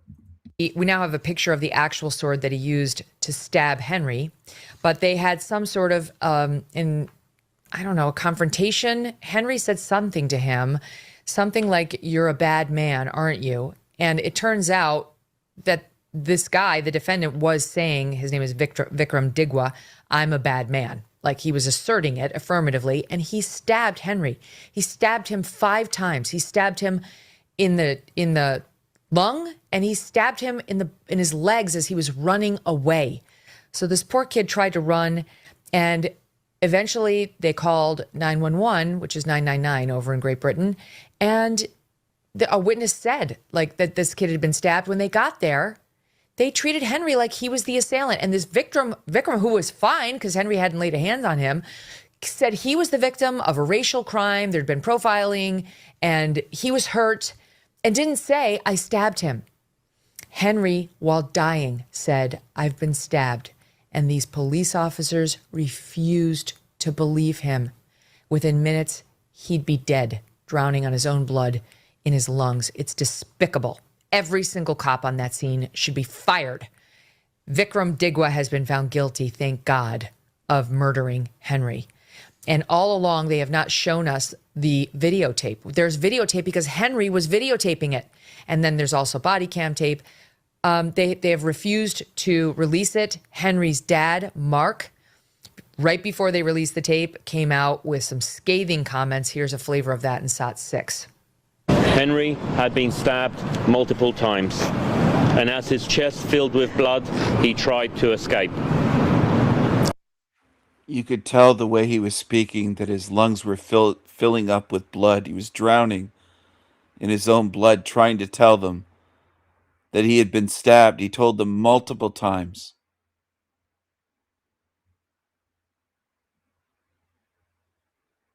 The way that they treated him as he was dying is atrocious.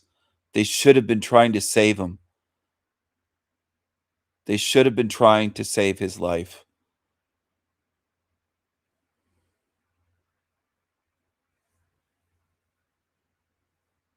And that freak that attacked him and then called him racist should have unspeakable things done. It shouldn't just be locked up in a prison cell. That fucking freak, that demonic freak that did that is a demon.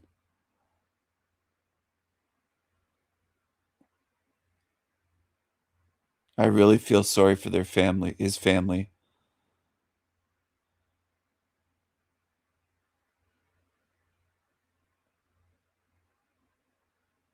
No one in our civilized society should be dying that way. No one. That should have never happened to Henry. The stabbing, the freak with the knife that for some reason is allowed to carry it should not be. All of it, the whole thing's wrong. All of it is wrong. All of it. The way the cops behaved, of course. That part is obvious. But the whole thing is wrong. He was chased, abused, and filmed by Vikram Digwa and others. With his final words, he told officers that he could not breathe. He told them he had been stabbed. In fact, Henry told officers that he could not breathe 9 times. He told them he had been stabbed 4 times. The response from one officer was, "I don't think you have, mate." The police have said they were misled by the murderer, and that the Misled. They didn't believe him because he's white. He looked like he was in trouble. He looked like, physically, he looked like he had been stabbed.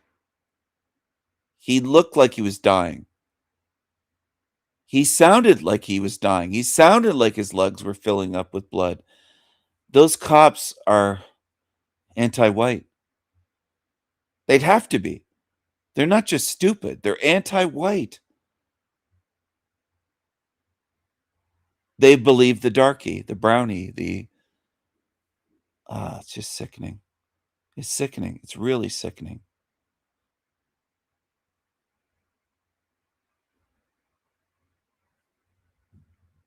scene when they arrived was complex. Unfortunately, it seems to us the truth is much simpler. The police were told by our son himself and by a member of the public who called 999 that they heard someone shout that they had been stabbed. But the police did not believe them. Henry was pulled across the gravel, his hands forced behind his back, and he was placed in handcuffs. Instead of being treated as a dying victim, police formally arrested Henry for assault and read him his rights. That was the last thing he heard. Henry did not die with dignity. He did not die with the care he deserved. He lost consciousness before anyone believed him. The way he was treated was inhumane and degrading. Wow, that dad's got superhero strength to stand there and be able to. Absolutely.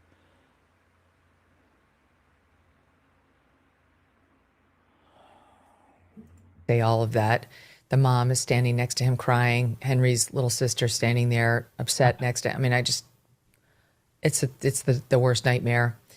Then they did release the footage, and it is disturbing. I found this genuinely disturbing. You can hear his pleas for help and this like completely callous police force that just refuses to take it. You can hear the sound of his voice that he's drowning in blood. And they're just it's beyond sickening. It's evil. It's pure fucking evil what's going on. And as somebody said, this won't be the last. This keeps happening. They're not listening to white men, not believing.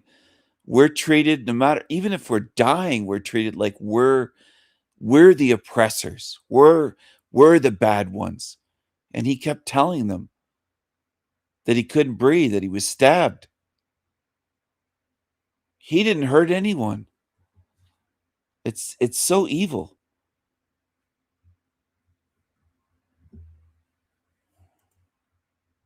It seriously for no reason we can discern other than my judgment, their presumptions about the respective races. Yeah, white man bad, white man racist in their mind. Must be racism. And it's all fucked up. They don't belong there at all in England. At all. Much less walking around carrying a sharp, big blade. If you're not going to allow British people, real British people, to carry around knives and other weapons of protection, we'll say bang bangs and anything else. I mean, it's just, it's so fucking ridiculous. It's so wrong. And who must be evil and who isn't. And they had it exactly wrong. My judgment, their presumptions about the respective races and who must be evil and who isn't. And they had it exactly wrong. So viewer warning on SOT 8 here. What's your name, mate? Huh? Has anyone been hurt other than him? Yeah, me. He's grabbed my brother. He's took my turban off. Started grabbing my head. Are you injured? You grabbed my brother. He didn't take your turban off. You fucking liar, standing over him. This even in itself, this part, I haven't heard anybody mention.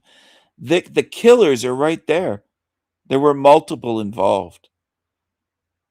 They tried to cover for him. His brother, his mother, the whole fucking family should be chained in a goddamn sewer. I'm tired of them going easy on these fuckers. I really am. They're standing over him as he's dying. You want to talk about... Oh, fuck. The father said he wasn't given any dignity. You got that.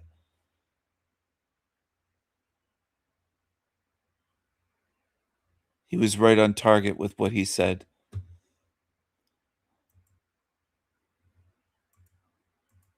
Yeah, I've got swollen eye, little bruises. Alright, just step back a little bit for me. Someone flag these down. Got this stud. Right, let's get you out of there, shall we? Fuck, I don't even know if I can watch this again. It actually makes me sick the way they treated him. And they let the killers, because I consider them both to be involved, stand there. If you feel, oh, fuck it. It's beyond terrible police work. It's absolutely infuriating, for fuck's sake. Sickening.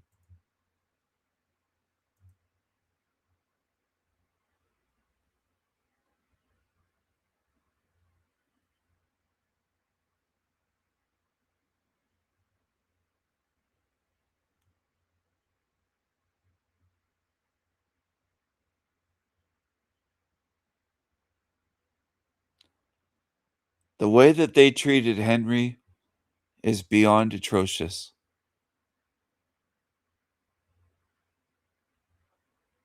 A lot of people are saying the cops should be charged. They should be thrown in a dark fucking dungeon for that behavior, that treatment. That's appalling what they did.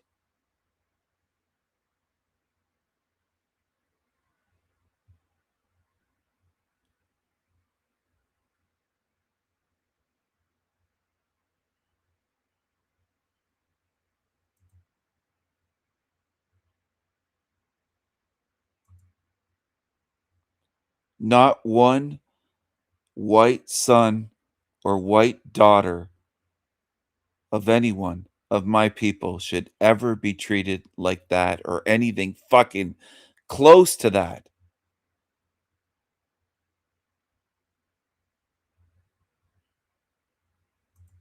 It isn't a mistake.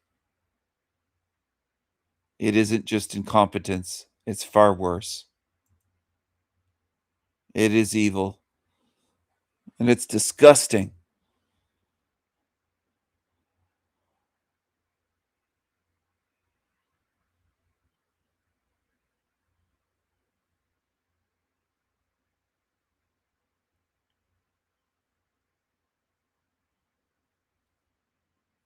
I don't want to get too emotional over this. I'm trying not to. He's fighting for his life and they're blaming him as though he's the criminal. They treated him as a criminal as he's dying. They're so fucking biased. They can't tell who the victim is, for fuck's sake. Absolutely atrocious.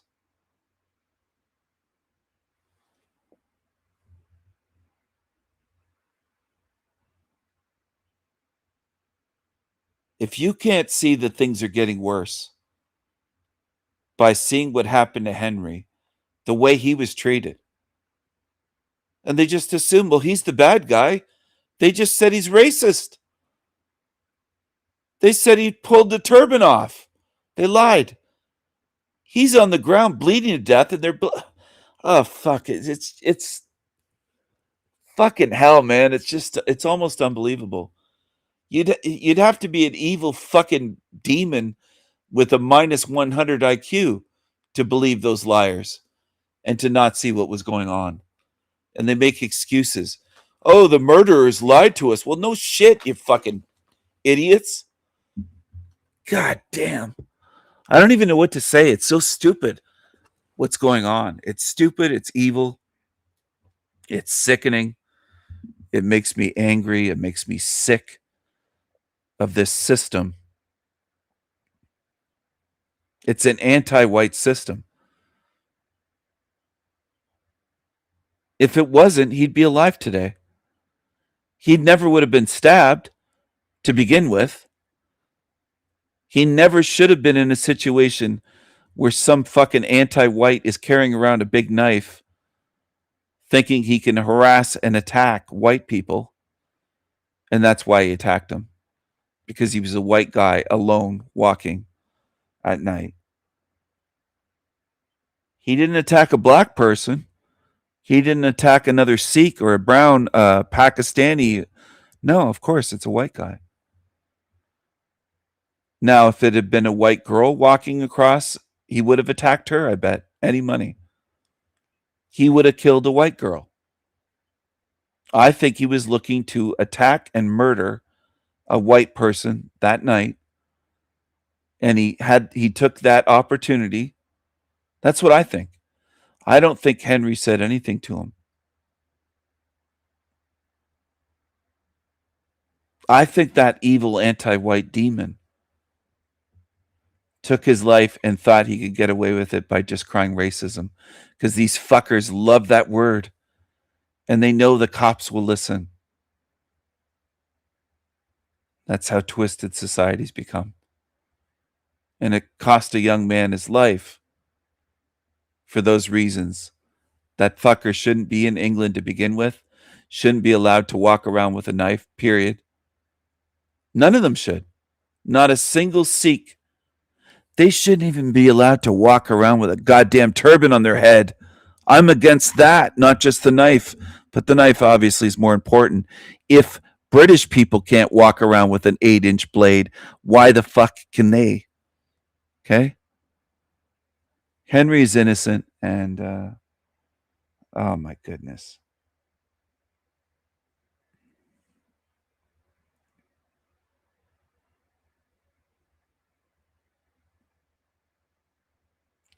To be treated like that while he's dying and the cops are standing there, it's beyond sick. And it's because he's white. That's the reason. It's so obvious.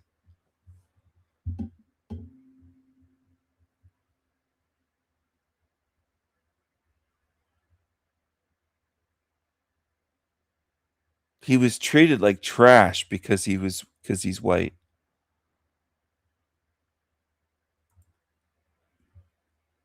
And he wasn't trash. That family, the whole family, the one with the knife that did the stabbing, the brother trying to cover it up, the mother hiding, all of them are trash.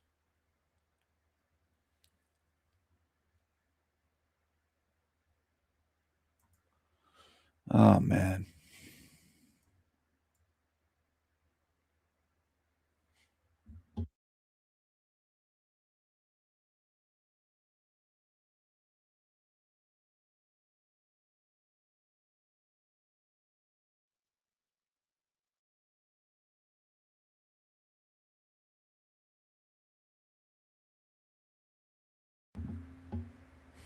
It's getting a lot worse in the West.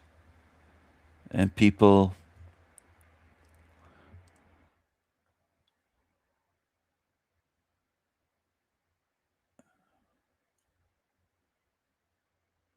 if people can't see that, I don't know what to say.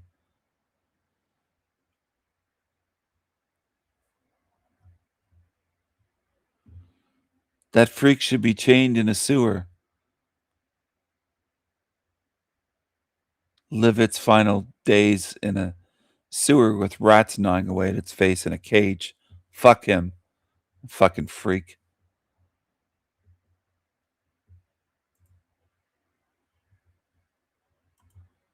I don't have any sympathy for these anti-white freaks. No mercy.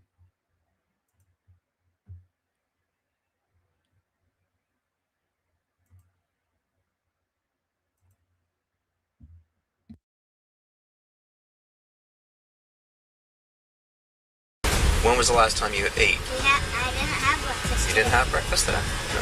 What about dinner? And the door's always locked and closed. And that's during the daytime too, even though we're not gone. Why would this mom think it was okay to starve her own children until they ran away from home? Hey, how you doing? How are you? Good, good. You see the little girl? She was down there like an alleyway, like kind of like a little bit before the light. A little bit before the light? Like at 36? Like you make a right, and then it's the first left, and Responding then she units made to that right down that circulate the alley. area of 36th Street and Spruce. Hi. Leopard print dress. Do you have the device on her? No, there's a swipe. Her dad had to go out of town for like business. Like it was like not an expected thing. We weren't like prepared, and she just. Okay. Let me double check the house real quick. Make sure you still have the device. Yeah, it's in one of those closets. Okay. All right. I'll be back. You said there was another place that she normally likes to go to. Okay. Can you just start on your end with cameras and stuff? Checking anything that they have in the area. For walks, is like sometimes we go for walks like up and down Flagler, just like if it's a nice day. Yeah. And they like to stop at that yacht club over there because there's like some trees outside that like I don't know, they look like dinosaurs according to the kids, and they like to climb the trees. Okay. So like there's a chance she went there, but I feel like she's somewhere in that area. Okay. But like sometimes on a nice day we'll take walks and we'll just walk around the neighborhood together. So there was a maintenance worker that said they thought they saw a Hispanic female, little girl, at 30th and Spruce. Yeah, well, she figured out alleyway somewhere. Okay. Okay. And it has to be like that way. Okay. All right. We'll check it out. I mean, in the house, like Gotcha. you don't have to be anxious. Is your house all locked up? I think so. I'm honestly really upset right now, so I could have forgotten. Okay. So. Well, we've got DCF coming out. That's our protocol. With Okay. everything going on. If you want to walk back with the officer. Oh, I would much rather be where I can see her. Okay, you can stay here right now. And like, if she needs food, like we can bring her food from the house, or like you can take her to the house, and like if she's not allowed to come inside, then like I can bring the food out to the car or something. But like, really, I would like we have food for her. All right, And, we're like, waiting on some guidance. the day before to be like. I think it says vegan on her sweatshirt. I think it says vegan. Starving her kids. Yeah, it says vegan. She's a vegan. She's starving her kids. Fuck, man. If people can't see that this is a house, I don't know what will convince you. Mountains of evidence. Abuse galore.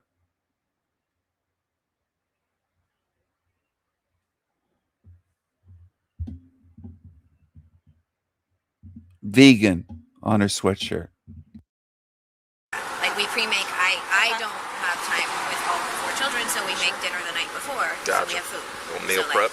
And also, because we know she has this emotional disorder, like if she doesn't see the food already made, like she's more likely to be anxious. So we have the food already made the day before to be like, hey, you know, there's food in the house. Like you don't have to be anxious. Is your house all locked up? I think so. I'm honestly really upset right now, so I could have forgotten. Okay. So. Well, we've got DCF coming out. That's our protocol. With Okay. everything going on. If you want to walk back with the officer. Oh, I would much rather be where I can see her. Okay, you can stay here right now. And like, if she needs food, like we can bring her food from the house, or like you can take her to the house, and like if she's not allowed to come inside, then like I can bring the food out to the car or something. But like, really, I would like we have food for her. All right, And, we're like, waiting on some guidance from we some make other a point partners. of like making sure she has food. Okay. Well, your husband's a chef, right? Yeah, exactly. We have food. I remember He's that. a professional chef. We have food. Nice. Where's he at? He's working right now out of town, so that's why this is going on. Probably, I think she's upset that her dad went out of town. This is the first time happening. Is he dad of all 4? Yes. Yes, or you don't know? Well, it's a really rude question, honestly. Okay. I find it really offensive. I'm sorry. I didn't mean to be offensive. I just didn't know if you had any help from anybody else. Well, no, with that. their dad helps us, but he just got a special job out of town this weekend. Okay. He's a chef. That's cool. I don't like it over there. You don't like it over there where you live? Why not? Because mommy's always being bossy and telling me to brush my teeth again and again, and they make me do 2 more math. And whenever we have meals, I never fold. And at nighttime, they don't let us out, and the door's always locked and closed. And that's during the daytime too, even though we're not grounded. And when Poor little kid has to tell the cops.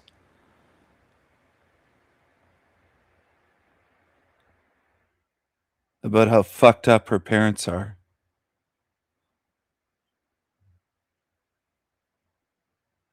And people will argue with me every day that saying this is an Alron, but they'll never look at what I show on my channel.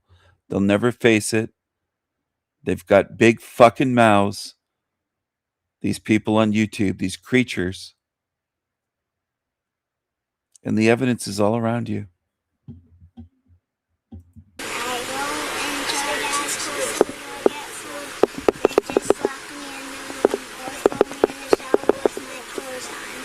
They put you in the shower with your clothes on? Yes. Oh no. Why? I don't know why. You don't know why? Okay. Are you hungry now? Yeah. What is your favorite food? My 2 favorite foods are chocolate and cheese. Chocolate and cheese? Yeah. Okay. What kind of cheese? You like cheese slices or blocks of cheese? You like both. Okay. You like peanut butter and jelly sandwiches? Yes. You do. Are those your favorite? Yes. What about chicken nuggets? You like chicken nuggets? Me too. Well, let me see if we can get you some chicken nuggets. How's that sound? Does that sound good? What do you like to drink? I know you have a little water here, but what else do you like to drink? Do you like juice? What kind? Like apple juice or orange juice? You like orange juice? Okay. Alright. Well, that sounds good. Let us see if we can get that together. I like her. I like Olivia. That's cool. She always helps me feel better. She helps you feel better? The only two things that I like at this house is Olivia and my books. Olivia and your books. Those are the only two things you Another like? thing is whenever I try to get food for myself because I'm never full, they take Olivia away. They take Olivia away? Sweet little kid. She's telling the truth. I think the parents are just trash. That's what I think. Careless with her and they grab her by the neck. Throw her around. Who throws her around? Mommy and Daddy. Mommy and Daddy? When was the last time you ate? When was the last time you had dinner? Or breakfast? I didn't have breakfast. You didn't have breakfast today? No. What about dinner? No. You didn't eat dinner? Are you sure? Yesterday I had dinner. Yesterday you did. Yeah. Well, it's still early for dinner today. So the last time you ate was dinner last night? What'd you have for dinner? Pizza toast? Yeah. Did you just have one? Yeah. And your belly's still hungry, huh? Well, we're going to get you some food, okay? I'm going to get you some chicken nuggets. And I'm going to get you some orange juice, right? That's what you wanted, is orange juice? Right? Orange juice? Okay. And then what else would you like? Do you remember meeting me the last time I came out? You remember? And I gave you my my business card? Oh, so the cops have been there before. He's met her before. He gave her a business card. You remember that? That's good. All right. Well, we're going to get you some food, okay? We're probably going to run back to... So these fucking demons have 4 or 5 kids and they don't feed their children. And she last ate yesterday, just a tiny bit. Not enough to fill her up, obviously. Starving your kids. And then, yeah, again, people will say, well, it's not a hell realm. How many kids are abused in this realm? How many does it have to be for you to give your head a shake and start realizing what this place is? See, so many of you are liars, and I mean humans. You lie and make excuses and say people are good. Really? Well, if people are good, how come it's so fucking difficult to find a good one in this realm? run back to the station, okay? And then we'll talk some more up there. I've got a couple of my friends that I want you to talk with. Are you cool with that? And you can bring Olivia, and we'll eat, and we'll just hang out for a little bit. Is that cool with you? Okay. You can go see Luna, but we're going to take the baby and hold her here, okay? It's not a choice. Can I hold? But there's no... Yeah, do you want to hold? Is that okay? Yes. Okay, that's perfect. Okay. That's a great idea. Here, sit up in the grasso for me, buddy, okay? I don't know what's going on, but it doesn't feel safe. I don't know. They just said I'd be over there, and like they wanted to hold the baby, but I said no. Like I'm not comfortable. Officer Archer. With anybody holding the baby. Officer Archer. Archer, she just wants to see her real quick. Where are your shoes? What happened to your shoes? Would you like a hug? No, thank you. What's been going on? Do you want to talk to Daddy? Daddy's been on the phone. We've been very worried about you. Mommy has been very, very worried about you. Bubbies and sisters have been worried about you too. You were sitting here and talking. Hey, it's been more than 3 hours since you ran out. You ran out without having breakfast or even saying good morning to Mommy. You just went to the bathroom and went out the back door. Alice Sage said good morning to Mommy. Daddy, she can hear. Here comes the rapid fire lies from the so-called mother, saying she ran out before breakfast. I don't believe her. Mommy this and Daddy this. I don't believe you, lady. You're an abuser. Bubbies and sisters have been worried about you too. You were sitting here and talking. Hey, it's been more than 3 hours since you ran out. You ran out without having breakfast or even saying good morning to Mommy. Talking. Hey, it's been more than 3 hours since you ran out. You ran out without having breakfast or even saying good morning to Mommy. You just went to the bathroom and went out the back door. Alice Sage said good morning to Mommy. Daddy, she can hear you and everybody else can. Rapid fire talking and you're not letting the child speak. It's so obvious what she's doing. This is what demons do. They try to overpower. I bet if the child spoke, she'd say, "You're being rude. You're interrupting me." You just keep going, though. It's a tactic by demons. And saying good morning to mommy. You just went to the bathroom and went out the back door. Obviously, you said good morning to mommy. Daddy, she can hear you, and everybody else can hear you too. You've told the police, but it is time to tell the truth, okay? It is time to tell the truth because every time that you've talked to the police before, you've said something other than the truth. And I don't know what you said so far, but it is time to tell the truth if you haven't already, okay? Okay, I believe that you ran and hid because your feet hurt, but other people have been worrying about you being hungry, so that means you had to tell somebody you were hungry when you know you had oatmeal in the house.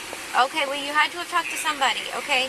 And like we just want to make sure you're safe, okay? I think that's what Daddy's trying to say. I think he's trying to make sure that you're safe because Daddy's worried that you're going to eat something that you're allergic to because other people think you're not eating food and you have... She doesn't want your vegan shit. She wants real food. She wants chicken nuggets. It says vegan right on her shirt. She's starving the child. This is what vegans do. Not just this one. I've seen lots of cases on YouTube. I haven't shared them all with you. I've watched videos for years. She wants food. She's hungry. You fucking vegan mental cases. You're going to be placed under arrest, okay? For child neglect. What? My baby! My baby! They're okay. They're with you. No, my baby! They're okay. They're okay, man. My baby! Here, let me get the keys from you, okay? Anything on you? No, my Let me get the keys from you. Here, let this go. My baby! My baby! Hold on a second, ma'am, okay? The kids. I'm glad that girl got away and told on this bitch. I don't trust this fucking vegan bitch. You're starving your children. Kids are okay. Don't scream. Don't scream. Kids are okay. All you're going to do is upset the kids. You're going to make them sad, okay? They should have duct tape to put on the mouth in such cases as this. Shut her up and throw her in the car. See the car. Please wait until their dad gets here, please! Please! Don't! Slide No, my baby! Slide your legs in, please. My baby! Slide your legs in, please. My baby! No! She needs her stuff, her milk! My baby! No, she's not okay! My baby! My baby! My baby! Take a deep breath. I know you're stressed out. Obviously, this is a stressful situation. Baby! But what is it exactly that the baby needs from the house? Everything! She's frightened! Everything that doesn't answer my question. So we're either going to go to the station, or if there's a specific item you just mentioned, formula. Yeah, she doesn't have formula or diapers or anything, like... Okay. And you have all that inside the house? Yes! And you're willing to allow us to go inside the house and get those things? Please. Ma'am, that's a yes or no question. Let Albus hold the baby. She's Ma'am, frightened with ma'am, strangers. listen to what I'm saying. She doesn't understand. Ma'am, you're willing to allow us to go inside the house and get those items? Yes or no? Whatever. She says she doesn't want to be with a stranger, please. She couldn't give a yes or no answer. Never a straight answer from demons. Yet again. He's very calmly asking her. Fucking hell, man. I don't know how they do a job and deal with these creatures. I have patience, but man, dealing with them day in, day out, they just never answer. Ma'am, you're willing to allow us to go inside the house and get those items? Yes or no? Whatever. She says she doesn't want to be with a stranger, please. Please don't make her be with a stranger. Let the Number brothers hold 1015, her. female on board, beginning knowledge 36887. Albus, baby, hold the baby. Nicanol Nikki Torres was arrested and charged with child neglect after police said her children were being deprived of food, locked in rooms, and subjected to harsh punishments inside the home. I bet they were. She's got vegan right on her fucking chest. Lock the children. It's just sickening. Sickening. And it's sickening that most of the beings that I encounter will immediately deny it's a hell realm. No matter what I share, all the evidence I have.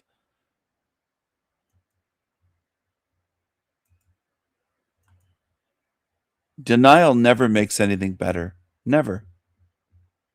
Never.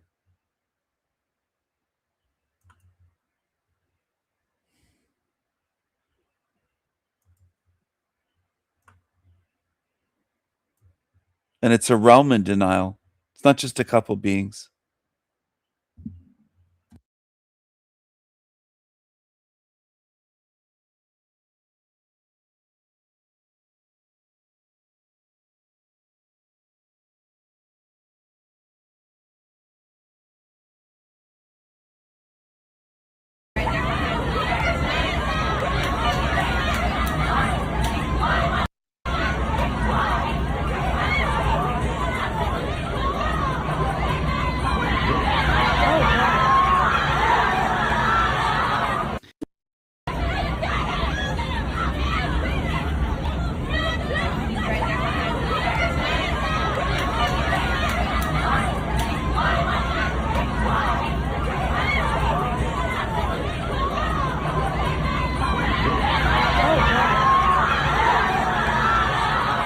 What's up, folks? Welcome back to the show.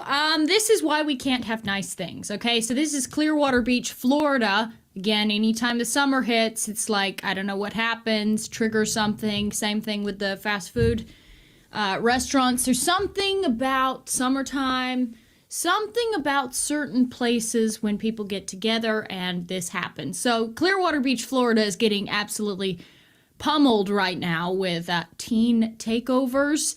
And there's just scenes after scenes of the same thing. There's shootings that go down, fights.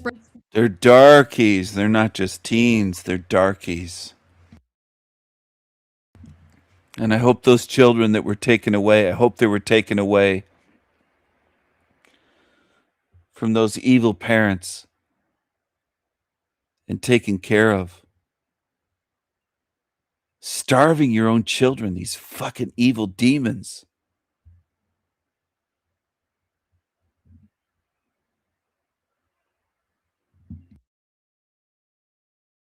Break out like in that video. They're just walking down the street and then all of a sudden hands are thrown and there you go. And this is why we can't have nice things. So we're going to run through some videos of this Clearwater Beach takeover. It's like, again, it's the same scenes. At this point, I'm like, why am I even talking about this sort of thing? Because it's the same thing every time, you know? And then we're going to look at real estate as well. So we're basically just doing a rundown on why we can't have nice things. So starting off strong, that was that video that we saw out of Clearwater Beach, Florida. Here is another example. There was a shooting that went down, so that's why these people are running. Fights are breaking out, stores are being broken into, homes are being vandalized. And everybody who lives in Clearwater, who's actually a resident of Clearwater, now has to basically bolt themselves into their house because there's a teen takeover. I saw some in New... Tig has gone wild. Clearwater Beach, I've been there in Florida. Clearwater's near Newport Richey. I've been in that area before. A long time ago, many years ago. Tig has gone wild. Stayed at a nice condo. Tigga. And people say we're all the same. It's just skin color that's different. It's just skin color. Why do you care about skin color? Skin color. That big schnoz earlier. He's a big nose. This guy. Taylor Swift. Looks like a rabbi with that big schnoz. Squirrely eyes, got the weird eyes. I always thought there was something weird about him. He doesn't look, he claims to be white, but I don't think he is. I think he's a tiny hat. I think he should put one of those little tiny hats on the back of top of his skull. That's what I think. I think he looks like a rabbi. He says race is just skin color. Well, look at the schnoz. The schnoz looks familiar. It looks like Finkelstein. I think he's a tiny hat. And I think that's why he likes the darkies. And he says a lot of anti-white stuff and pretends to be white like the tiny hats tend to do. But a lot of it is anti-white. He's anti-white, pro-Tigga. There's Finkelstein's schnoz. And then there's his. Big nose, tiny hat. I think he's a not a multi. Well, he's a multiculturalism lover, but he's a matzo ball super, is what I was going to say. I think he's a matzo ball super. And I didn't jump to conclusions a month ago or a year ago. I didn't really see this guy much or turn his head to the side. But when I see this and I see the red bricks, the masonry behind him, the squirrely eyes, the big schnoz, I think that's one of the. I think he's straight out of Tel Aviv. I don't see much difference between this big schnoz here, Finkelstein, and this, and this.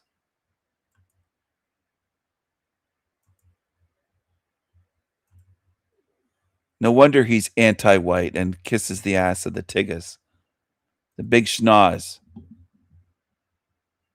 Jersey as well, where these teens were attacking the police. The police had to deploy in New Jersey, and there was a whole row down there. Here's another picture from Clearwater, Florida.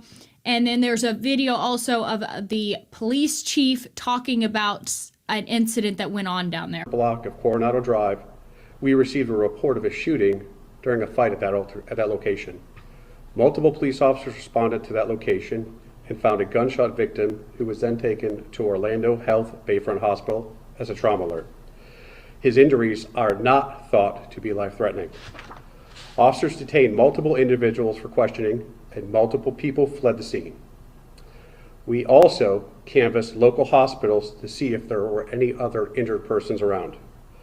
In the aftermath of the shooting, we had other reports of large crowds that had gathered in other locations and were. All right, I'm going to jump in here. Wherever the darkies gather, there's trouble. Whether it's on a beach, they get together and fill up the street with one of their takeovers, their parties, their cookouts, at a restaurant, at a fast food place, a McDonald's, a Popeyes. Wherever they gather in numbers, they're fucking trouble. You ever notice that? Anywhere. It's not just in Florida. Anywhere in America, Canada, Great Britain, France, Australia, anywhere. It's not just one location. So I wish people like Lily would broaden their view. It's not just when they get together at a beach. It's anywhere in any country, especially our countries. Where they gather, there's trouble. Where they gather, there's violence. And you know what? Some darkies know this. They'll say where the niggas are, they get away. They don't want to be there. They know there's going to be trouble. They know if there's a bunch of them, they're going to get rowdy. They're going to pull weapons. There's going to be a shooting. There's going to be trouble, some kind of fucking trouble. Always. When they gather, there's always some kind of ghetto-ass trouble or violence, even at amusement parks, roller coasters. I've seen all kinds of videos where the Tiggas start fights, they start trouble. They're always starting trouble. And people constantly make excuses for them. I'm sick of the goddamn excuses that people make. It doesn't matter if they're at a bar, a restaurant, amusement park with roller coasters, a beach. Wherever they go, if they gather in numbers, there's going to be trouble. And you better get out of the area if you don't want to be stabbed or shot or something happen, trampled, like a herd of Tiggas gone wild. Well, this guy doesn't believe that they're trouble. He thinks it's just skin color, according to him. But look at the schnoz. That's a straight out of Tel Aviv honker. That's a big honk, honk, honk, honk. I got that big schnoz.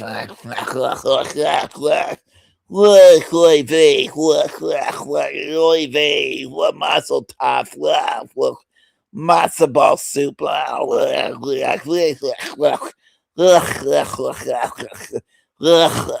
It sounds like they're sick with the flu and phlegm in their throat. They just sound awful. It sounds terrible.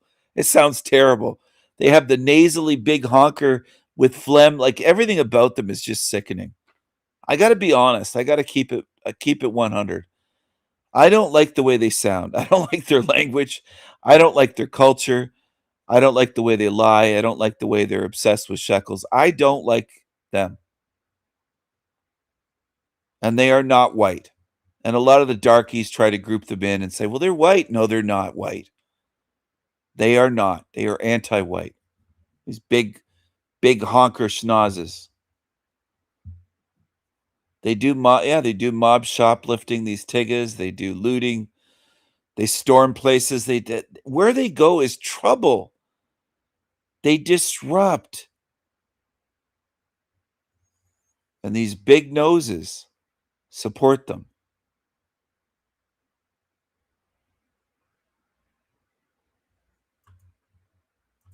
Speaking of big noses, I shared Finkelstein's video the other day claiming there's no truth. Well, that sounds like a Marxist fucking tiny hat that would say something like that. And there's a lot of them on YouTube. There's a lot of goddamn demons running channels on YouTube. That's what there is. Speaking of big nose, here's another one. I don't think this guy's just British. Come on. I've never seen a pure British person with a schnoz like that in my life. I just don't buy it. Lose, but they promote the idea that good guys always win through savior programs. And then what happens is when you get a more adult version of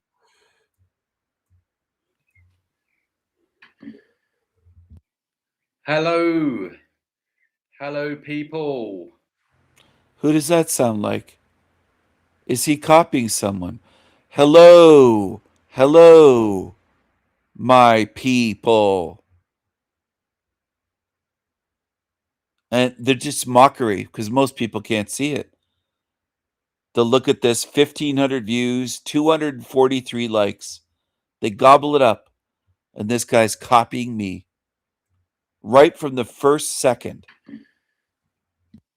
Hello people. Hello people. How are you doing? Just wait for a few people to come on. You're a copycat freak. And he knows me. He knows I've tagged him. He watches my channel. And now he's even copying my hello. What's next? Is he going to start talking about Galukians, Finkelstein, Team Evil? Just like that other Creepy Keith said Team Evil. Then he goes, oh, I shouldn't have said that. That other guy.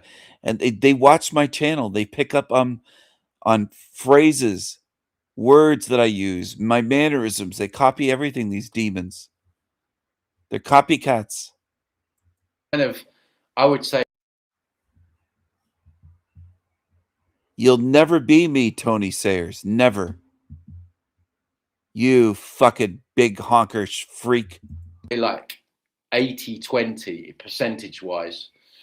Because it's not just your suffering as well. It's your it's your family members. It's your, you have to watch your parents and your pets get ill and sick and die, and then go through their own struggles. So existence in this realm is a chore. But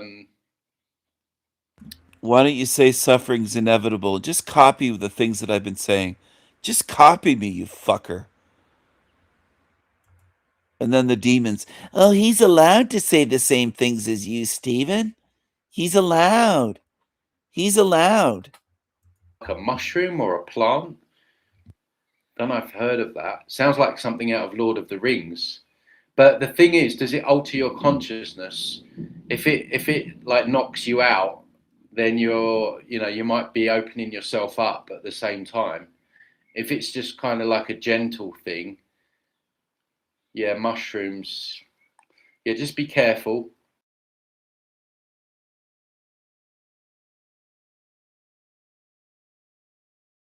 My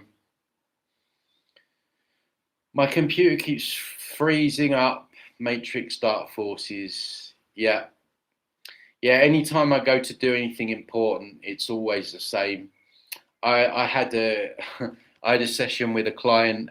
He's in Australia, and he went into like this past life Aboriginal. It was so deep, right? It was incredible. This thing that he went into, and we were right in the middle of it.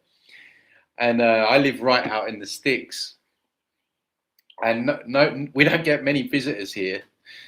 And it was late here. It was like 7 p.m. in Mexican time, and there was someone turned up, started shouting outside and banging on the door, and I couldn't believe it. I said to him, "No one ever comes here. Like, this is crazy."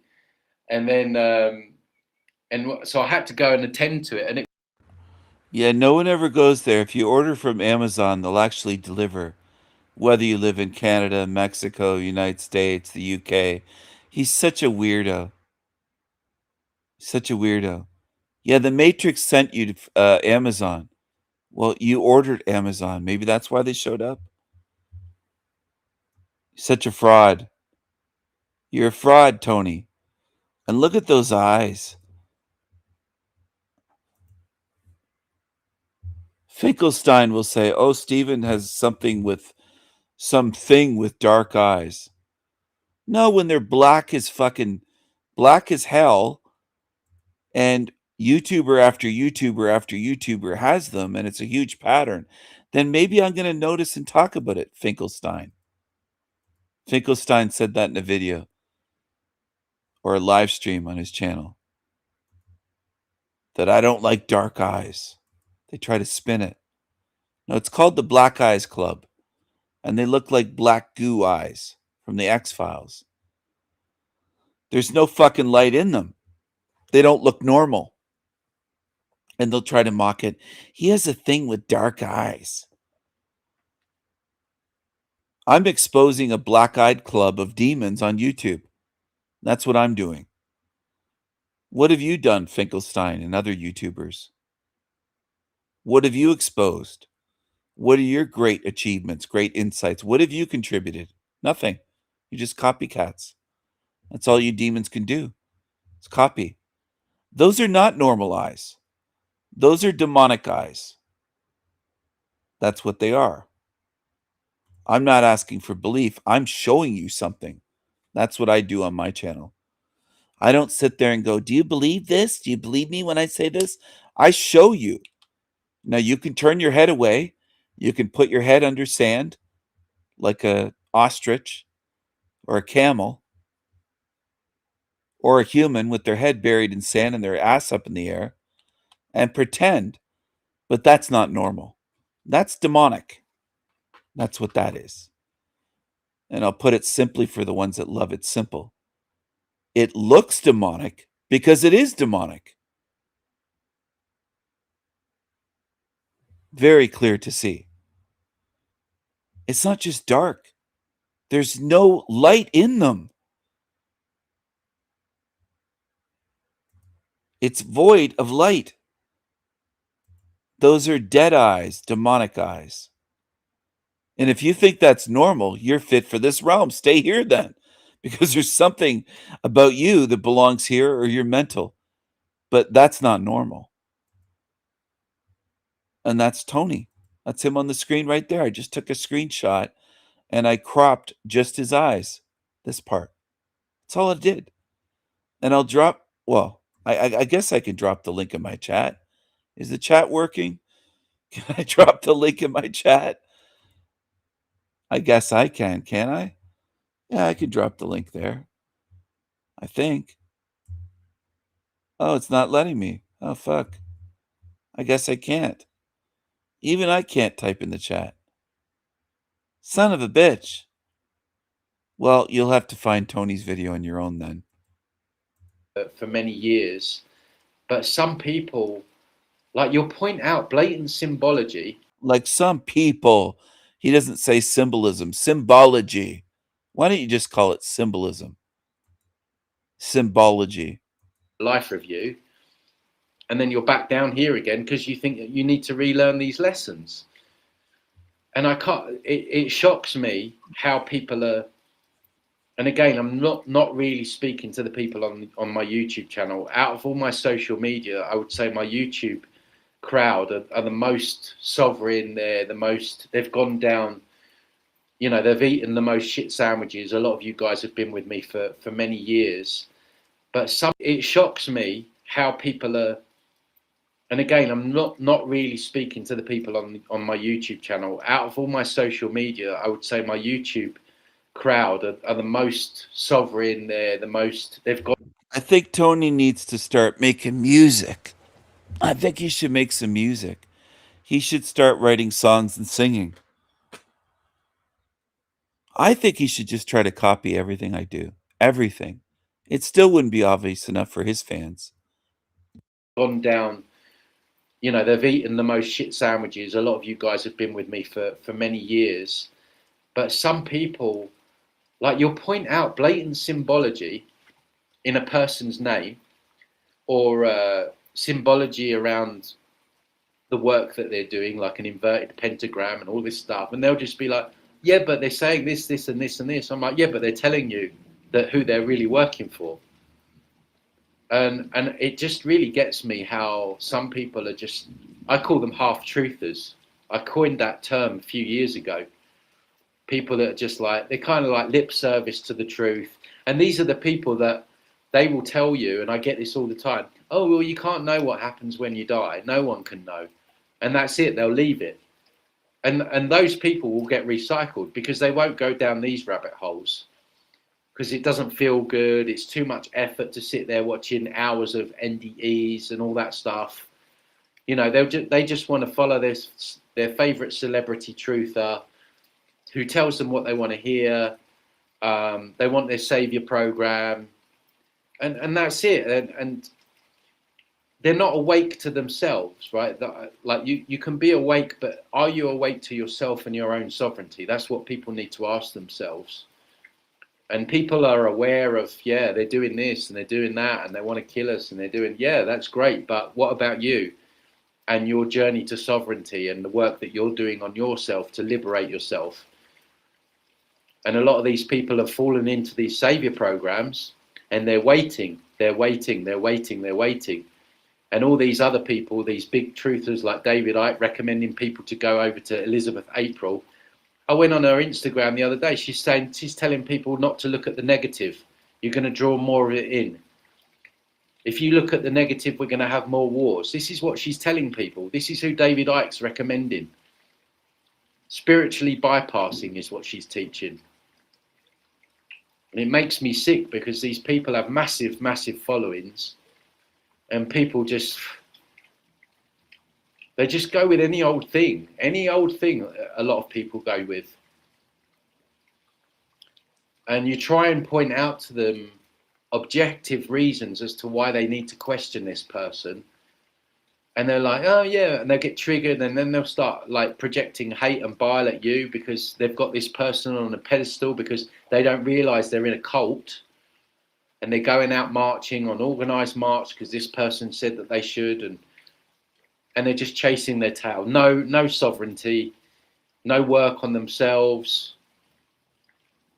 And a lot of these people that have got a low level of awareness, they're going to get recycled. They will get recycled because they're too lazy to go to go deep as they need to go.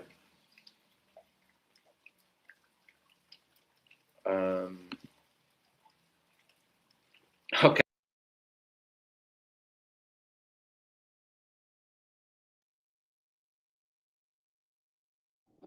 Hello, Wendy. Hey, Stephen. How are you? I'm good. Excellent. It's lovely to hear your voice, and I hope there's not going to be too much noise. I'm just heading out for a little walk, and I thought I'll just pop on quickly. Oh, it's not too much noise. Is there a bit of wind or something there, or Yes. how is it, the weather? Well, we're on the coast, so we get a lot of the sea gales and things. So hopefully the phone is just geared for the voice. So No, it's good. I can hear you very clearly. Is it what was I going to ask you? The weather is what's the temperature? Is it a mild day, sunny or cloudy or it's overcast and we've got rain. We had a bit of a heat wave, but fortunately that's cooled down for a bit. So it's got rain and wind, so it's about 20 degrees, I think. Oh, okay, 20. So, yeah, I think I heard about the heat wave that Howie Hamster, that blob was complaining about how hot it was. I think he was melting into like lard or something. Oh. he, he looked like he was going to turn into bacon fat or something Oh. in a pan. He was that big blob. Howie Yeah. Hamster on Zatoichi's channel. Oh, that time he got up out of his chair, it was such a huge effort. I thought he was going to need to call the paramedics. Yeah, it's incredible. And I said to him that he needed to lose some weight, or I suggested it, and they all attacked me months ago. Oh, you're terrible that you'd ever tell him that. And I'd say, well, you're just watching him die, basically. The guy's just out of shape. He's way overweight. And they said, do you know how tall he is? And they made every excuse in the book other than to say, yeah, he is overweight. He's a big blob. And they just wouldn't tell the truth.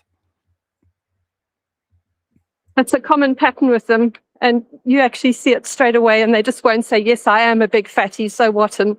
But they have to ignore it and get angry and hate you for saying the truth. Yes.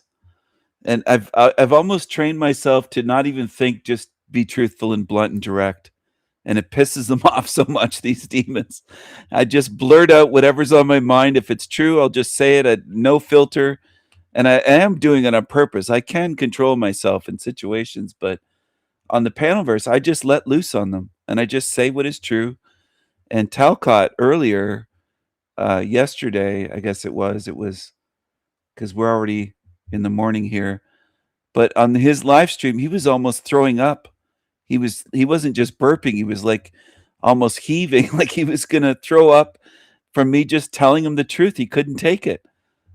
And that was after his stream ended. So it was none of his audience saw it, only mine did. He ended the stream, then he brought me on the stage after the live stream was over, because I was still backstage. And then he figured out that I was streaming. Maybe somebody told him. I'm sure people text him and he's looking at his phone, but regardless, I don't care if he knew. I put some questions to him and said some things to him, and I don't regret it at all. I'm glad I streamed that to show people that he is a psycho, and these idiots that claim that I kiss up to him, I do not. No one else calls him a psychopath and calls him a liar and everything else that I called him. I called him what he is, and I said, you treat me differently. I know he does, because he knows I'm not one of them. That's the reason.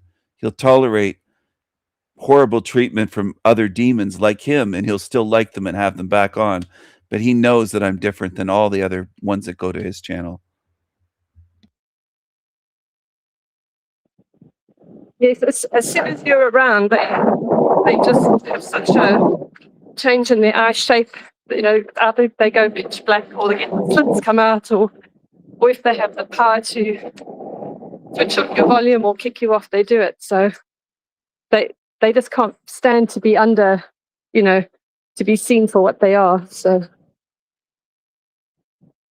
I'll have to watch that. I haven't caught up from the stream you on yesterday when I switched my phone on. I thought I've all got quite a few hours to watch, and then I saw you had another one going, and I was like, oh, you've done a second stream. It's just amazing, your stamina and how you have the energy to do what you do and still keep your humor and your grace, and it's you're very inspiring, and if there were more of you around, this realm would be very different. Thank you, Wendy. I did try to clone myself. I tried to make a clone army. I've only succeeded in one clone Stephen. but And did the I do clone think the survive, world or did needs the more. clone have a meltdown? He survived, but he can't do certain things like sing songs, and I wish I could have, because I have so many ideas for songs. I've made quite a few songs, but I just don't have time to do them all if I'm doing this. But I always have a lot of ideas now for music, and I bought a little MIDI keyboard as well. So I'm gonna teach myself how to play keyboard. Oh, My nice. mom had a electric organ, and I played Amazing Grace and taught myself things like that many years ago when my mom was alive. So I think I could play a keyboard and as an instrument and maybe add that into my music at some point as well. It's so interesting you mentioned that. I was thinking to myself, as I was in the kitchen cooking, I thought, if you were given 3 months, I bet you could be playing the piano or keyboard, and you've actually bought one. Wow, that's awesome. Thank you. Yeah, I I have a sense, I think, for rhythm and music, and I do think I could play keyboard, piano. Yeah. I'm very good at typing and things like that, but I love the feeling of music, and I do love writing lyrics and things like that. As for Talcott, I remember when I started my channel, I told people that I was gonna make the demons come out, and I think people probably, when my channel was new, probably just assumed that I was joking or something. And I wasn't joking because I knew I could do it. I've done it in person long before I had a YouTube channel, including with some former family members, where telling the truth made them sick. Just hearing the truth, hearing me tell them and say, "I can see what you are. I know what you are." Like over the phone, they started throwing up.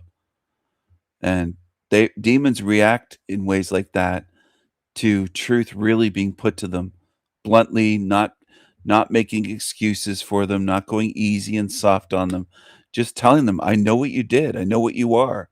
I know you've stolen. I know you've lied. I know exactly what you are. I see you."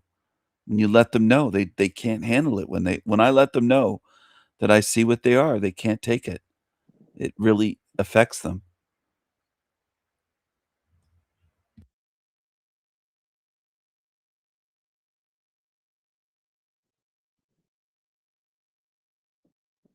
It's your spirit and your energy that they're reacting to as well, and the fact you can do all these other, would you call them, not psychic? I was going to ask you, what's the difference between psychic and spiritual, and what is your definition on the differences on those? Because if you said spirit, everything is downstream from spirit, so.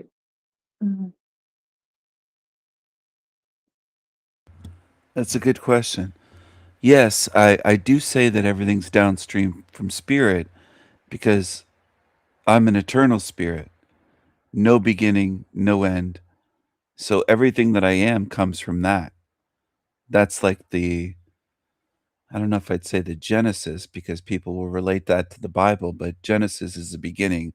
That's what it means. So everything comes out of spirit. Spirit is what I am, the essence of what I am. Psychic, I don't call myself a psychic because psychic relates to psyche, psychic abilities. And I think that has to do with the body, the mind, the physical. In a sense, it's an extra sense, but it has to do with this realm. And plus it has a bad connotation because there's so many fake psychics like Lolita and just hundreds of them, famous ones on television that are liars and frauds, just like fake gurus. So I would never apply psychic to me, but I do have some spiritual abilities and spiritual insight and spiritual vision, things like that. I've had premonitions. I've had precognitive dreams. I've had visions sometimes of seeing somebody, seeing what someone has done, seeing them and seeing, okay, that's a bad being. They've done this, done that, and getting a sense of, okay, that creature there is most likely a murderer. And I don't have any way of knowing, but it's I'll call it a vision, but it's like a flash of seeing something and say, and just to, oh, I know what they've done. I know that's an evil one, like a real bad one. And I get that a lot of times when I'm near these creatures. Not all of them, but once in a while, one will be walking and it'll have black eyes and come close to me, and I can tell that it's done horrible things. And I think there's more of that than people realize in this realm. A lot of people make the mistake of assuming that all of these demons, or most of them, are locked up in prisons.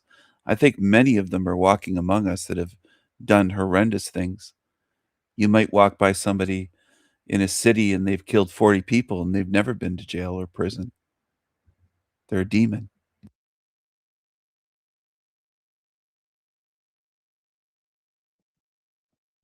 That's a really powerful thing to know and to have, and you. I'm guessing you have that.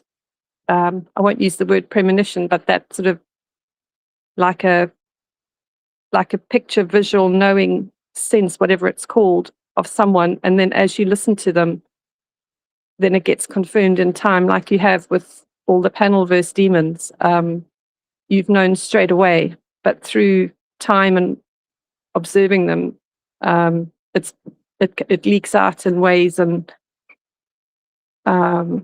confirms what you saw straight away. And it's better to have it straight away, because then you can take precautions and not get into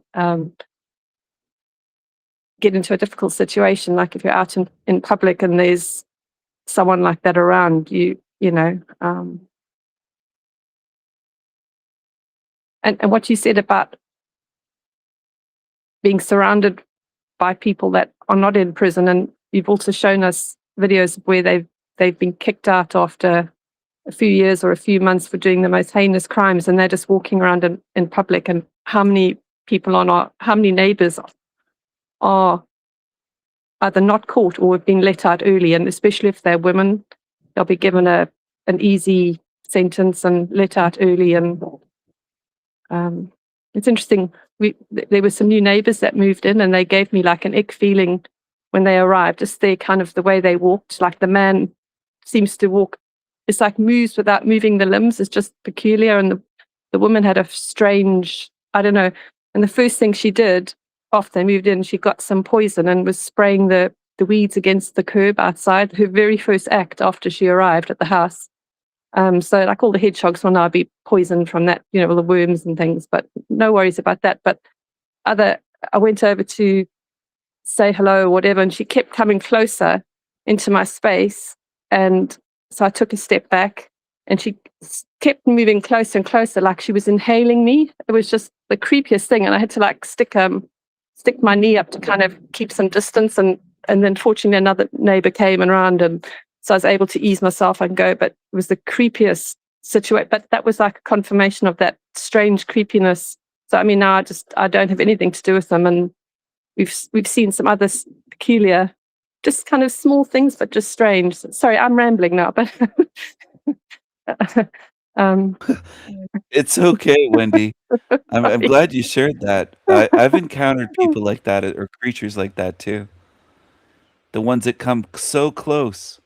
Yes. And it's just invading your space, Yes. close talkers, and yeah, it's very strange.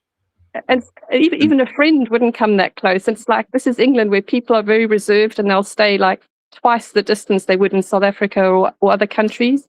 And so for this apparently British person to keep coming up closer and closer, I thought, I'm not your girlfriend. You should not be that close. And it was just, then the knee had to come up. It was like, oh. You might have to take a walking stick and just push her away if she comes near you. Keep her at a distance of a couple meters or a meter and a half or something. Shove her away with a stick. I mean, it's incredible, and they don't take a hint. If you move back, No. I know exactly what you mean. They'll move I moved forward. back. They keep coming. Yeah, there was no hint taking. I did it a few times, and it was like, this is just creepy. Yep, I've encountered that before. I've encountered that. I don't do any grocery shopping at all in person. I have these tigas that do the grocery shopping for me, and then they deliver it to me. That I hire. Callie when she was on my channel, would talk about her servants in what was that country? One of those Zambia. African countries. Yeah, Zambia. And well, I don't have them full-time employees, but I never go into supermarkets. But when I used to do that before 2020, it's been that long. Uh, there'd be people that just would invade the space so much so they'd almost be touching my elbow or almost on my back, and I'd have to tell them verbally, "Can you give me some space, please?" And I'm willing to say that to people, but you shouldn't have to, is the point. They Yes. should know enough. There should be a social awareness where there's something wrong with them. I look at it this way, if they're doing that, they're either a thief trying to get your information from your card, paying by card and spy, or they're just mental, or they're a demon, and they're trying to invade your space and just get right on top of you. And basically, some of them would be like, there's tons of room in these huge Canadian supermarkets, and they're right on your back, basically touching you. Oh, I've turned around one time and said, "Are you trying to give me a back massage? Like, what is wrong with you? You've got all this space behind you, and you're almost Velcroed to me."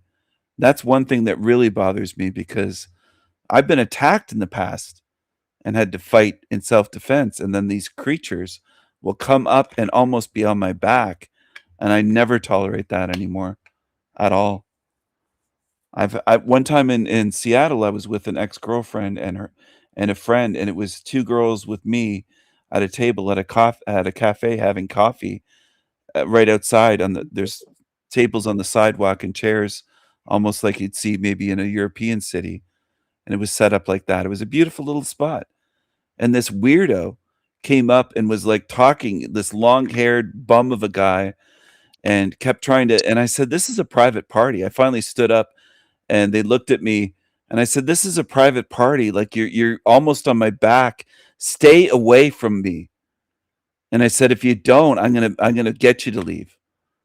And finally he left. He just like, he couldn't believe it. It's like, you just have to be this way, these creatures. And we're taught to be gentle and friendly and accepting and kind and all these things. Nobody teaches us growing up that you sometimes not only have to put your foot down, but be aggressive with these creatures to get them away, because they'll cling around, and they're just creepy and weird. Like, the guy was almost over my shoulder, oh, and this was soon after I had been attacked. So when I stood up, I was ready to fight the guy. Like, if he had charged me, I would have punched him right in the face. I would have fought him right there and knocked him out on the sidewalk. And I'm not kidding, because he was that close to me, and there was nothing else around. It was just our table. I think there was one other table that was empty. We were the only ones sitting out there, and he was just, like, almost on my back. And I just stood up and said, "What are you doing? Like, this is a private party. Go away." And that's what I'm doing now with the creatures on YouTube, just telling them to go away. And whether they actually listen or not, in the end, though, they've been told, they've been warned. They'll have no excuses, and nothing will be on my conscience thinking that I didn't tell them, didn't warn them, because I have told them many times to go away. Go away and not come around here. yeah, absolutely. And what you're doing today with the no comments on, it just takes the whole stress of who's arriving, having to watch it. It's probably quite relaxing that you can just get on with what you want to get on with, rather than have that as a worry the whole time. And if people don't participate, then that's what's going to happen. And there's so many other things you could be doing, like all your hobbies, where you'd have people appreciate your, not just what you know, but the way you do it, because just the sort of the videos you've made of reviews of these beautiful shiny products are far superior to what other people are doing, and those would be so much more fun, and you wouldn't have the hassles and all the slander and just the absolute vitriol that's been thrown to you, and like slandering your your loved ones, and really hate all the threats and everything that you that you've gone through that you shouldn't have had to go through. That's completely wrong and evil. You'd be able to start fresh and have fun doing it, and it would be so much more peaceful, I think. Yes, I have been thinking about it. I do have a lot of various collections. There's a lot of things I could do with these shiny tools that I have. Book collection. I could read books, show books. I could make videos just reading books. Yeah. I could do voice work. I could do audio books. I could do. There's tons of things that I'm interested in. Yeah. Things that I've never tried that I would do. I could do a fragrance channel. I have lots of fragrances that I could review, and there's lots of things that I'm interested in. I could go back to doing my artwork full time. Oh, yeah. I could do drawings and make a book just of drawings, maybe a children's book with illustrations. I have a lot of ideas. I'll probably run out of time. This body will die before I get to try and do everything that I want to do. And it's weird because so many people on YouTube treat it like, well, this is your job, Stephen. I'm not getting paid for this. This isn't a job. I don't have an employer.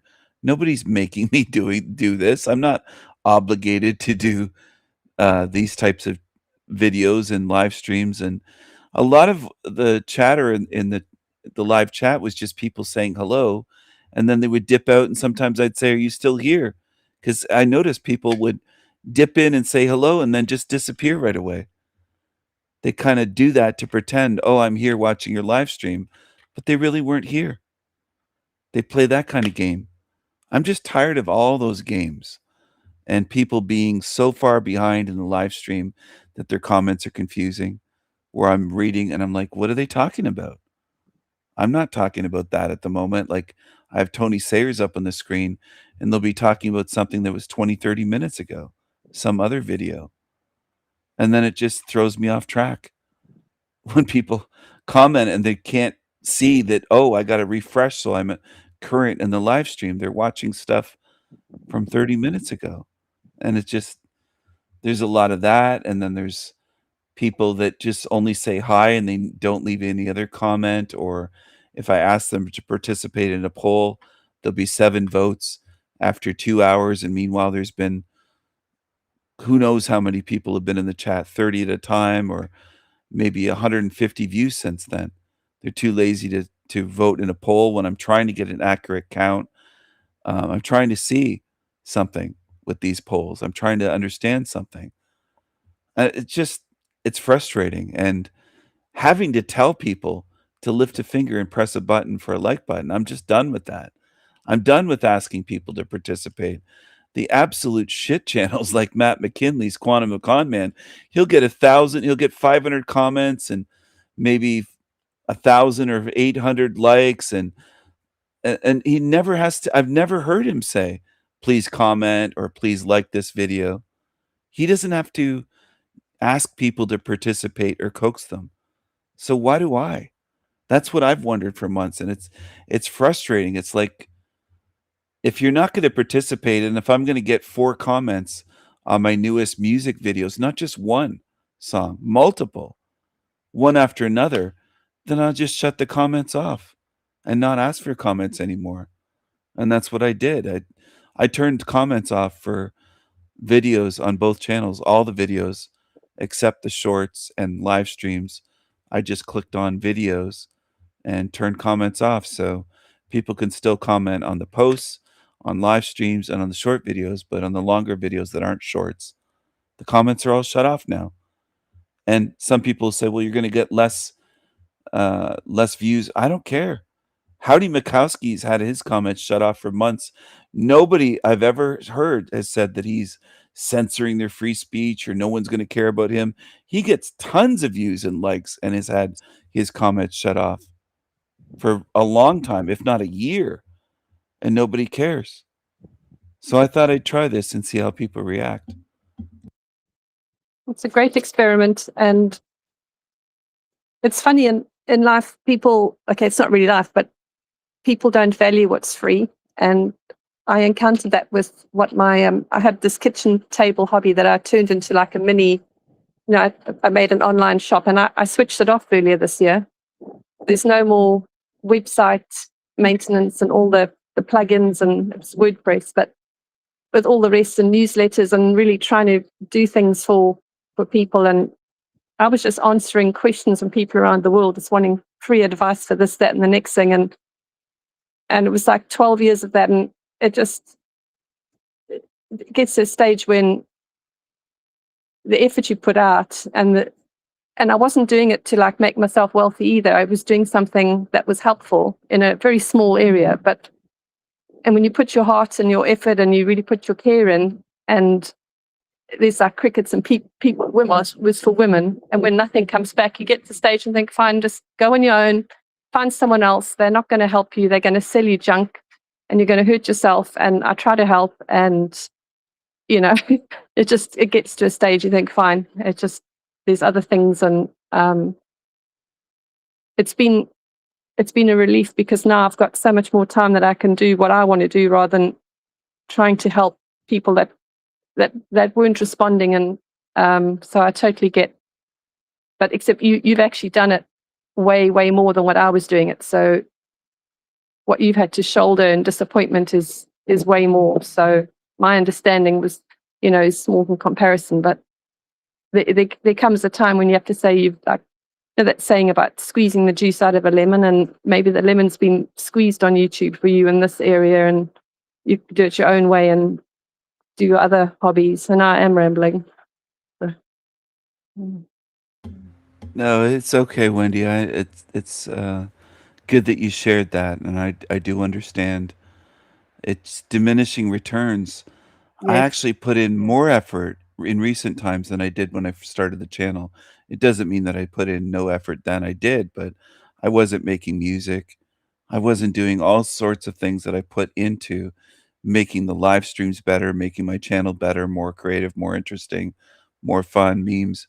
And the more I do, the less reaction there is, the less viewers, the less likes, the less participation in chat. I think people in this realm, humans, Yeah. just take others for granted. They After a do. while, they just think, well, he's going to keep doing this forever. He'll never shut off comments. He'll never do this. And I do. Like they have me misread. And I think that's not just with me, but if you're too kind in this realm, people think, well, they're weak. They're kind. They're kind because they're weak. They need us. They're kind and they help others because without us, they'd be nobody. And they don't realize that I have lots of other things I could do other Yeah. than this. And it's not mean to say that. It's just true. I have tons of interests, and people think that I'm tied to this. I can shut up. People have said he needs the validation, the comments from his chat. They're called. I've turned off comments now and turned off chat. I could still keep making videos or stop the channel. People just don't realize that I don't have to do this. And I'm aware of it. I'm not doing it because I have to. I started this to try to help people, but it's taught me a lot about humanity and human behavior and the way humans are. And it's not just one or two, it's massive amounts of the way people behave. And as I said to RI was on earlier on the live stream, we were talking as she was here as a guest.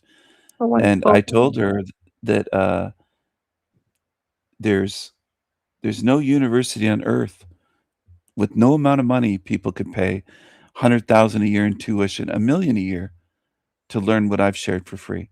Nowhere. And I know that. I know that to be true. There's nowhere teaching on earth people could spend, they could say, I have the money to buy the knowledge. They can't go anywhere to go sit in a classroom and learn what I've given away for free at any university, any secret society, Freemasonry, Rosicrucians, mystery schools. There's nowhere you could go to buy this, what I've handed out for free. And they don't even realize that. It's remarkable to me, the little that humans will realize. It's absolutely true what you've said, because you're the only one speaking this. And any of those organizations that might know stuff would definitely not be sharing it, and wouldn't, well, apart from it wouldn't be free, it wouldn't be available. And any other channel that's got some information, they haven't got the full picture. So like Lily won't take the, she might talk about to a certain level, but then they just stop short and they don't join the dots, and they don't show the whole plan. Like she probably doesn't know that the whole realm is run by entities and that it's an evil design, so that they will never go that far. So if you have to try and get your information from 200 or 1,000 places with all the contradictions and confusions, your mind's going to be completely confused. There's, you'd have to sort out which bit's true, which bit's false. And I don't think people will have a brain that could actually sieve through and find all the truth. And, it's like one of the old ZX Spectrum computers trying to do something versus a modern gaming laptop. Most people haven't got the capacity to do that. So they're shooting themselves in the foot by trying to consume across many different sources with what's mostly false, and hoping they'll end up with something cohesive. Yes. And you know who would try to do that, even though she was on my channel, was Louise. Yes. And I knew she was doing it because she would share these videos that were full of a lot of garbage. And I eventually I started being very blunt with her and direct and just saying, "Oh, you're out in the sewers again." She'd say, "I don't go through sewers." And I said, "Well, on YouTube, the videos that you're watching, you're trying to find something. You're trying to find cherries or cherry picking in the sewers," I would call it. And that's what she was doing. And she would say, "Well, they said a couple things that sounded like you or something similar to you." I said, "What about all the rest? How do you know that you can even filter that out? If you watch an hour-long video on one of these shit channels where 80% of it might be programming and garbage and lies and falsity, and you're looking for those cherries floating in the sewage." And I tried to give her the analogy, but she just felt insulted and got huffy, and she didn't like that. Very huffy puffy, yeah. But it's what it looks like to me. Why would anyone want to go looking through sewage to find truth? But most people on YouTube do that, even if they're unaware of it. They're watching channels that is just garbage, it's sewage. And if there's a little tidbit that sounds similar, they'll just go right to that. And they won't even stop to think, well, maybe they got that from someone. Like Tony starting with the hello, hello. And Oh, he's thieving. they Yes. just put that right Yeah. out there. And some people would say, well, he sounds a little bit like you, but he's not copying from you. Obviously, they'd say he couldn't be. But he is.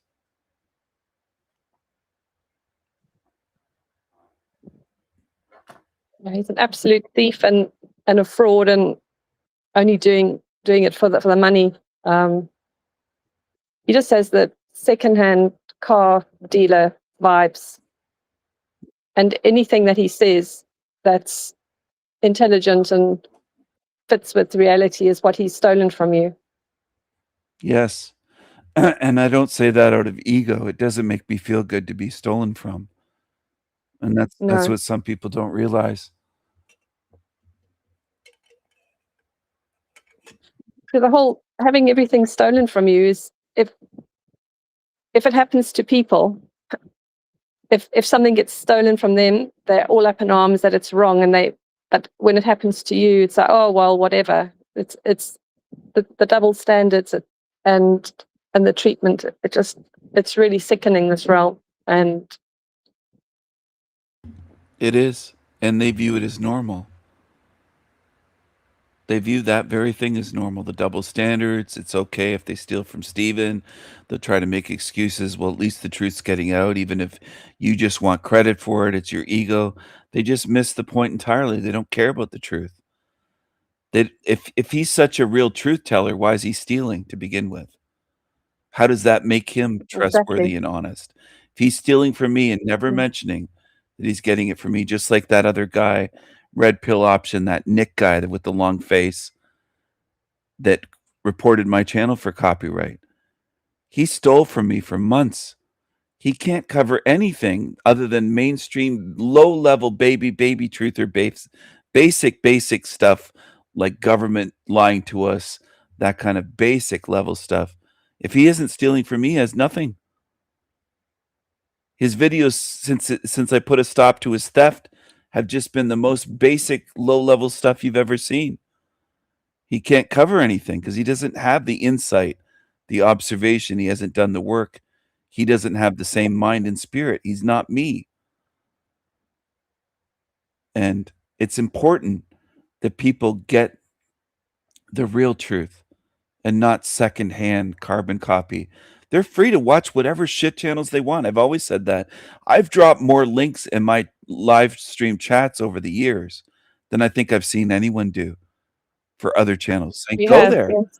I'm not afraid of anybody going to Tony Sayers. I'll drop his link, and Lolita and Talcott and on and on. All kinds of channels that I don't like and I don't respect the person. There's the link for the video that I'm covering on the screen. I've done it so many times. I have no fear of people going there at all, but they'll never mention my channel name or drop a link or say, oh, I watched this guy's channel and I got this idea from him, or never. And people can't even notice that difference. Some of you can, but the majority of people on YouTube cannot notice that. Tony Sayers wouldn't mention the Sanity Machine or El Diablo channel in my videos, in my work, in my Esoterica series, if somebody was paying him money to do it. He's terrified of people on his channel hearing my name. Yes, because it would only take half an hour or less for them to hear all the phrases that they thought were intelligent, and they would realize where he had stolen them from. Yes. And then they'd go, oh, I can get not just little shavings of information here and there. I can get the whole big chunk of, like the big massive cheese, when it comes and when they make those big like wagon wheel sizes. Instead of getting a Parmesan shaving, you can get the whole. I love cheese. You get the big chunk. Yeah, I know what you're saying. The big wagon wheel of cheese, the Yeah. great big block Yeah. wagon wheel. Yeah. Exactly. And that's what he 'Cause, fears. Go ahead. The best way to learn is to find out the source of the ideas and go straight there. Because when I was doing my little kitchen table thing, I was having to learn about how to do all sorts of things. Because making a product is just the smallest part of it. You have to learn how to deal with people and all of, like the whole marketing thing. And there were all these women who would go and do a course, and then they'd pay for that, then they'd repackage it, and then they'd make something and then sell it off. And so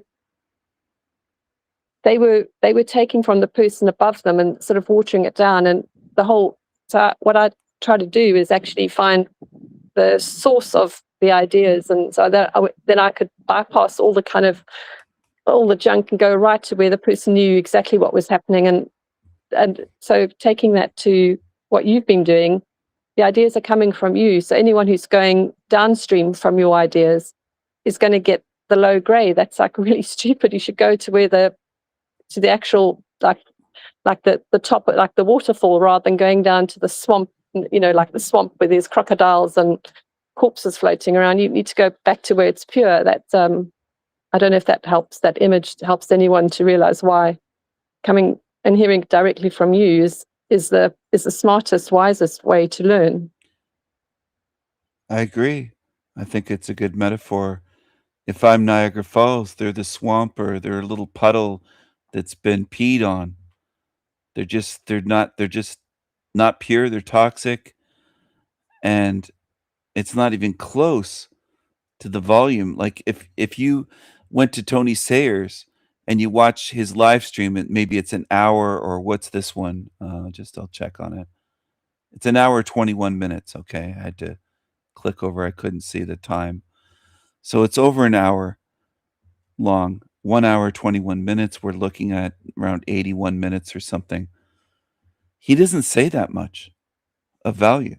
Now, if you took that time and said, I'm going to spend an hour and 20 minutes, or the hours that I spend watching his live streams, where most of it is just fluff and him yapping on and once in a while there's a tidbit. Of course, it's stolen from me. But if they took that and Yeah. came to my channel and watched my Alchemical Gold series, my Esoterica series, and watched 1 or 2 videos, or 3 videos in some cases, 30-minute videos, they'd have way more knowledge and wisdom and understanding of this realm. I know they would, than anything he can put in his live streams that I've ever seen or covered from his live streams. He keeps it very basic, and he doesn't mention very much. And then a lot of times if he's asked a direct question of something, he's stumped. He has to take a while to even respond, and he's kind of stuttering and stammering, and he doesn't know what to say. I've noticed that pattern with him as well. And some people, how can I put this? They're confused on my channel. They'll think, well, it's just your confidence, Stephen. Well, there's a reason why I have confidence when I answer these things, because I've been studying this realm my whole life. I didn't get the confidence out of nowhere. It's not out of a vacuum. It has a basis. I know I'm speaking the truth. That's why I'm confident. It's not confidence for no reason. Now, scammers and used car salesmen have a lot of confidence because they're acting. It's false confidence. They're trying to be confident to sell you something. And he wants to sell his courses, his website, his sessions, his chakra removals, his pet sessions where he can heal your pet from and all this garbage. And where's the truth behind it? See, the thing is, people say, why are you so confident? Because I have the truth on my side. Well, how do you know you have the truth? It's observable. It's in my videos. You can go watch those videos and you'll see for yourself, oh, that's why he's confident, because this does match up with reality. That's the reason. I'm not asking for people to have faith and belief in me like religion.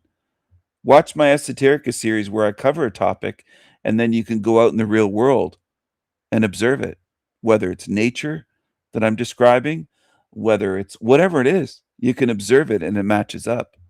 And that's why some people that even are skeptical at first, if they watch enough Esoterica videos, they'll say to themselves, yeah, it makes sense. It does match up. It fits. I'm not trying to make puzzle pieces fit that don't fit. That's the thing.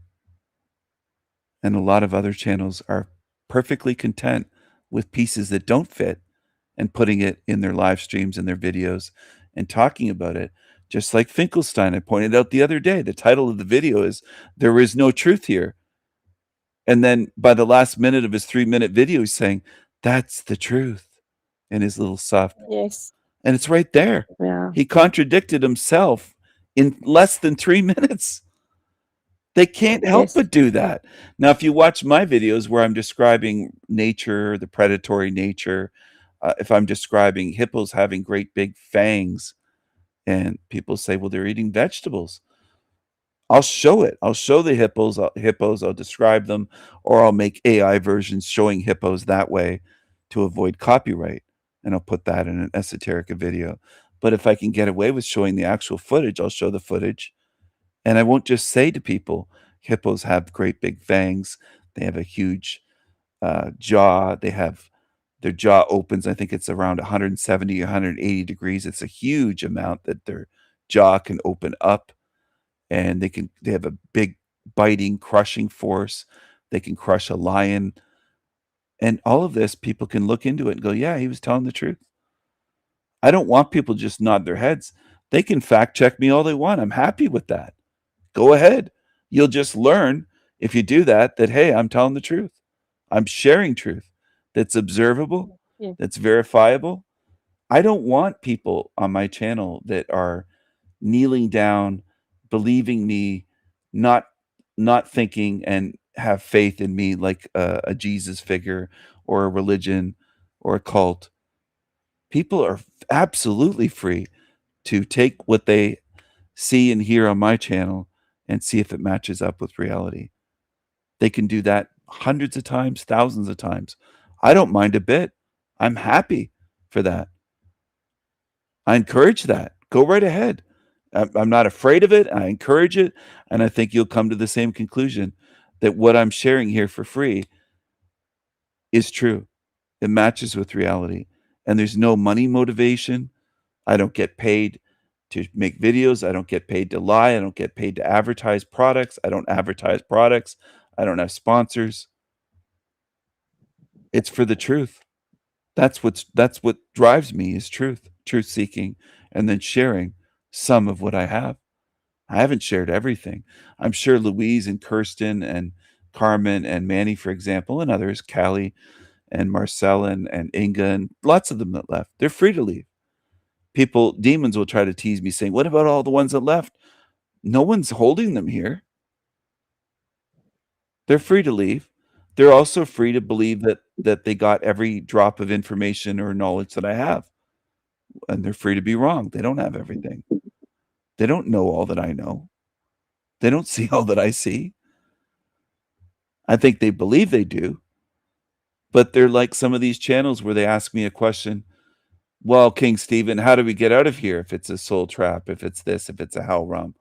And I said on most of those channels, I'll just say I can't answer in a sentence or two.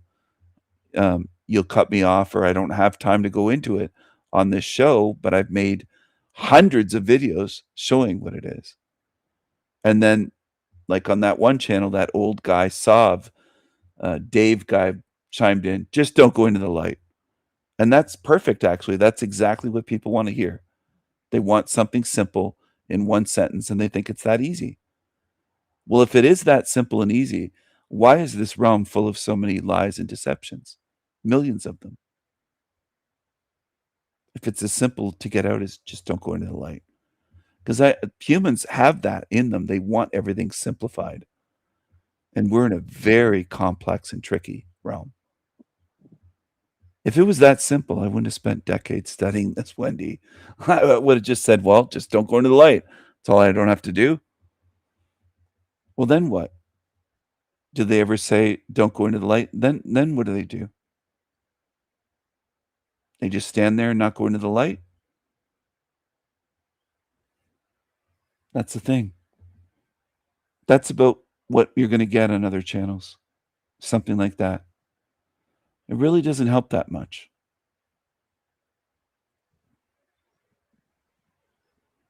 Because if you just don't go into the light, you're still in the astral realm.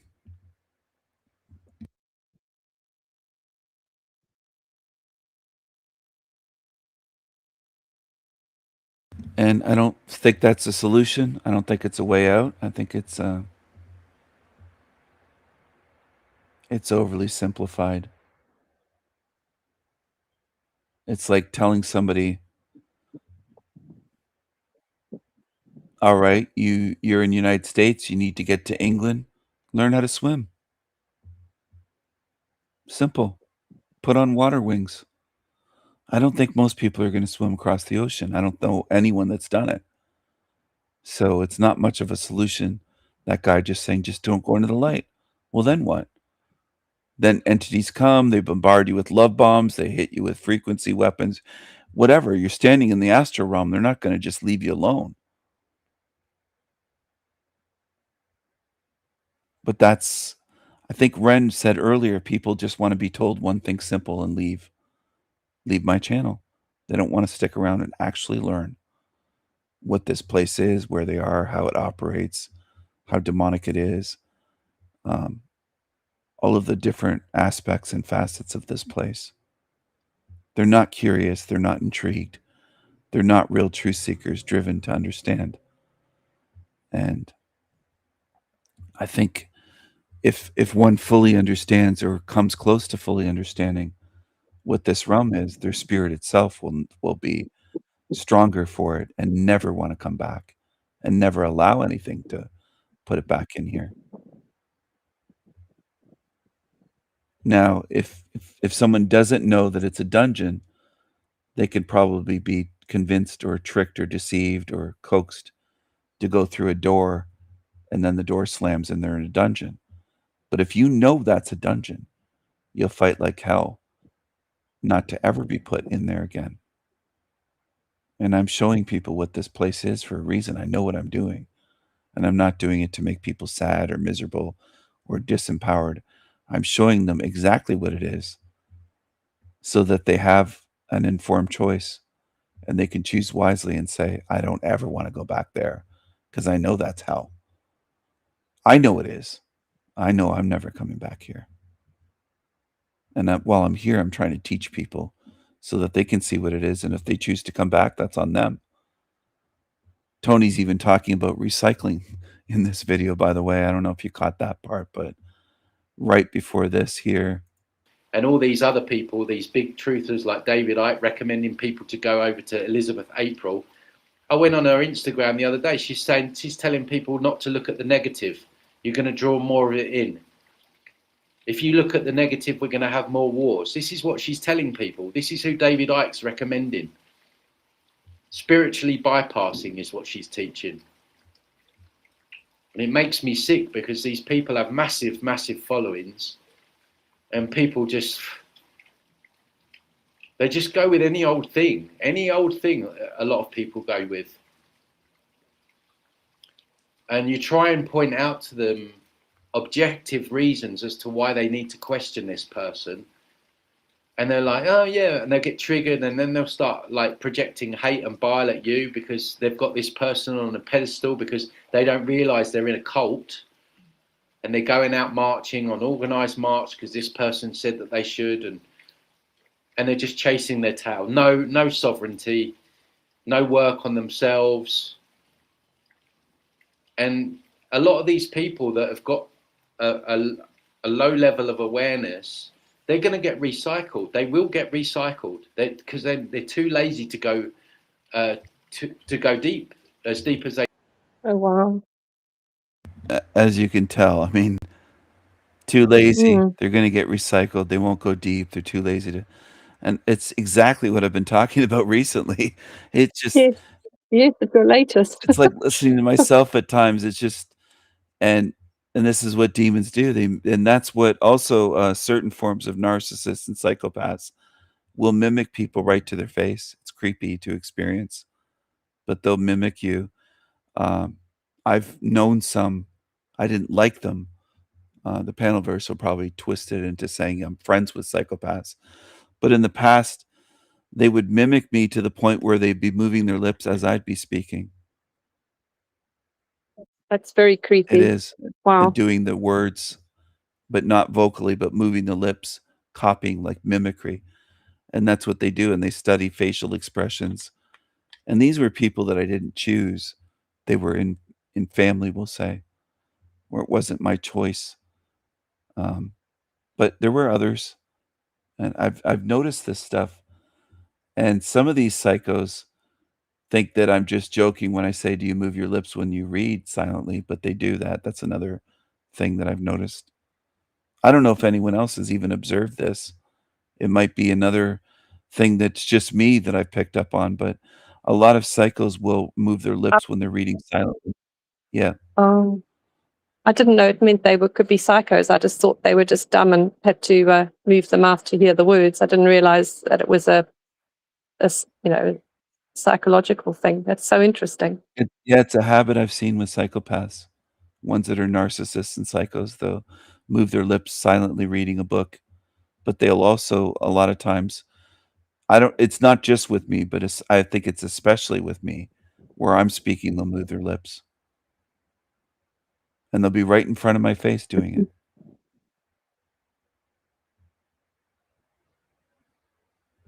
I'm going to start looking for that now. Yeah, it's crazy. Oh, I'll probably see It's really someone disturbing. tonight or later doing it. I wouldn't be surprised if you see it. I wouldn't be surprised if others here see it as well. Once it's mentioned, you'll notice there are ones around that do this. You'll be having a conversation. It might even be somebody behind a counter that you order coffee, and you'll be saying something about, oh, how's your day today? Or you'll make small talk, or it's a beautiful day today. It's nice and sunny. I was craving a coffee, whatever you're saying to them, and their lips are moving as they're behind the counter. And they're not speaking. They're just mimicking what you're saying. It's like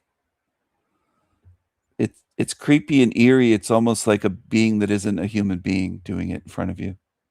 That's what it feels like. It feels creepy. That's the uncanny valley that Salty mentions. Yes. Yes, it is. That It's I looked that, that up. and it's. Go ahead. Sorry, I looked that up. I didn't know what that was. I thought it was a movie. I didn't realize it was a psychological or whatever it was described as. So I now know what she's talking about. Sorry. I think it was a Yeah. movie with dolls, but Oh, it is okay. the basis is psychology, and where something isn't quite human. And there's And it, people that yeah. look that way when they get plastic surgery. Some of them, some of these ones where it has an uncanny valley effect where they don't seem quite human, and just like those sex robots give that as well, those flesh robots. But there's a lot of that in this realm, and that is a good example of it, where they're moving their lips, and it's disturbing.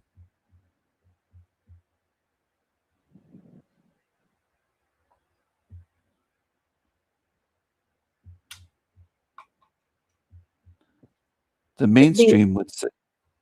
Oh, sorry. Go ahead. No, you carry on. Oh, okay. The mainstream would say that psychopaths just lack empathy and this and that, but the reason you get uncanny valley from them is that they are not quite human. They're not the same as us. It isn't just one piece missing or one little snippet in their brain that's not there. It's deeper than that. Now, I don't know if psychologists will ever admit to it or scientists, but it's spiritual. It's not just physical. It's spiritual. They're a different being. It's mimicry, and it isn't just the lips moving. They're mimicking being human.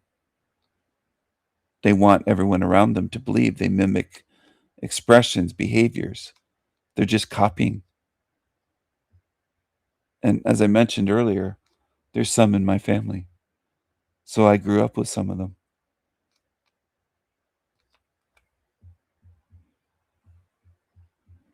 And they will act and mimic, even mimic emotions, mimic grief, mimic sadness. They'll do things to cause a scene. They'll fall down at a funeral, for example, and I'll go over and grab to pick them up, to lift them up and help them up, and they're pulling, they're trying to stay down on the ground to make a scene. Things like that. It's psychopathic, narcissistic behavior, where they want more attention even at my mother's funeral. They Wow. want all the attention on them, that they'll make a scene. And they'll be wailing away. The loudest one in the church, no one else is wailing or crying loudly. Wailing, yelling. And I'll wrap my arm around and pat them on the back and say, shh, it's okay, or you got to quiet down. You're getting really loud. And then they'll increase the volume twice as loud in response. Instead of quieting down, double the volume.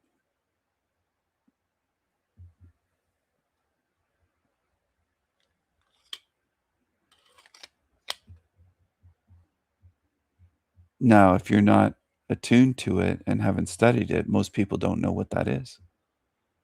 They'll just think, oh, they're grieving so hard.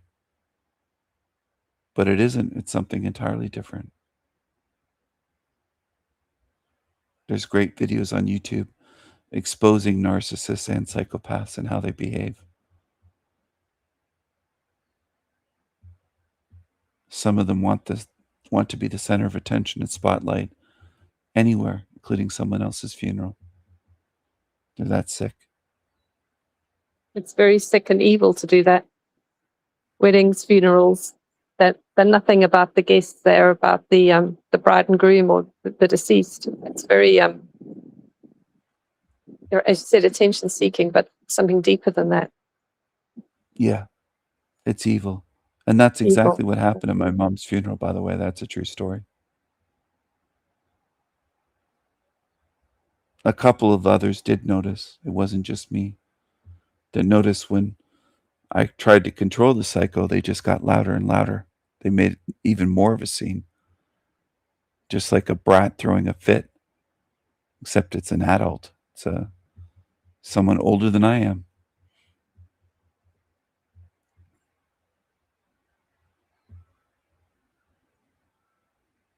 And one of the first thoughts they had when cleaning out my mom's bedroom, they found a credit card that was brand new that my mom had not activated. It still had the sticker with the number to phone. And she said, oh, maybe I'll just take this and go on a shopping spree. That's evil. You can't. Oh, That's what I was dealing with. wow. And I'm not crying victim. I'm just saying I have direct experience with these creatures. And she walked around my mom's house pointing, I want this, I want that, I want this painting, I want this antique, this furniture, I want this, that. Because my mom did live in a big house with great big family room, living room, dining room, kitchen, upstairs bedrooms, 3-story house.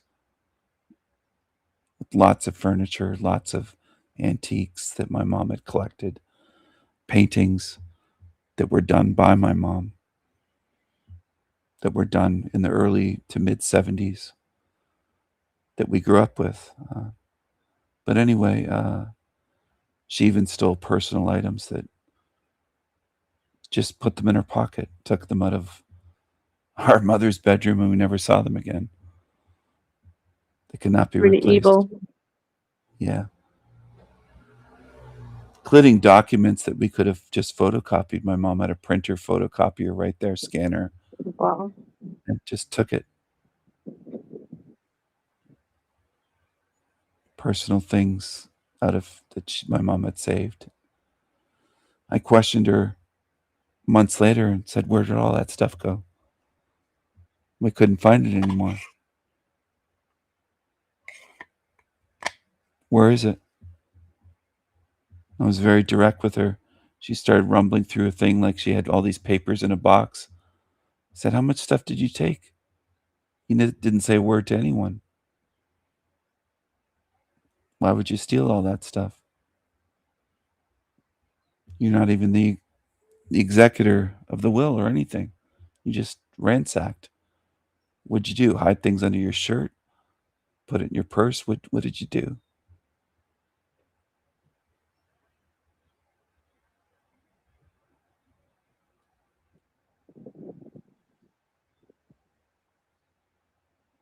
So there is evil in this realm.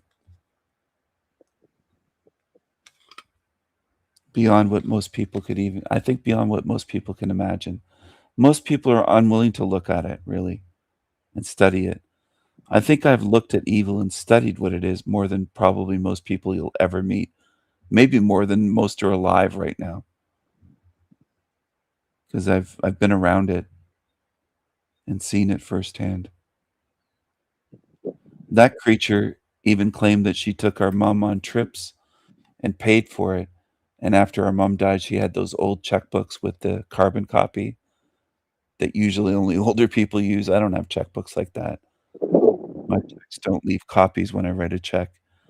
But there were copies, carbon copies, in a drawer of all the checks that my mom had written her, thousands and thousands of dollars.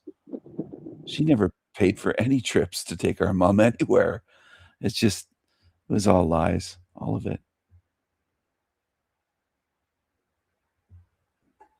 You've grown up with case studies of evil right in under your own roof that you've been observant since you were here, like the first moments.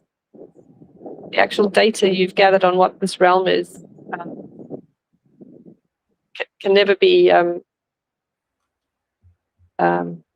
There won't be another being who's gathered as much data in as much detail as you have and seen it for what it is. I'd love to meet them and interview them if someone could Yeah. find one. If it's a man or a woman, I'd Yeah. love to have them on here as a guest and have Yeah. a conversation and see what they've learned, because I have studied it firsthand. The one that lied about the checks, stole my car various times, stole money out of my wallet as a teenager, high school. Just help herself to my money in my wallet. Was a thief, was caught shoplifting multiple times. Just criminal from a very young age. I know what envy is because she would steal my baby food, the desserts, No, and eat it all. Yeah, that is eat it all. disgusting. When I was a baby and she was older. And then when my younger sister was born, about 18 months younger than me, the pattern continued. The older one ate all of her desserts, baby food jars, so that there'd Disgusting. be none for her. Every time they were bought, she'd go in the pantry and eat them. And that pattern, or that behavior and that pattern continued, not just with baby food, but with school snacks for lunches, treats, Oh, desserts. She would eat the whole box, the whole bag, make sure there was none. It wasn't just gluttony, it was what a envy. pig. Yeah, yeah. It was a pig, but it was also, I don't want them to have any.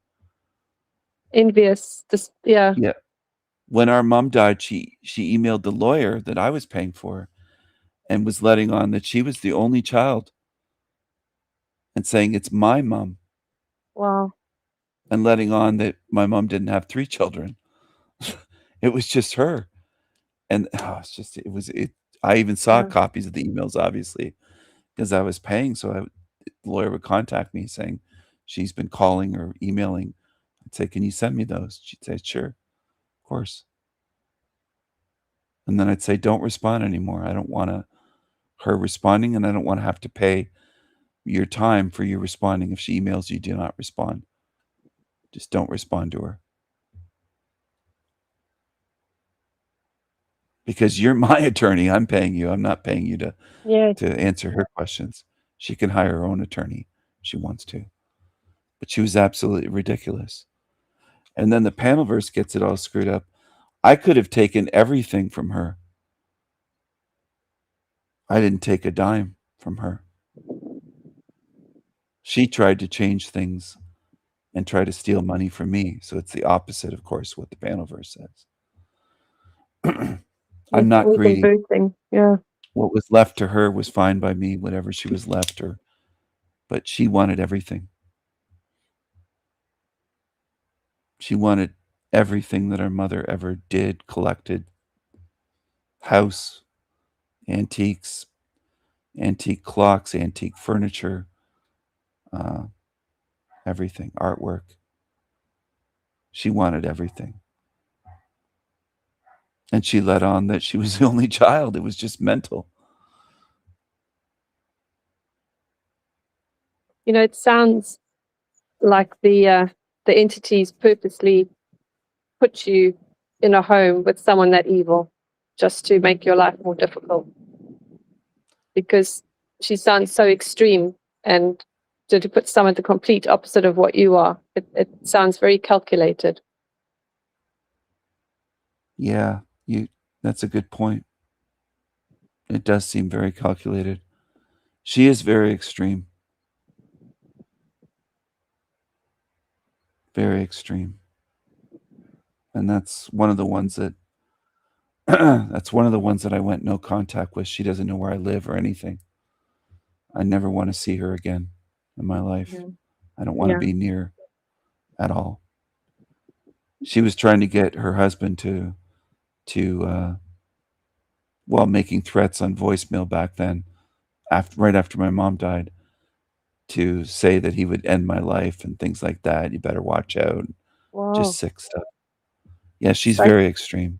Psycho. She shouldn't be walking around. She's one of the ones that should be locked She up. shouldn't be.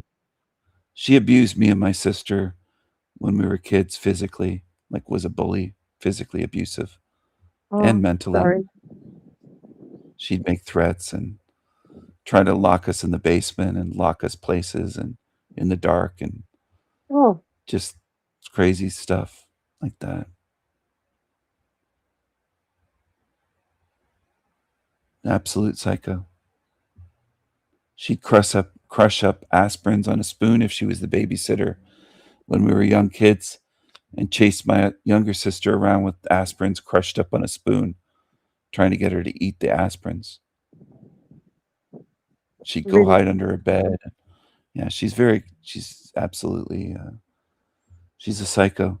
She punched my niece in the face on the funeral day of my mom. Whoa. I came to the house with the limo and said, "You won't believe what I did today." And we both looked at her and said, "What?" Because we know she's absolutely psycho. We didn't know what it would be. And she said, "I punched," and then the name of my niece right in the face this morning. And she goes, "I don't know why I did that."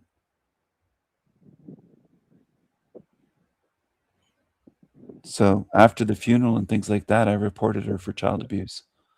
I had to report my own sister.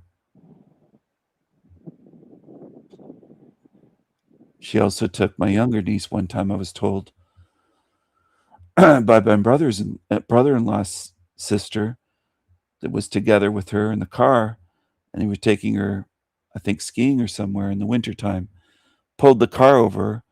I guess she got angry. I don't know what happened, but she opened the back seat door, grabbed the younger niece, and threw her out of the car into a snowbank, closed the door, and drove away. Oh, Yeah, she's a psycho. She's an absolute psycho. So I've dealt with evil in my life. I won't tell all of the stories of childhood of what she did, but she was an abusive creature to her own children. you would have had I'm to lock sick your of it. door at night with someone like that in the house. How could you sleep knowing that you've got a psycho sister under the same roof? Just have I saved her life when we were children. When I was 11 years old, I saved her life. She was being choked to death, and I saved her life. Oh, I remember you told me that on a. Yeah. Oh, ungrateful. And there's something about psychos. They have they're just creatures. They're not like us. They're very different. And they can be compulsive liars, and it's just nothing to them to lie.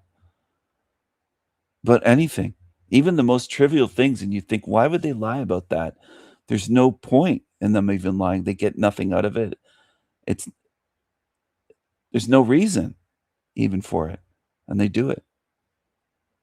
If she walked into a store and we were let's say you and I were in the car with her and maybe another family member of mine or whatever, and she came out, and if we said, "Wow, that's a big chocolate bar that you bought or candy bar," she'd probably go, "Yeah, and it was only 50 cents." And if you said, "Wow, I'd like to get one for myself. Can you wait?" And you went in, it wouldn't be 50 cents. She would have lied. And you'd find out if you went in the little gas station store or the little convenience store and got the same chocolate bar. Probably be $2. She did that kind of stuff all the time. Hmm. And yeah, if you were sitting beside her at a table having dinner and you had chocolate milk and she had another drink, if she had ginger ale or Pepsi soda that looks totally different, let's say, and she'd drink out of your glass and finish it and set it down. And you'd go, "Who drank my drink? I just filled it up with chocolate milk." She'd be saying, "Oh, I thought it was mine." Oh, And you'd be like, "Your drink's in front of you. You weren't drinking chocolate milk. You're drinking ginger ale." It's like Twilight Zone stuff. Mhm. It's this kind of demon games and mind games. It's not just that she'll steal, it's messing with your head. Because you're like, "Well, there's your drink. You're not even drinking chocolate milk. How could you think that that was yours and you drank the whole thing?" She used she used to try to offer me and my sister a quarter to buy my mom would bake pies, and if she baked a pie that, let's say, Sunday or Saturday or whatever, and it might have been a Dutch apple pie or elderberry or something, she'd try to offer us a quarter to buy our pie from us at the dinner table. Now, what child do you know that does that and tries to do anything to get your dessert? like a psycho pig. Yeah, a very glutton. And sometimes if she was serving the pie, her piece might come out perfect or not perfect. But if someone else's came out perfect, she'd take the spatula or whatever serving and mash it up so Oh, that she'd do stuff like that and scribble over our pictures, our faces and pictures and just like a lot of psycho stuff. Steal clothing. Even mine. Like shirts. And she was big enough to fit into them. When I was a teenager, she stole shirts from my closet that I never saw for years. I wondered what happened to them. well, They were gone. They ended up in the bottom of her car, a trash heap car. Destroyed.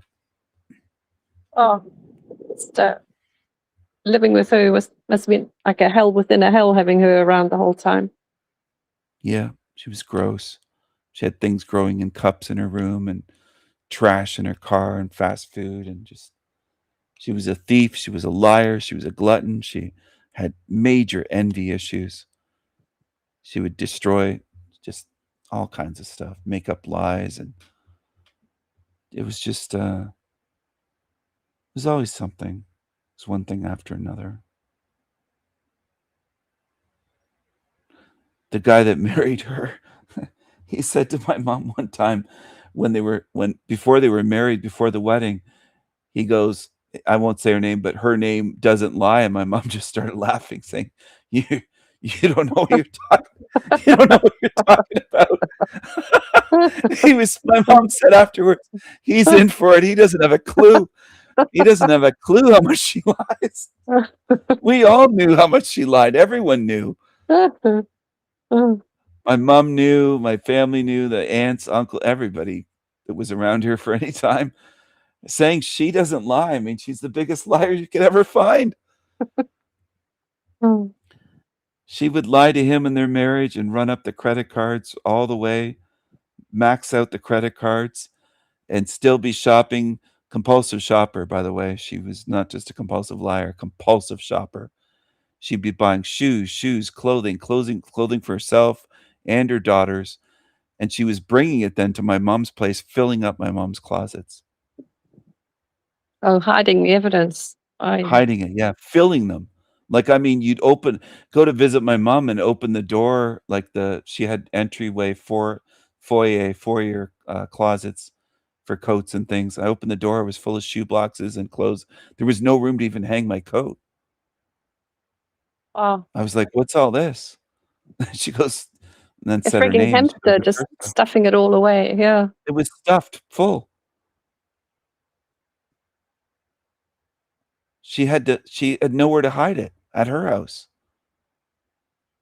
So she trucked it over to my mom's house.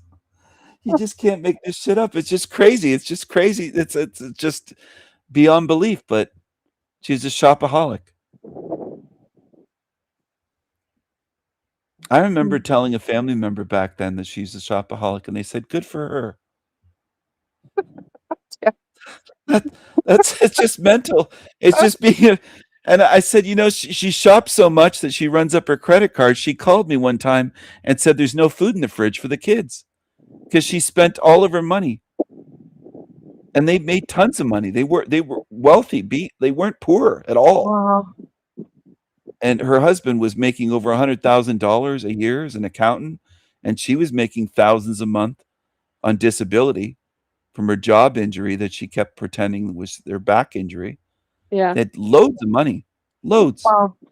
And she called me one time and said, "Guess what?" And I said, I'm always like, I don't talk to her anymore. This was long ago, over 15 years ago. And I was always like, talking to her was always like, what? Because you don't know. Like, you don't know if she's going to say, I just got caught shoplifting, or I hit one of the kids, or you never know. It's just like a moment of a dread feeling because you Yeah. don't know what she's going to come out with. And I was like, what? And she goes, I don't have any food in the fridge. And I said, why not? You have money. And she said, I spent it all of it. And I said, all your credit? She goes, they're all maxed out. I bought the kids more clothes, ski equipment, downhill skis, bindings, poles, this rat, this, that. She spent everything. Just unbelievable. Yeah. And Well, she considered herself a good mother. She thought she was great. She'd praise herself at being a great. You just can't make it up. She'd praise herself in front of people and say she's a great mom. yeah. It's just, it's so Complete psycho. Yeah. so bizarre. But that's the way it was. Absolutely that way. Mm. Dealing with someone like that, you don't even know what to say or what they're going to come out with next. There were times that she would say, "Guess what?" And I would be, when I was younger, hoping that she wasn't going to say that she killed someone or something like that, like something, Yeah. because she was that dark. And she had the dead eyes. They weren't dark, but they were dead. Just Wow. the dead, dull look. Were they dull from when Cold. she was tiny? That's a good question. I never noticed, really. She had colored eyes, but they were dead eyes. Dull. I'm not sure when I first noticed what age I was, but they were definitely dull still when I was in elementary school, and I remember seeing her eyes. We lived on my parents had a custom house built. They bought land, and then they had a house built on the land. Right before I was born is when it was being finished, the summer before my birth. So my mom was pregnant. So it was a brand new house. And then when I was a baby, I was a newborn. I was less than a year old. I don't know why my mom did this, but she left me in the car for a moment to go back into the house and left me with my older sibling. I won't say the name. I almost said the name, Oh. but she rolled the car down the hill with me in it as a baby on the front seat. I wasn't even in a car seat. I was just Oh my laying in God. a blanket. Oh no.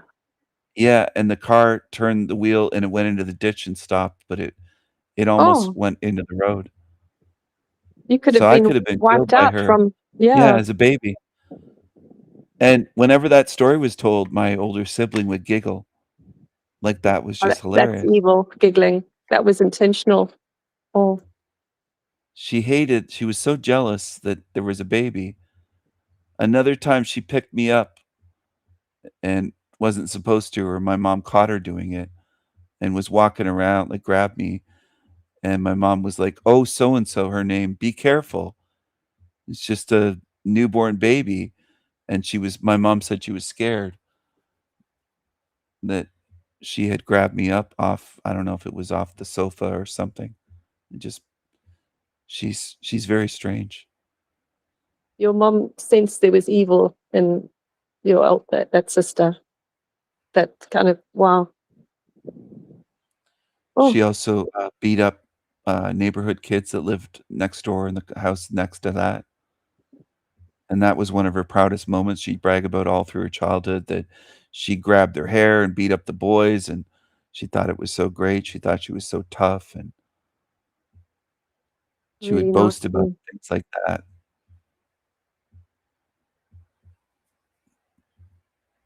Just a total psycho. Yeah. So then, did you have to go to the same school as her with her as the reputation, and then, or did you have a Yeah, separate in school for? elementary school, Oh, a no. kid that she had shoplifted with came to me. We were in 6th grade, and he said, "Let's not tell anybody." He goes, "You know what happened, right?" And it was his sister with her. They got caught, and she got probation. But she was still in elementary. She was in 8th grade when she got charged with shoplifting. Wow. And that wasn't the only time she stole or got caught. One other time, she shoplifted when my younger sister was in college, which, by the way, and I'm not saying this for brownie points, but I helped pay for my younger sister's college. That's so I kind. loaned her money. Wow. And it's twisted in the panel versus, "Oh, I stole from my sisters." It's quite the opposite. I gave them thousands and thousands of dollars when I was younger. I was working and earning money and doing things. And I had not lots of money, but for my age, I had quite a bit of money. And they knew. So anyway, my older sister ran out of a drugstore. The alarm went off. She let on that she forgot to pay or made a mistake or something. She ran, flew out of there, didn't go to her car. Her car was in the parking lot. Went somewhere to a phone, called a taxi, took the taxi to my younger sister's college, met her there in the parking lot. When she walked out, was standing at her car. She's like, "What are you doing here? And your hair's a mess. You look like a wild woman. What happened? Where's your car? How did you get here?" And then she told her that she ran out of a drugstore. The alarm went off and that she panicked. And she stole again. That's what it was. So her car was left at the parking lot of the drugstore and the place closed. And she goes, "You got to help me." Not to me, but to my younger Yeah. sibling. "You got to help me with the car, get her car back." And she goes, "I can't drive stick shift. I can't drive standard. How am I going to do it?" Mm. So she did. She was grinding the gears, trying to shift. I wasn't there, but I was told by her that they waited till it was closed. It's like, well, idiot, your car, they must have written down your license plate. Yours was the only one left if they stayed until Yeah. after closing. But yeah, they went back and she also got her in trouble. My younger sister parking a car. They were going to a restaurant. They used to go somewhere together, and then they would eat together. And my younger sister was driving and bumped into a car in a parking lot and did damage. And the older psycho sibling said, "Just drive away." A Nobody real saw. criminal. Yeah. Yeah, real criminal. Just drive away. So she got her in trouble. So, and there were people walking by, and the older psycho goes, "Oh, those hicks don't know anything. They didn't see anything, but they did call the police." And then my younger sister got in trouble, and I had to kind of bail her out and tell her what to say. I had Oh, to tell her, "Don't listen to her. Start listening to me, or you're going to be in big trouble." Big trouble. Because you did damage to that vehicle. You hit someone's car. Anyway, I said, "What are you listening to her for?" Another time, we were going to a funeral, not my mom's funeral, but it was a relative. I think it was an uncle's funeral. An uncle or an aunt, but I believe it was an uncle in the 90s. They got in a fight, the older psycho sibling with her trying to buy clothes to attend a funeral, that security of the mall had to be called. And they had to escort her out of the place because she's that loud and violent. like Right a in a big walking disaster. Yeah, she is. Yeah. She is. She was pregnant one time. This is not funny, but I mean, it's just so ludicrous and sick. She went into a store, and while she was pregnant, I guess she was getting sick sometimes, stomach sick. She threw up in a pot in a store and just put the lid back on and walked away. Oh, Yeah. And my younger sister was really with like her a. and saw her do it, Mm. so I know she did that. I wasn't there, but I believe it. When she told me that, I said right away, I believe it. It's gross. What a pig. What a psycho. Yeah. Someone's going to open that to buy it, like the ones on display on a shelf in a big store, and lift the pot, and it's just full of vomit.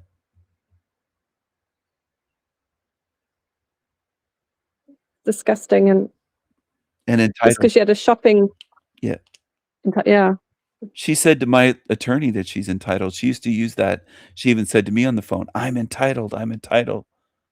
That's why I can't stand entitled people, because she would Mm. verbally say she's entitled. She wouldn't just act entitled. She'd tell you, "I'm entitled. I'm entitled to this. I'm entitled. I'm entitled." It's one of her favorite things to Proud of say. herself. Yeah, Wow. it's sickening. And she treated Oh, everyone like dirt, like just wherever she was. The whole pot thing and that, there's a million examples, different ones of that kind of stuff going on. If you left money on the kitchen table for someone or something, it would be gone. wow. In your own house. I wouldn't. I wouldn't want to be anywhere near her. Just She stole money out of my mom's purse for drugs so many times. She ended up being a drug addict, an OxyContin pill popper. She drove one time when we called her thinking that it was our mom's last hours. She was dying. So we didn't know for sure, but it seemed like it. And we did the courtesy of calling her. And she drove there and she walked in on a slant like she was all drugged up. We said, "How did you even get here? We shouldn't have phoned you." She goes, "I was asleep." And we're like, "Yeah, it's not just sleepy. You're on something." She could barely walk. She was walking on an angle like it was just nuts. I'm glad she didn't hit and kill someone on the way there. We were regretting. Me and my sister were like, we shouldn't have even called her. Like, yeah. Wow. just another time at the hospital, she was asking her, "Can you get me some? I'm out. Can you get me some painkillers at the hospital?" And asking the nurse, as though the nurse is just going to go, "Oh yeah, sure. You want OxyContin?" Like an embarrassing drug addict and psycho. Asking the nurse in my mom's room if she can get painkillers for her. It's all about her and the throwing the sort of attention bits at the wedding and everything. You've had a complete case study of what they're like just from her. Yep. So recognizing everyone else must be like seen that. You've seen like thousands of things. So wow. Up close and personal with just a total psycho. Yeah. She took so many pills, Wendy. When Wow. she'd show us what she took when she was sleeping at the hospital, she'd stay. There was a room for family. You could go there, stay overnight if you wanted. And she'd fill her hand with pills before she went to bed. Sleeping pills, OxyContins, all kinds of stuff. We were just like, what are you doing? You're going to overdose on that. One time you're going to take that and not wake up. Like, what? You're addicted. And she wouldn't admit it. She's like, of course I need all this. I can't sleep without this. And it's like, oh my God. Well, not my God, but you get what I mean. It's just, God damn. It's just, it was nuts. And the night my mom died, after I did everything that I've described and went through, I've described what happened. And I knew my mom was gone. I gave her a kiss on the forehead. Before going to the nurse's station, it was at night. It's very quiet. I was going to go to the phone in that room where the older sibling was sleeping and call my younger sister, let her know, hey, mom has passed away. Do you want to come here and say goodbye and see her and stuff like that? She wanted me to call her and tell her if I knew that if it happened. And I went to wake up my older sister and I thought she was dead. She wouldn't wake up. I thought she'd overdosed right when my mom died. Oh. Yeah.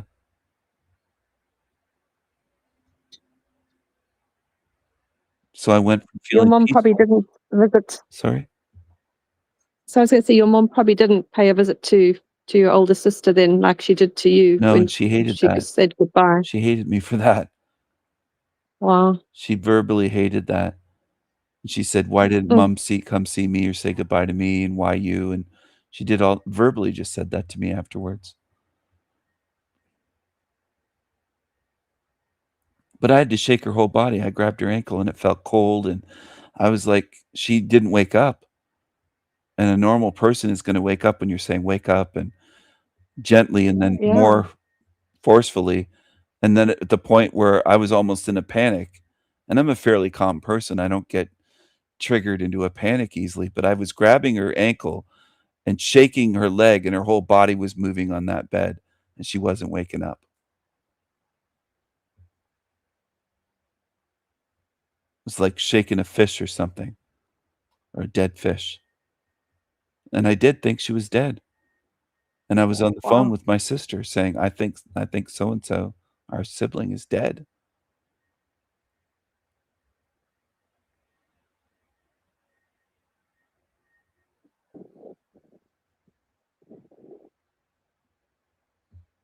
you've gone through so much and seen so much here. Just you'll really need a good a break and rest from it all before Yes, I do. shutting this place down. I Yeah. do need to. I need to rest for a few centuries once I get out of this place, at least.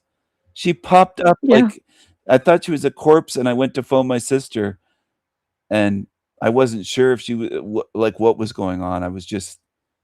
I had been awake for probably 2 days.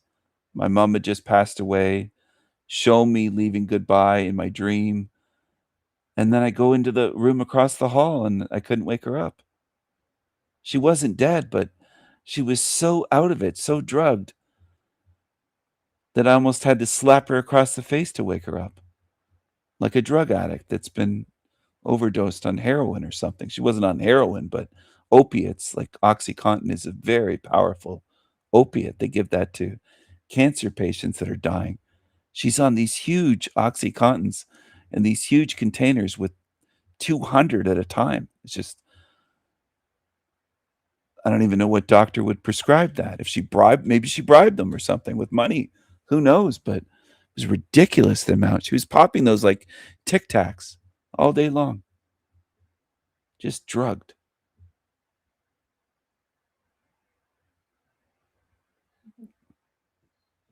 The complete opposite to who and what you are.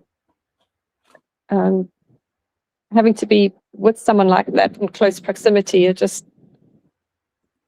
her behaving like that as your, at your mom's, at the end of your mom's life as well, is just so disgraceful and shameful. And what an evil, evil psycho. Totally evil. I remember thinking after my mom died with the whole inheritance thing that I thought she might have made an attempt or get a hitman to try to erase me to get the money that was left to me. She was that greedy for it. Oh, wow. Yeah.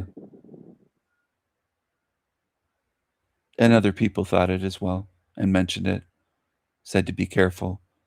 They knew she was dangerous or would hire someone to do violence for her, pay them money. And it wasn't just that she didn't need money. I mean, was making tons of money. It's just the evil and the envy, wanting to erase others and have it all for herself so no one else can have it. Just like with the cookies and the cakes and the little snack cakes as kids Yeah. and the baby, it never ended. I don't know if there was a way that my parents could have nipped it in the bud. I don't know if that was possible or if it's genetic. It might have just been genetic, where she was born that way, born evil, essentially. I don't know. But it carried on throughout life. It never changed.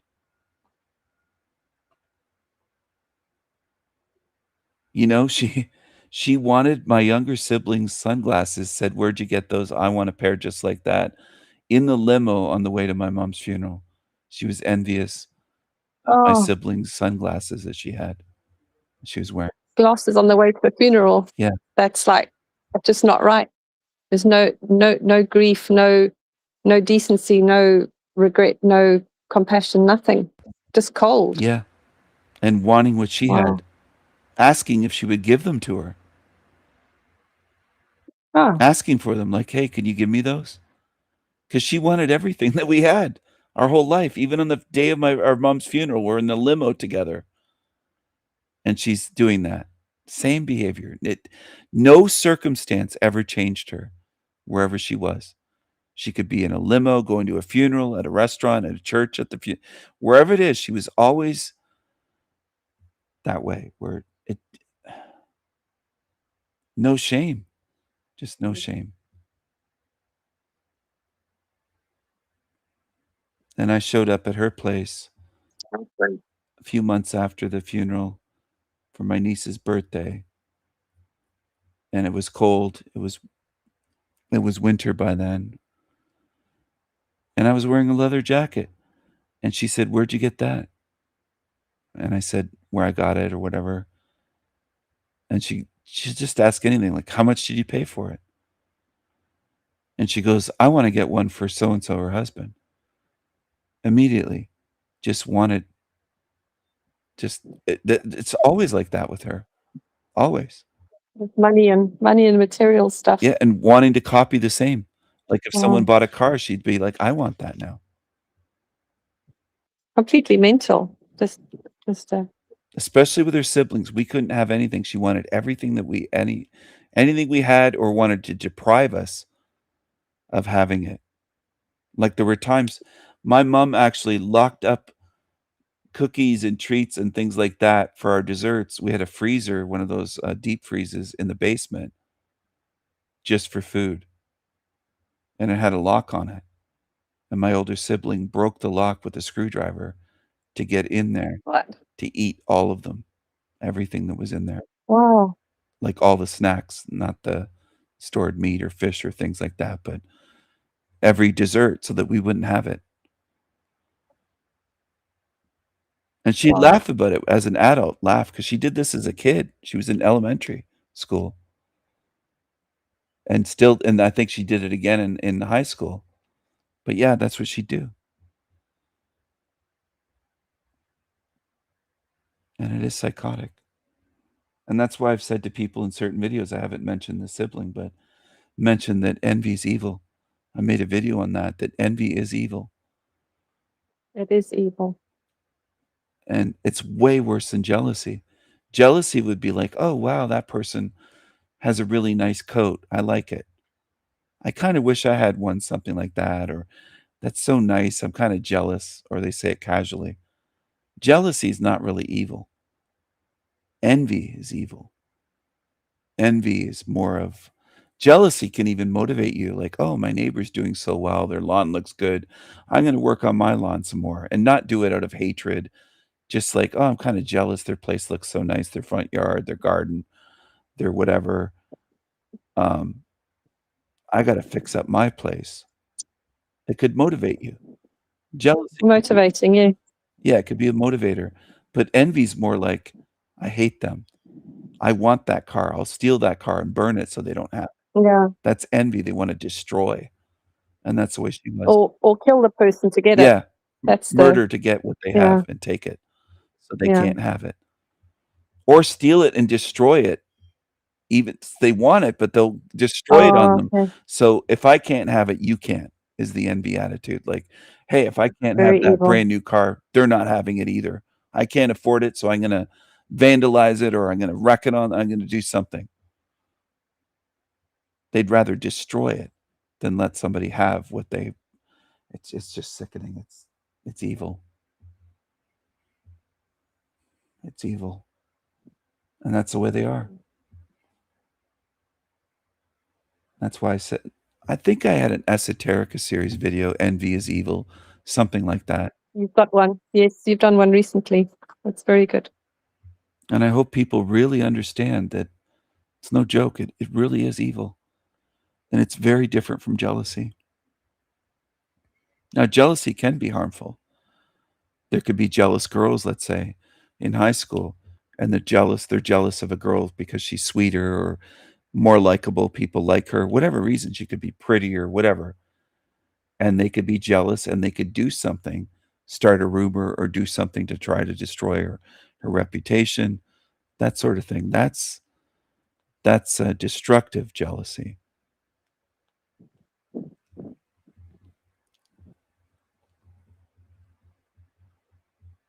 But not all jealousy is 100% bad or evil, the way envy is.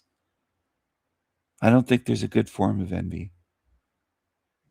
There's no good envy. It's just yeah. Yeah. And I think a lot of people are My confused. stomach. Sorry, I'm gonna head home, and I've got time to make some lunch, and don't want to interrupt your flow. And, Oh, okay. just looked at the time, and I've got a rumbly tummy. Well, I hope you have a great Oh. lunch, Wendy. I hope you have something delicious. Thank you. It was wonderful to have you on once again. I'm so glad you joined and came on to come on live and speak with me.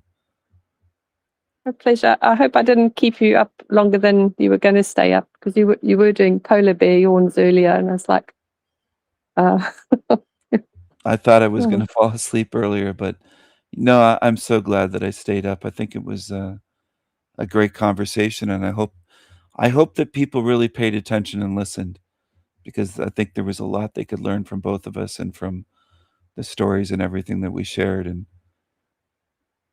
there's a lot that they could learn and see better.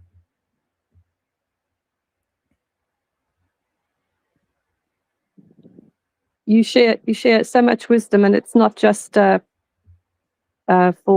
here; it's for eternity. And I really do appreciate your humor and the way you're very patient, and you are lovely to talk to one-to-one. So thank you for the chance to come on it today. Thank you. You're welcome, and thanks for coming on. It was my pleasure to have you on, and I hope you have a good walk on the way home. Thank you, Stephen. Bye now. Bye for now. Take care, Wendy. The other thing that came to my mind just now was the older sibling.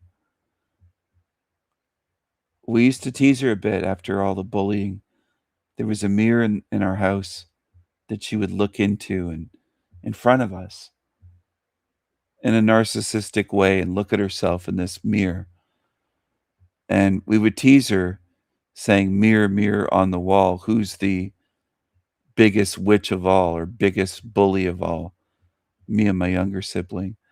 And that's a Mandela effect, because it's changed from mirror, mirror to magic mirror. And they say it was never mirror, mirror, but we used to use that mirror, mirror to tease the psycho. And my younger sibling and I would fight back. We would try to fight back against her. Anyway, I do remember that, the mirror, mirror on the wall, us kind of singing it, because we watched Disney movies or Disney on TV. There used to be Disney on the weekends and in those days. And we had the Disney books as well, the little kid Disney books.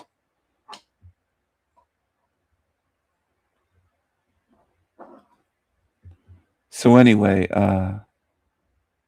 sorry for saying I hate doing that. When I called Jack Talcott a psycho, I meant it. Yesterday and the other times I've called him that. I know what psychos are.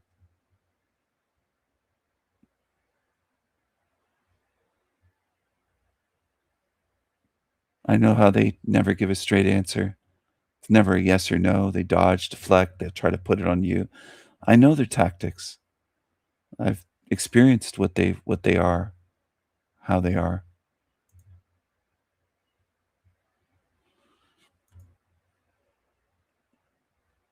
And I know that creature Talcott's the psycho. And he knows I know. He knows that. I can tell that. And I'm sure his son knows. That's why his son wants nothing to do with him. Because I bet he would treat his son, when his son was a kid, the way that he treats me. Gaslight. Try to pretend that you're defective, that you're this, that, boring, rude, insulting, gaslighting. I would imagine that that's very close to the treatment that the way that he treated his son. As sickening as that is, that's what I would bet. Creepy creature. Oh man, now the yawns are back. I was kind of energized when Wendy was on as a guest. I always really enjoy speaking with Wendy.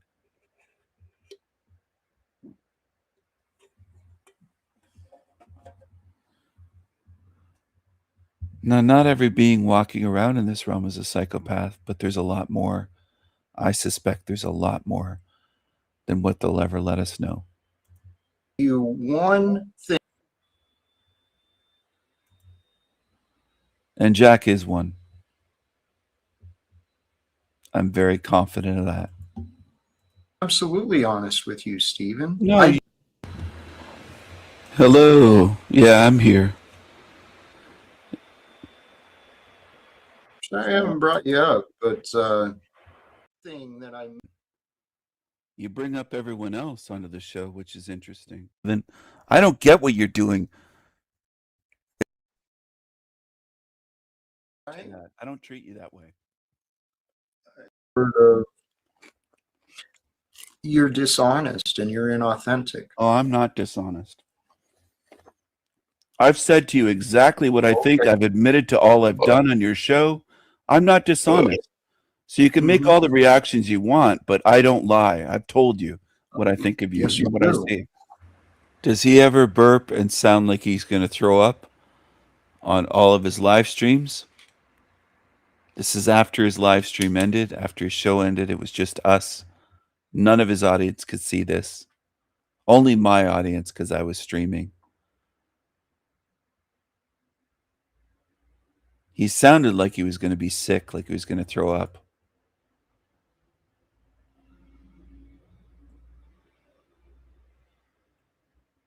So I'm not dishonest. So you can make all the reactions you want, but I've said to you, now why do I just push through it that way and say you can make all the reactions you want? Because I've dealt with this before. This exact same thing. Calling out demons, telling the truth, and the truth making them sick. I've gone through this already. I've done this. I know it sounds strange, but they get sick. The truth makes them sick. Now, for most people, truth does not make you sick. For some of us, we love truth seeking, even if it's difficult and painful at times. Truth is something that we value and maybe cherish or view as sacred. I view it that way.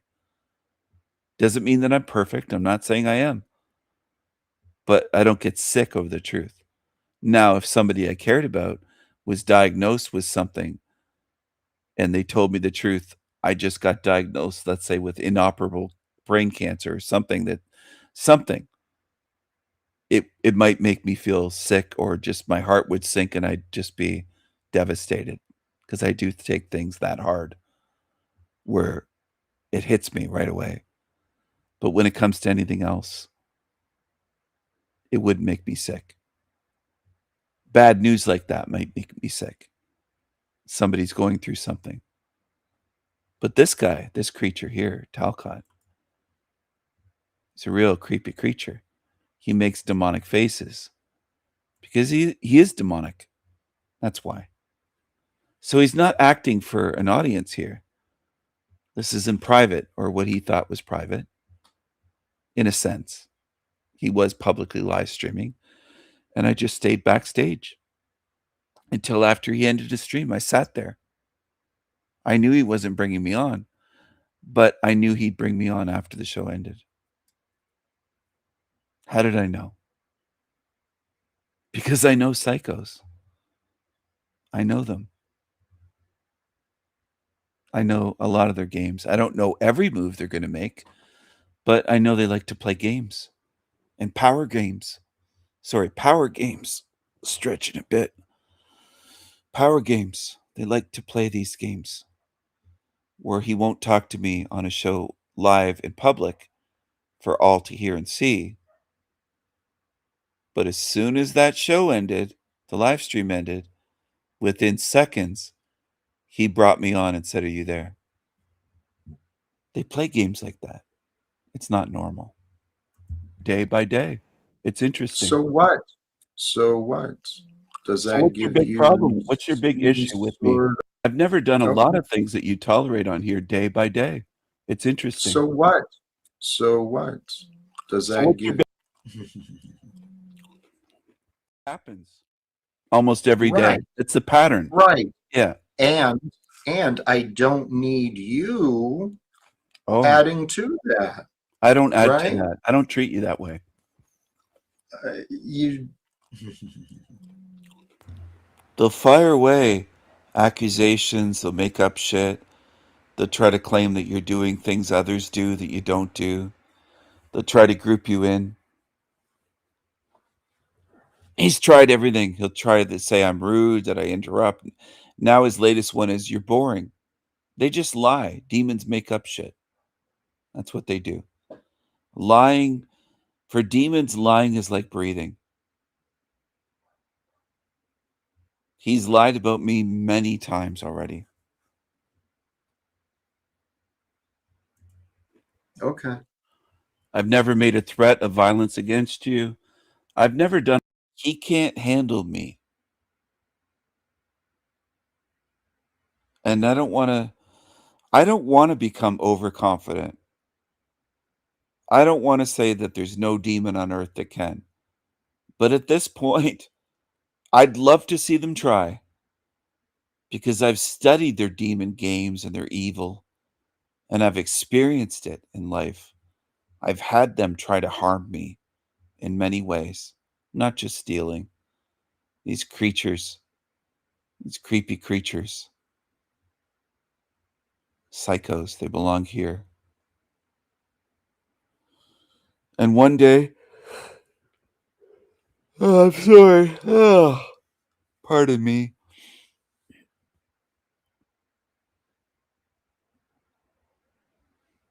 One day, people are going to see how many there are in this realm. And I think it's going to be eye-opening. There's a lot more than people imagine. They're not 1%. They're not 10%. There's a lot of them here in this nasty place. It's not just that the realm is designed very badly and designed to harm us and make us sick. These creatures walk among us. That's what they are. They're creatures.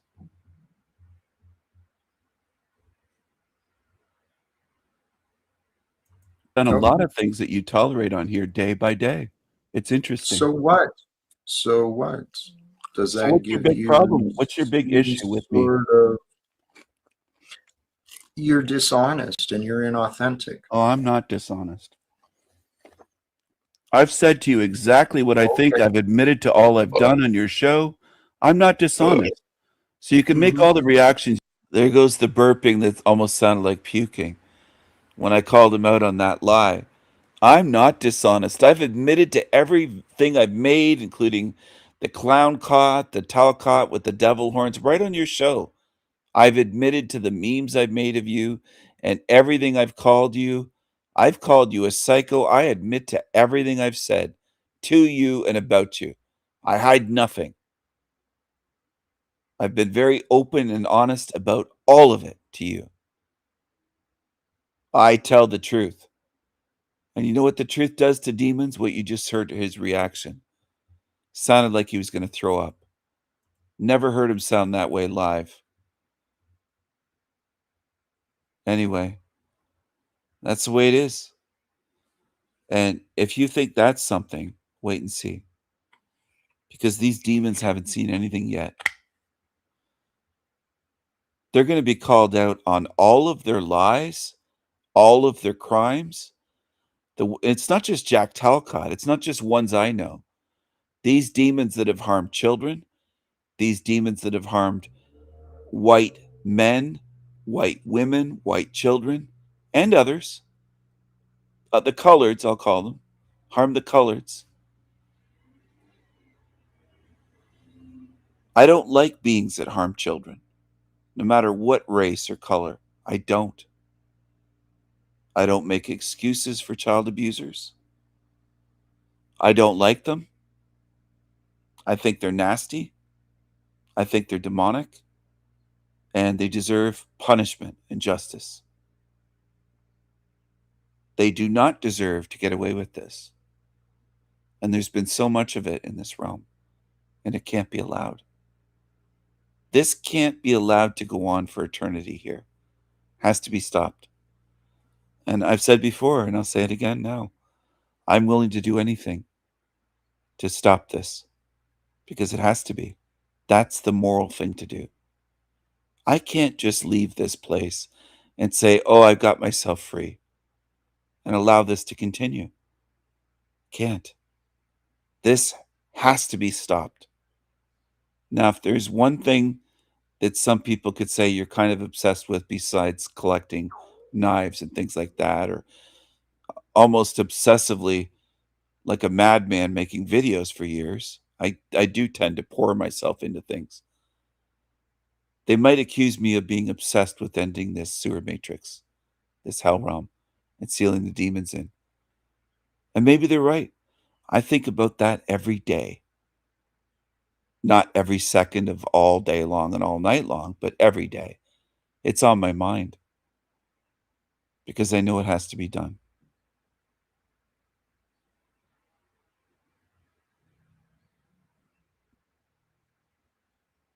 I would never be able to just leave this place and forget what's happening. Oh, I'm sorry for yawning. I'm not trying to. I'm just I've been up all night, but I wanted to get this out there. They will be punished no matter what. This can't be allowed to continue. This is beyond atrocious. And there's example after example in this place. It's endless. As I've said in previous videos, and I said even years before before I started a YouTube channel, this place does not deserve to exist. Never should have existed.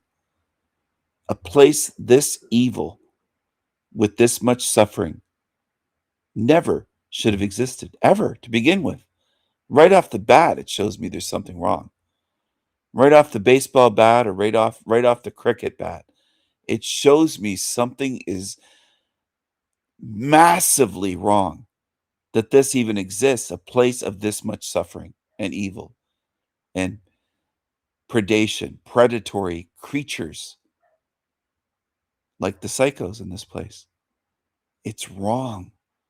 No child should have to go through this. And I don't have a mission from a quote God or any of that shit, but maybe I have a self-chosen mission. When I get out of here, I'm going to make sure that this doesn't continue, no matter what it takes.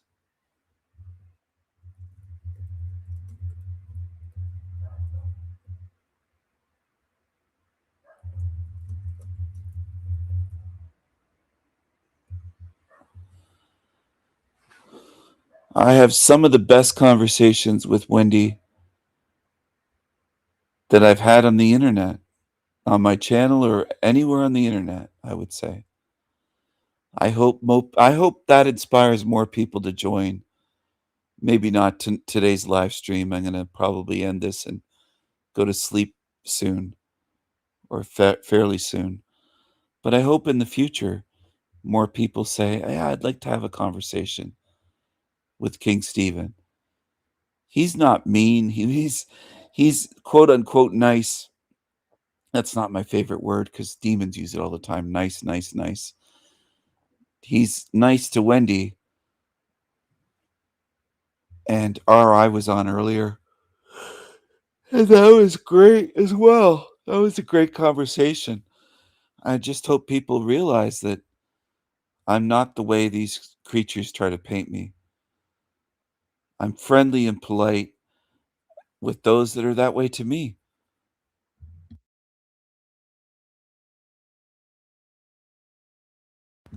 And the demons will play demon games saying, well, why aren't you that way with everyone? Well, I'm not that way with demons that lie and play demon games, and they're two-faced, and they backstage, they play all these games, and then they'll say, well, why are you this way?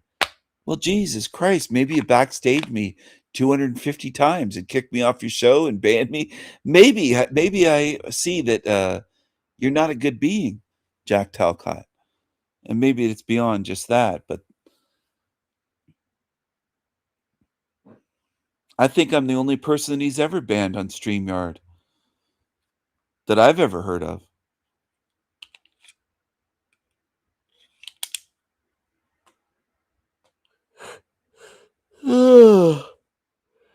I'm the only one that he seems to be worried about because the other ones just get on and yell and curse at him.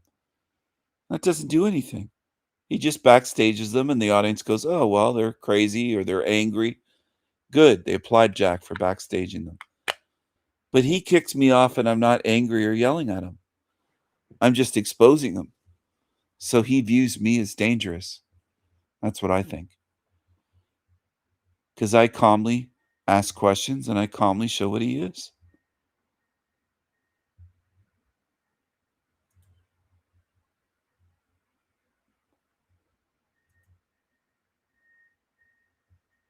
My Myers-Briggs personality type tends to want the best for everyone.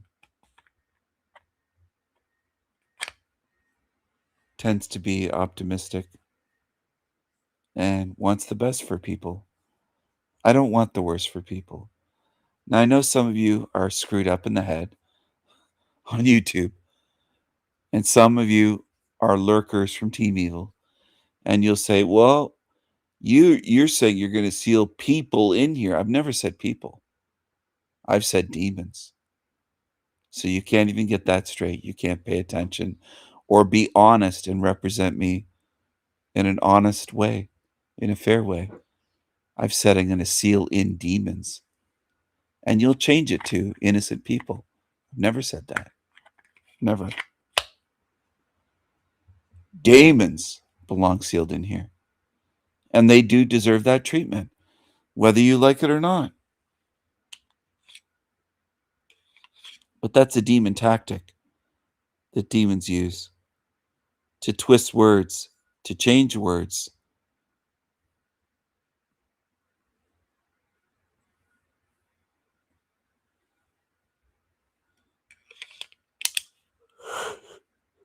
Oh gosh. I'm going to end this stream soon. Maybe I'll play you a song or two.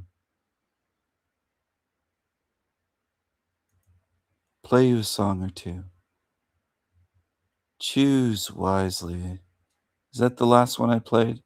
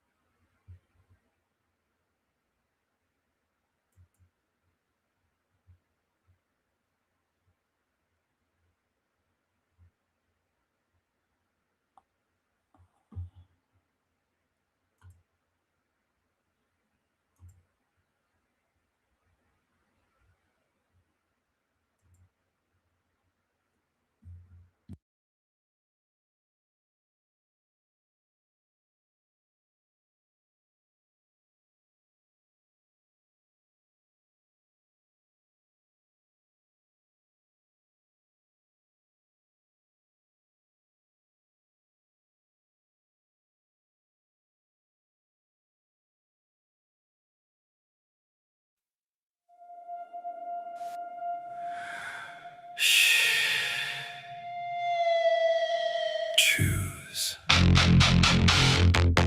Choose wisely. Choose wisely. Choose.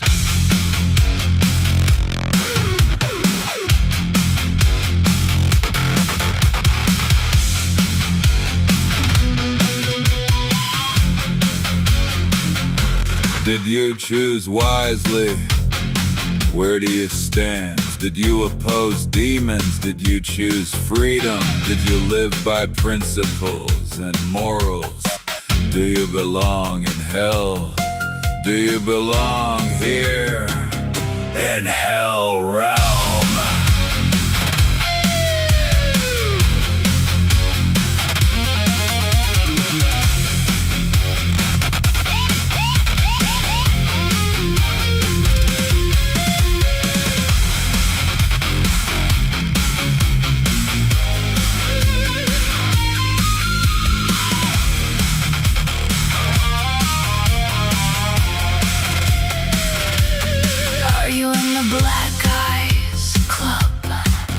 Did you live by hate, by truth, or by love? Do you have snake eyes? Are you afraid to die? Did your spirit rot and decay in life? Do you deserve to be free in eternity? Do you deserve freedom? Or are you an evil, lying demon? Are you a demon? Did you choose wisely? Did you choose wisely? Where do you stand? Where do you belong?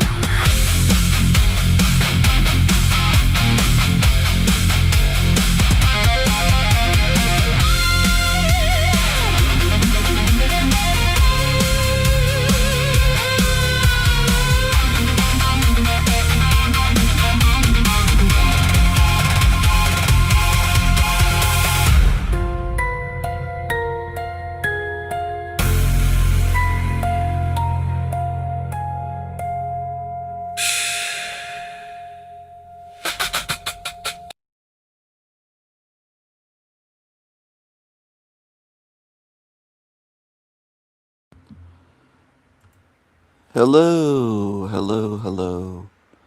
That's part of the song, Choose Wisely. I hope people play the full song. And I don't have to worry about asking people to comment anymore. I shut off all the comments on all of it, everything. Well, all the videos, at least. These. I'd have to separately turn off comments on shorts and live streams. I think you can still comment on the live stream. I'd have to check on it. No, you can't. I turned it off. Comments are turned off, not just chat, but for this live stream. It's shut off.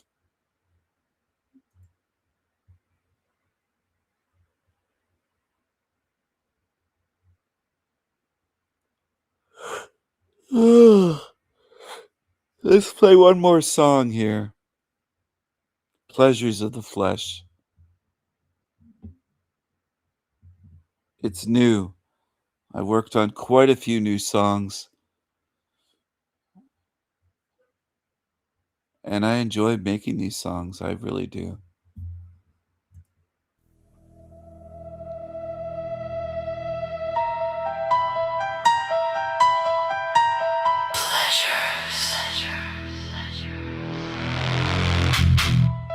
It's a pleasure. It's my pleasure.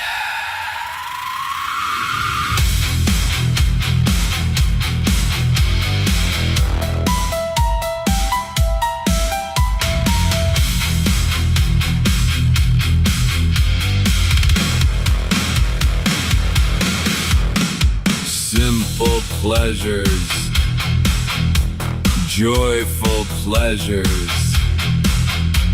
unknown pleasures, joy division.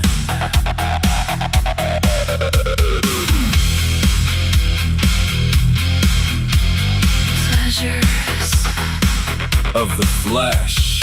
Pleasures of the flesh.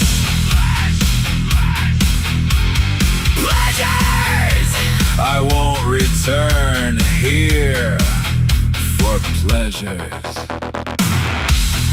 Fleshly pleasures, sexual pleasures. My spirit is stronger than the flesh. My spirit is stronger. Stronger.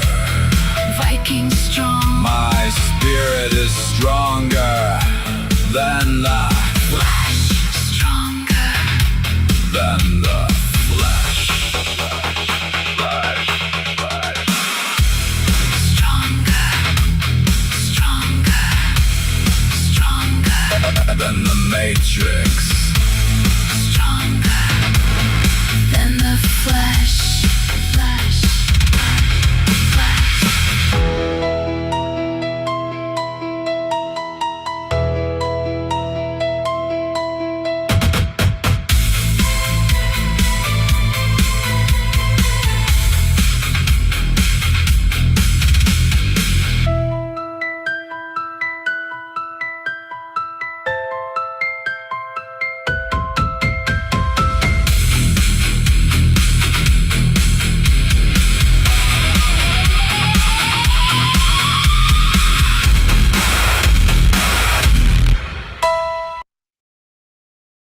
All right, I'm getting super sleepy. I don't want to fall asleep with this playing. This is part of the song, Pleasures of the Flesh. One more short video that I just made public. I had uploaded it earlier. The Powdered Dusty. Taylor the Shekels Beggar. What you talking about, Taylor? Shekels Beggar. Ugly weirdo. Conflict, and this is my group, and this is your blah blah blah blah blah. He has quite a beak to him too, doesn't he? God damn.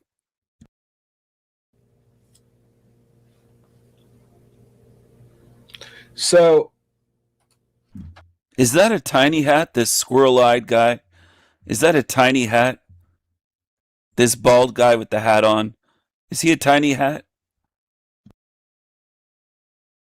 I'm going to drop the link in a minute, and I'm interested to get people's takes on that. A couple other things that I'll point out.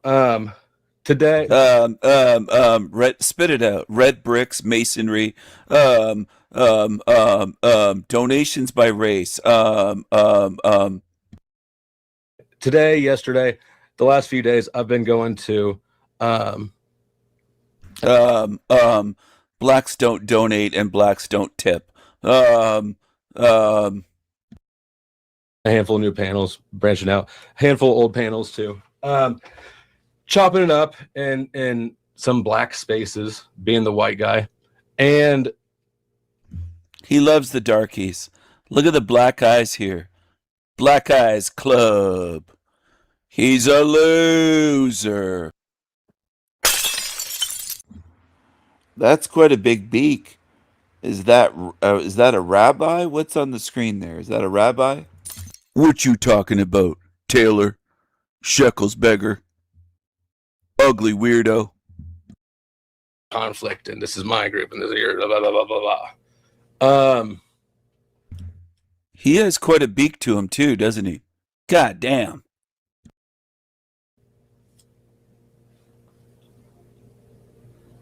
So, is that a tiny hat? This squirrel-eyed guy? Is that a tiny hat? This bald guy with the hat on? Is he a tiny hat? Big beak. Good night, wherever you are. Good morning, good afternoon. I'm going to end the live stream here. Thank you for watching. This is El Diablo Radio International, the greatest show in hell. Nobody does it better. Nobody.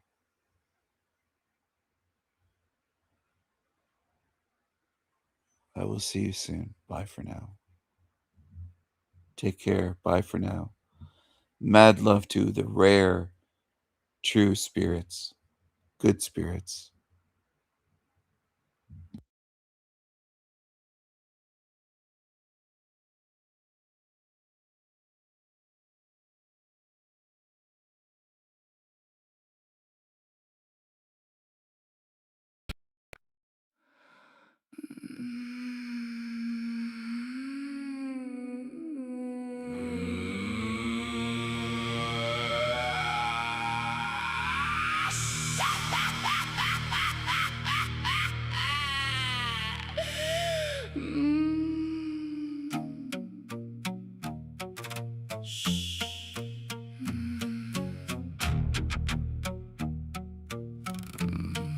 Set them on fire. Hey, hey! This isn't an asylum. Asylums are more fun. This isn't a prison. This is paradise if you love losers and demons. Lucifer's minions, piss ants, camel toe pants, zombies. Zombies! This is a place fit for demons. Demons love it.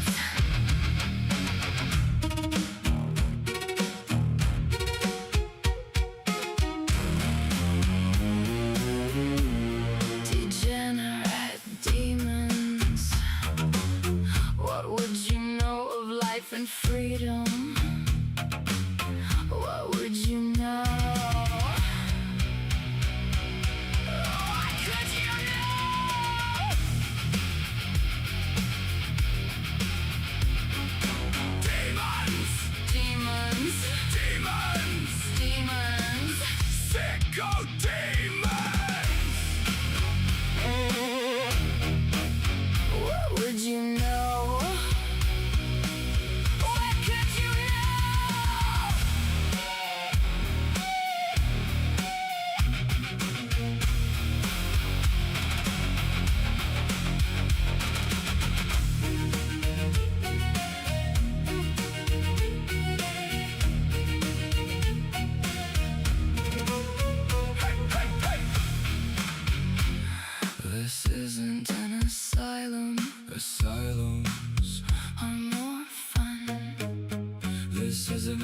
prison. This is paradise if you love losers and demons. This isn't a prison. This is a place fit for demons. Demons. Demons. Demons.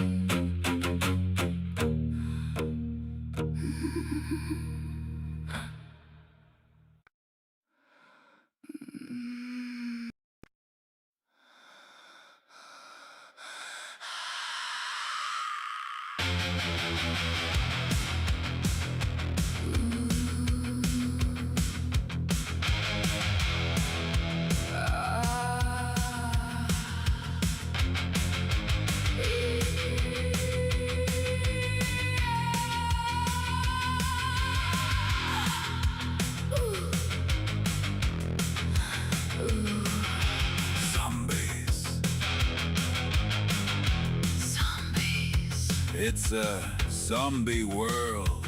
It's a zombie world. Zombie world. Demon tards and zombies. Demons and zombies. Losers and piss ants. Truth is just a feeling, they say. Feelings. Nothing more than feelings. Emotions and hoes. Zombies and trolls. Piss ants. Peasants, losers, demons. It's a zombie world, Cruel world. wicked world, It's a zombie world. zombie world, zombies everywhere, Cockroaches, demons and hoes. demons and hoes. They have no thoughts, No ideas, no insights.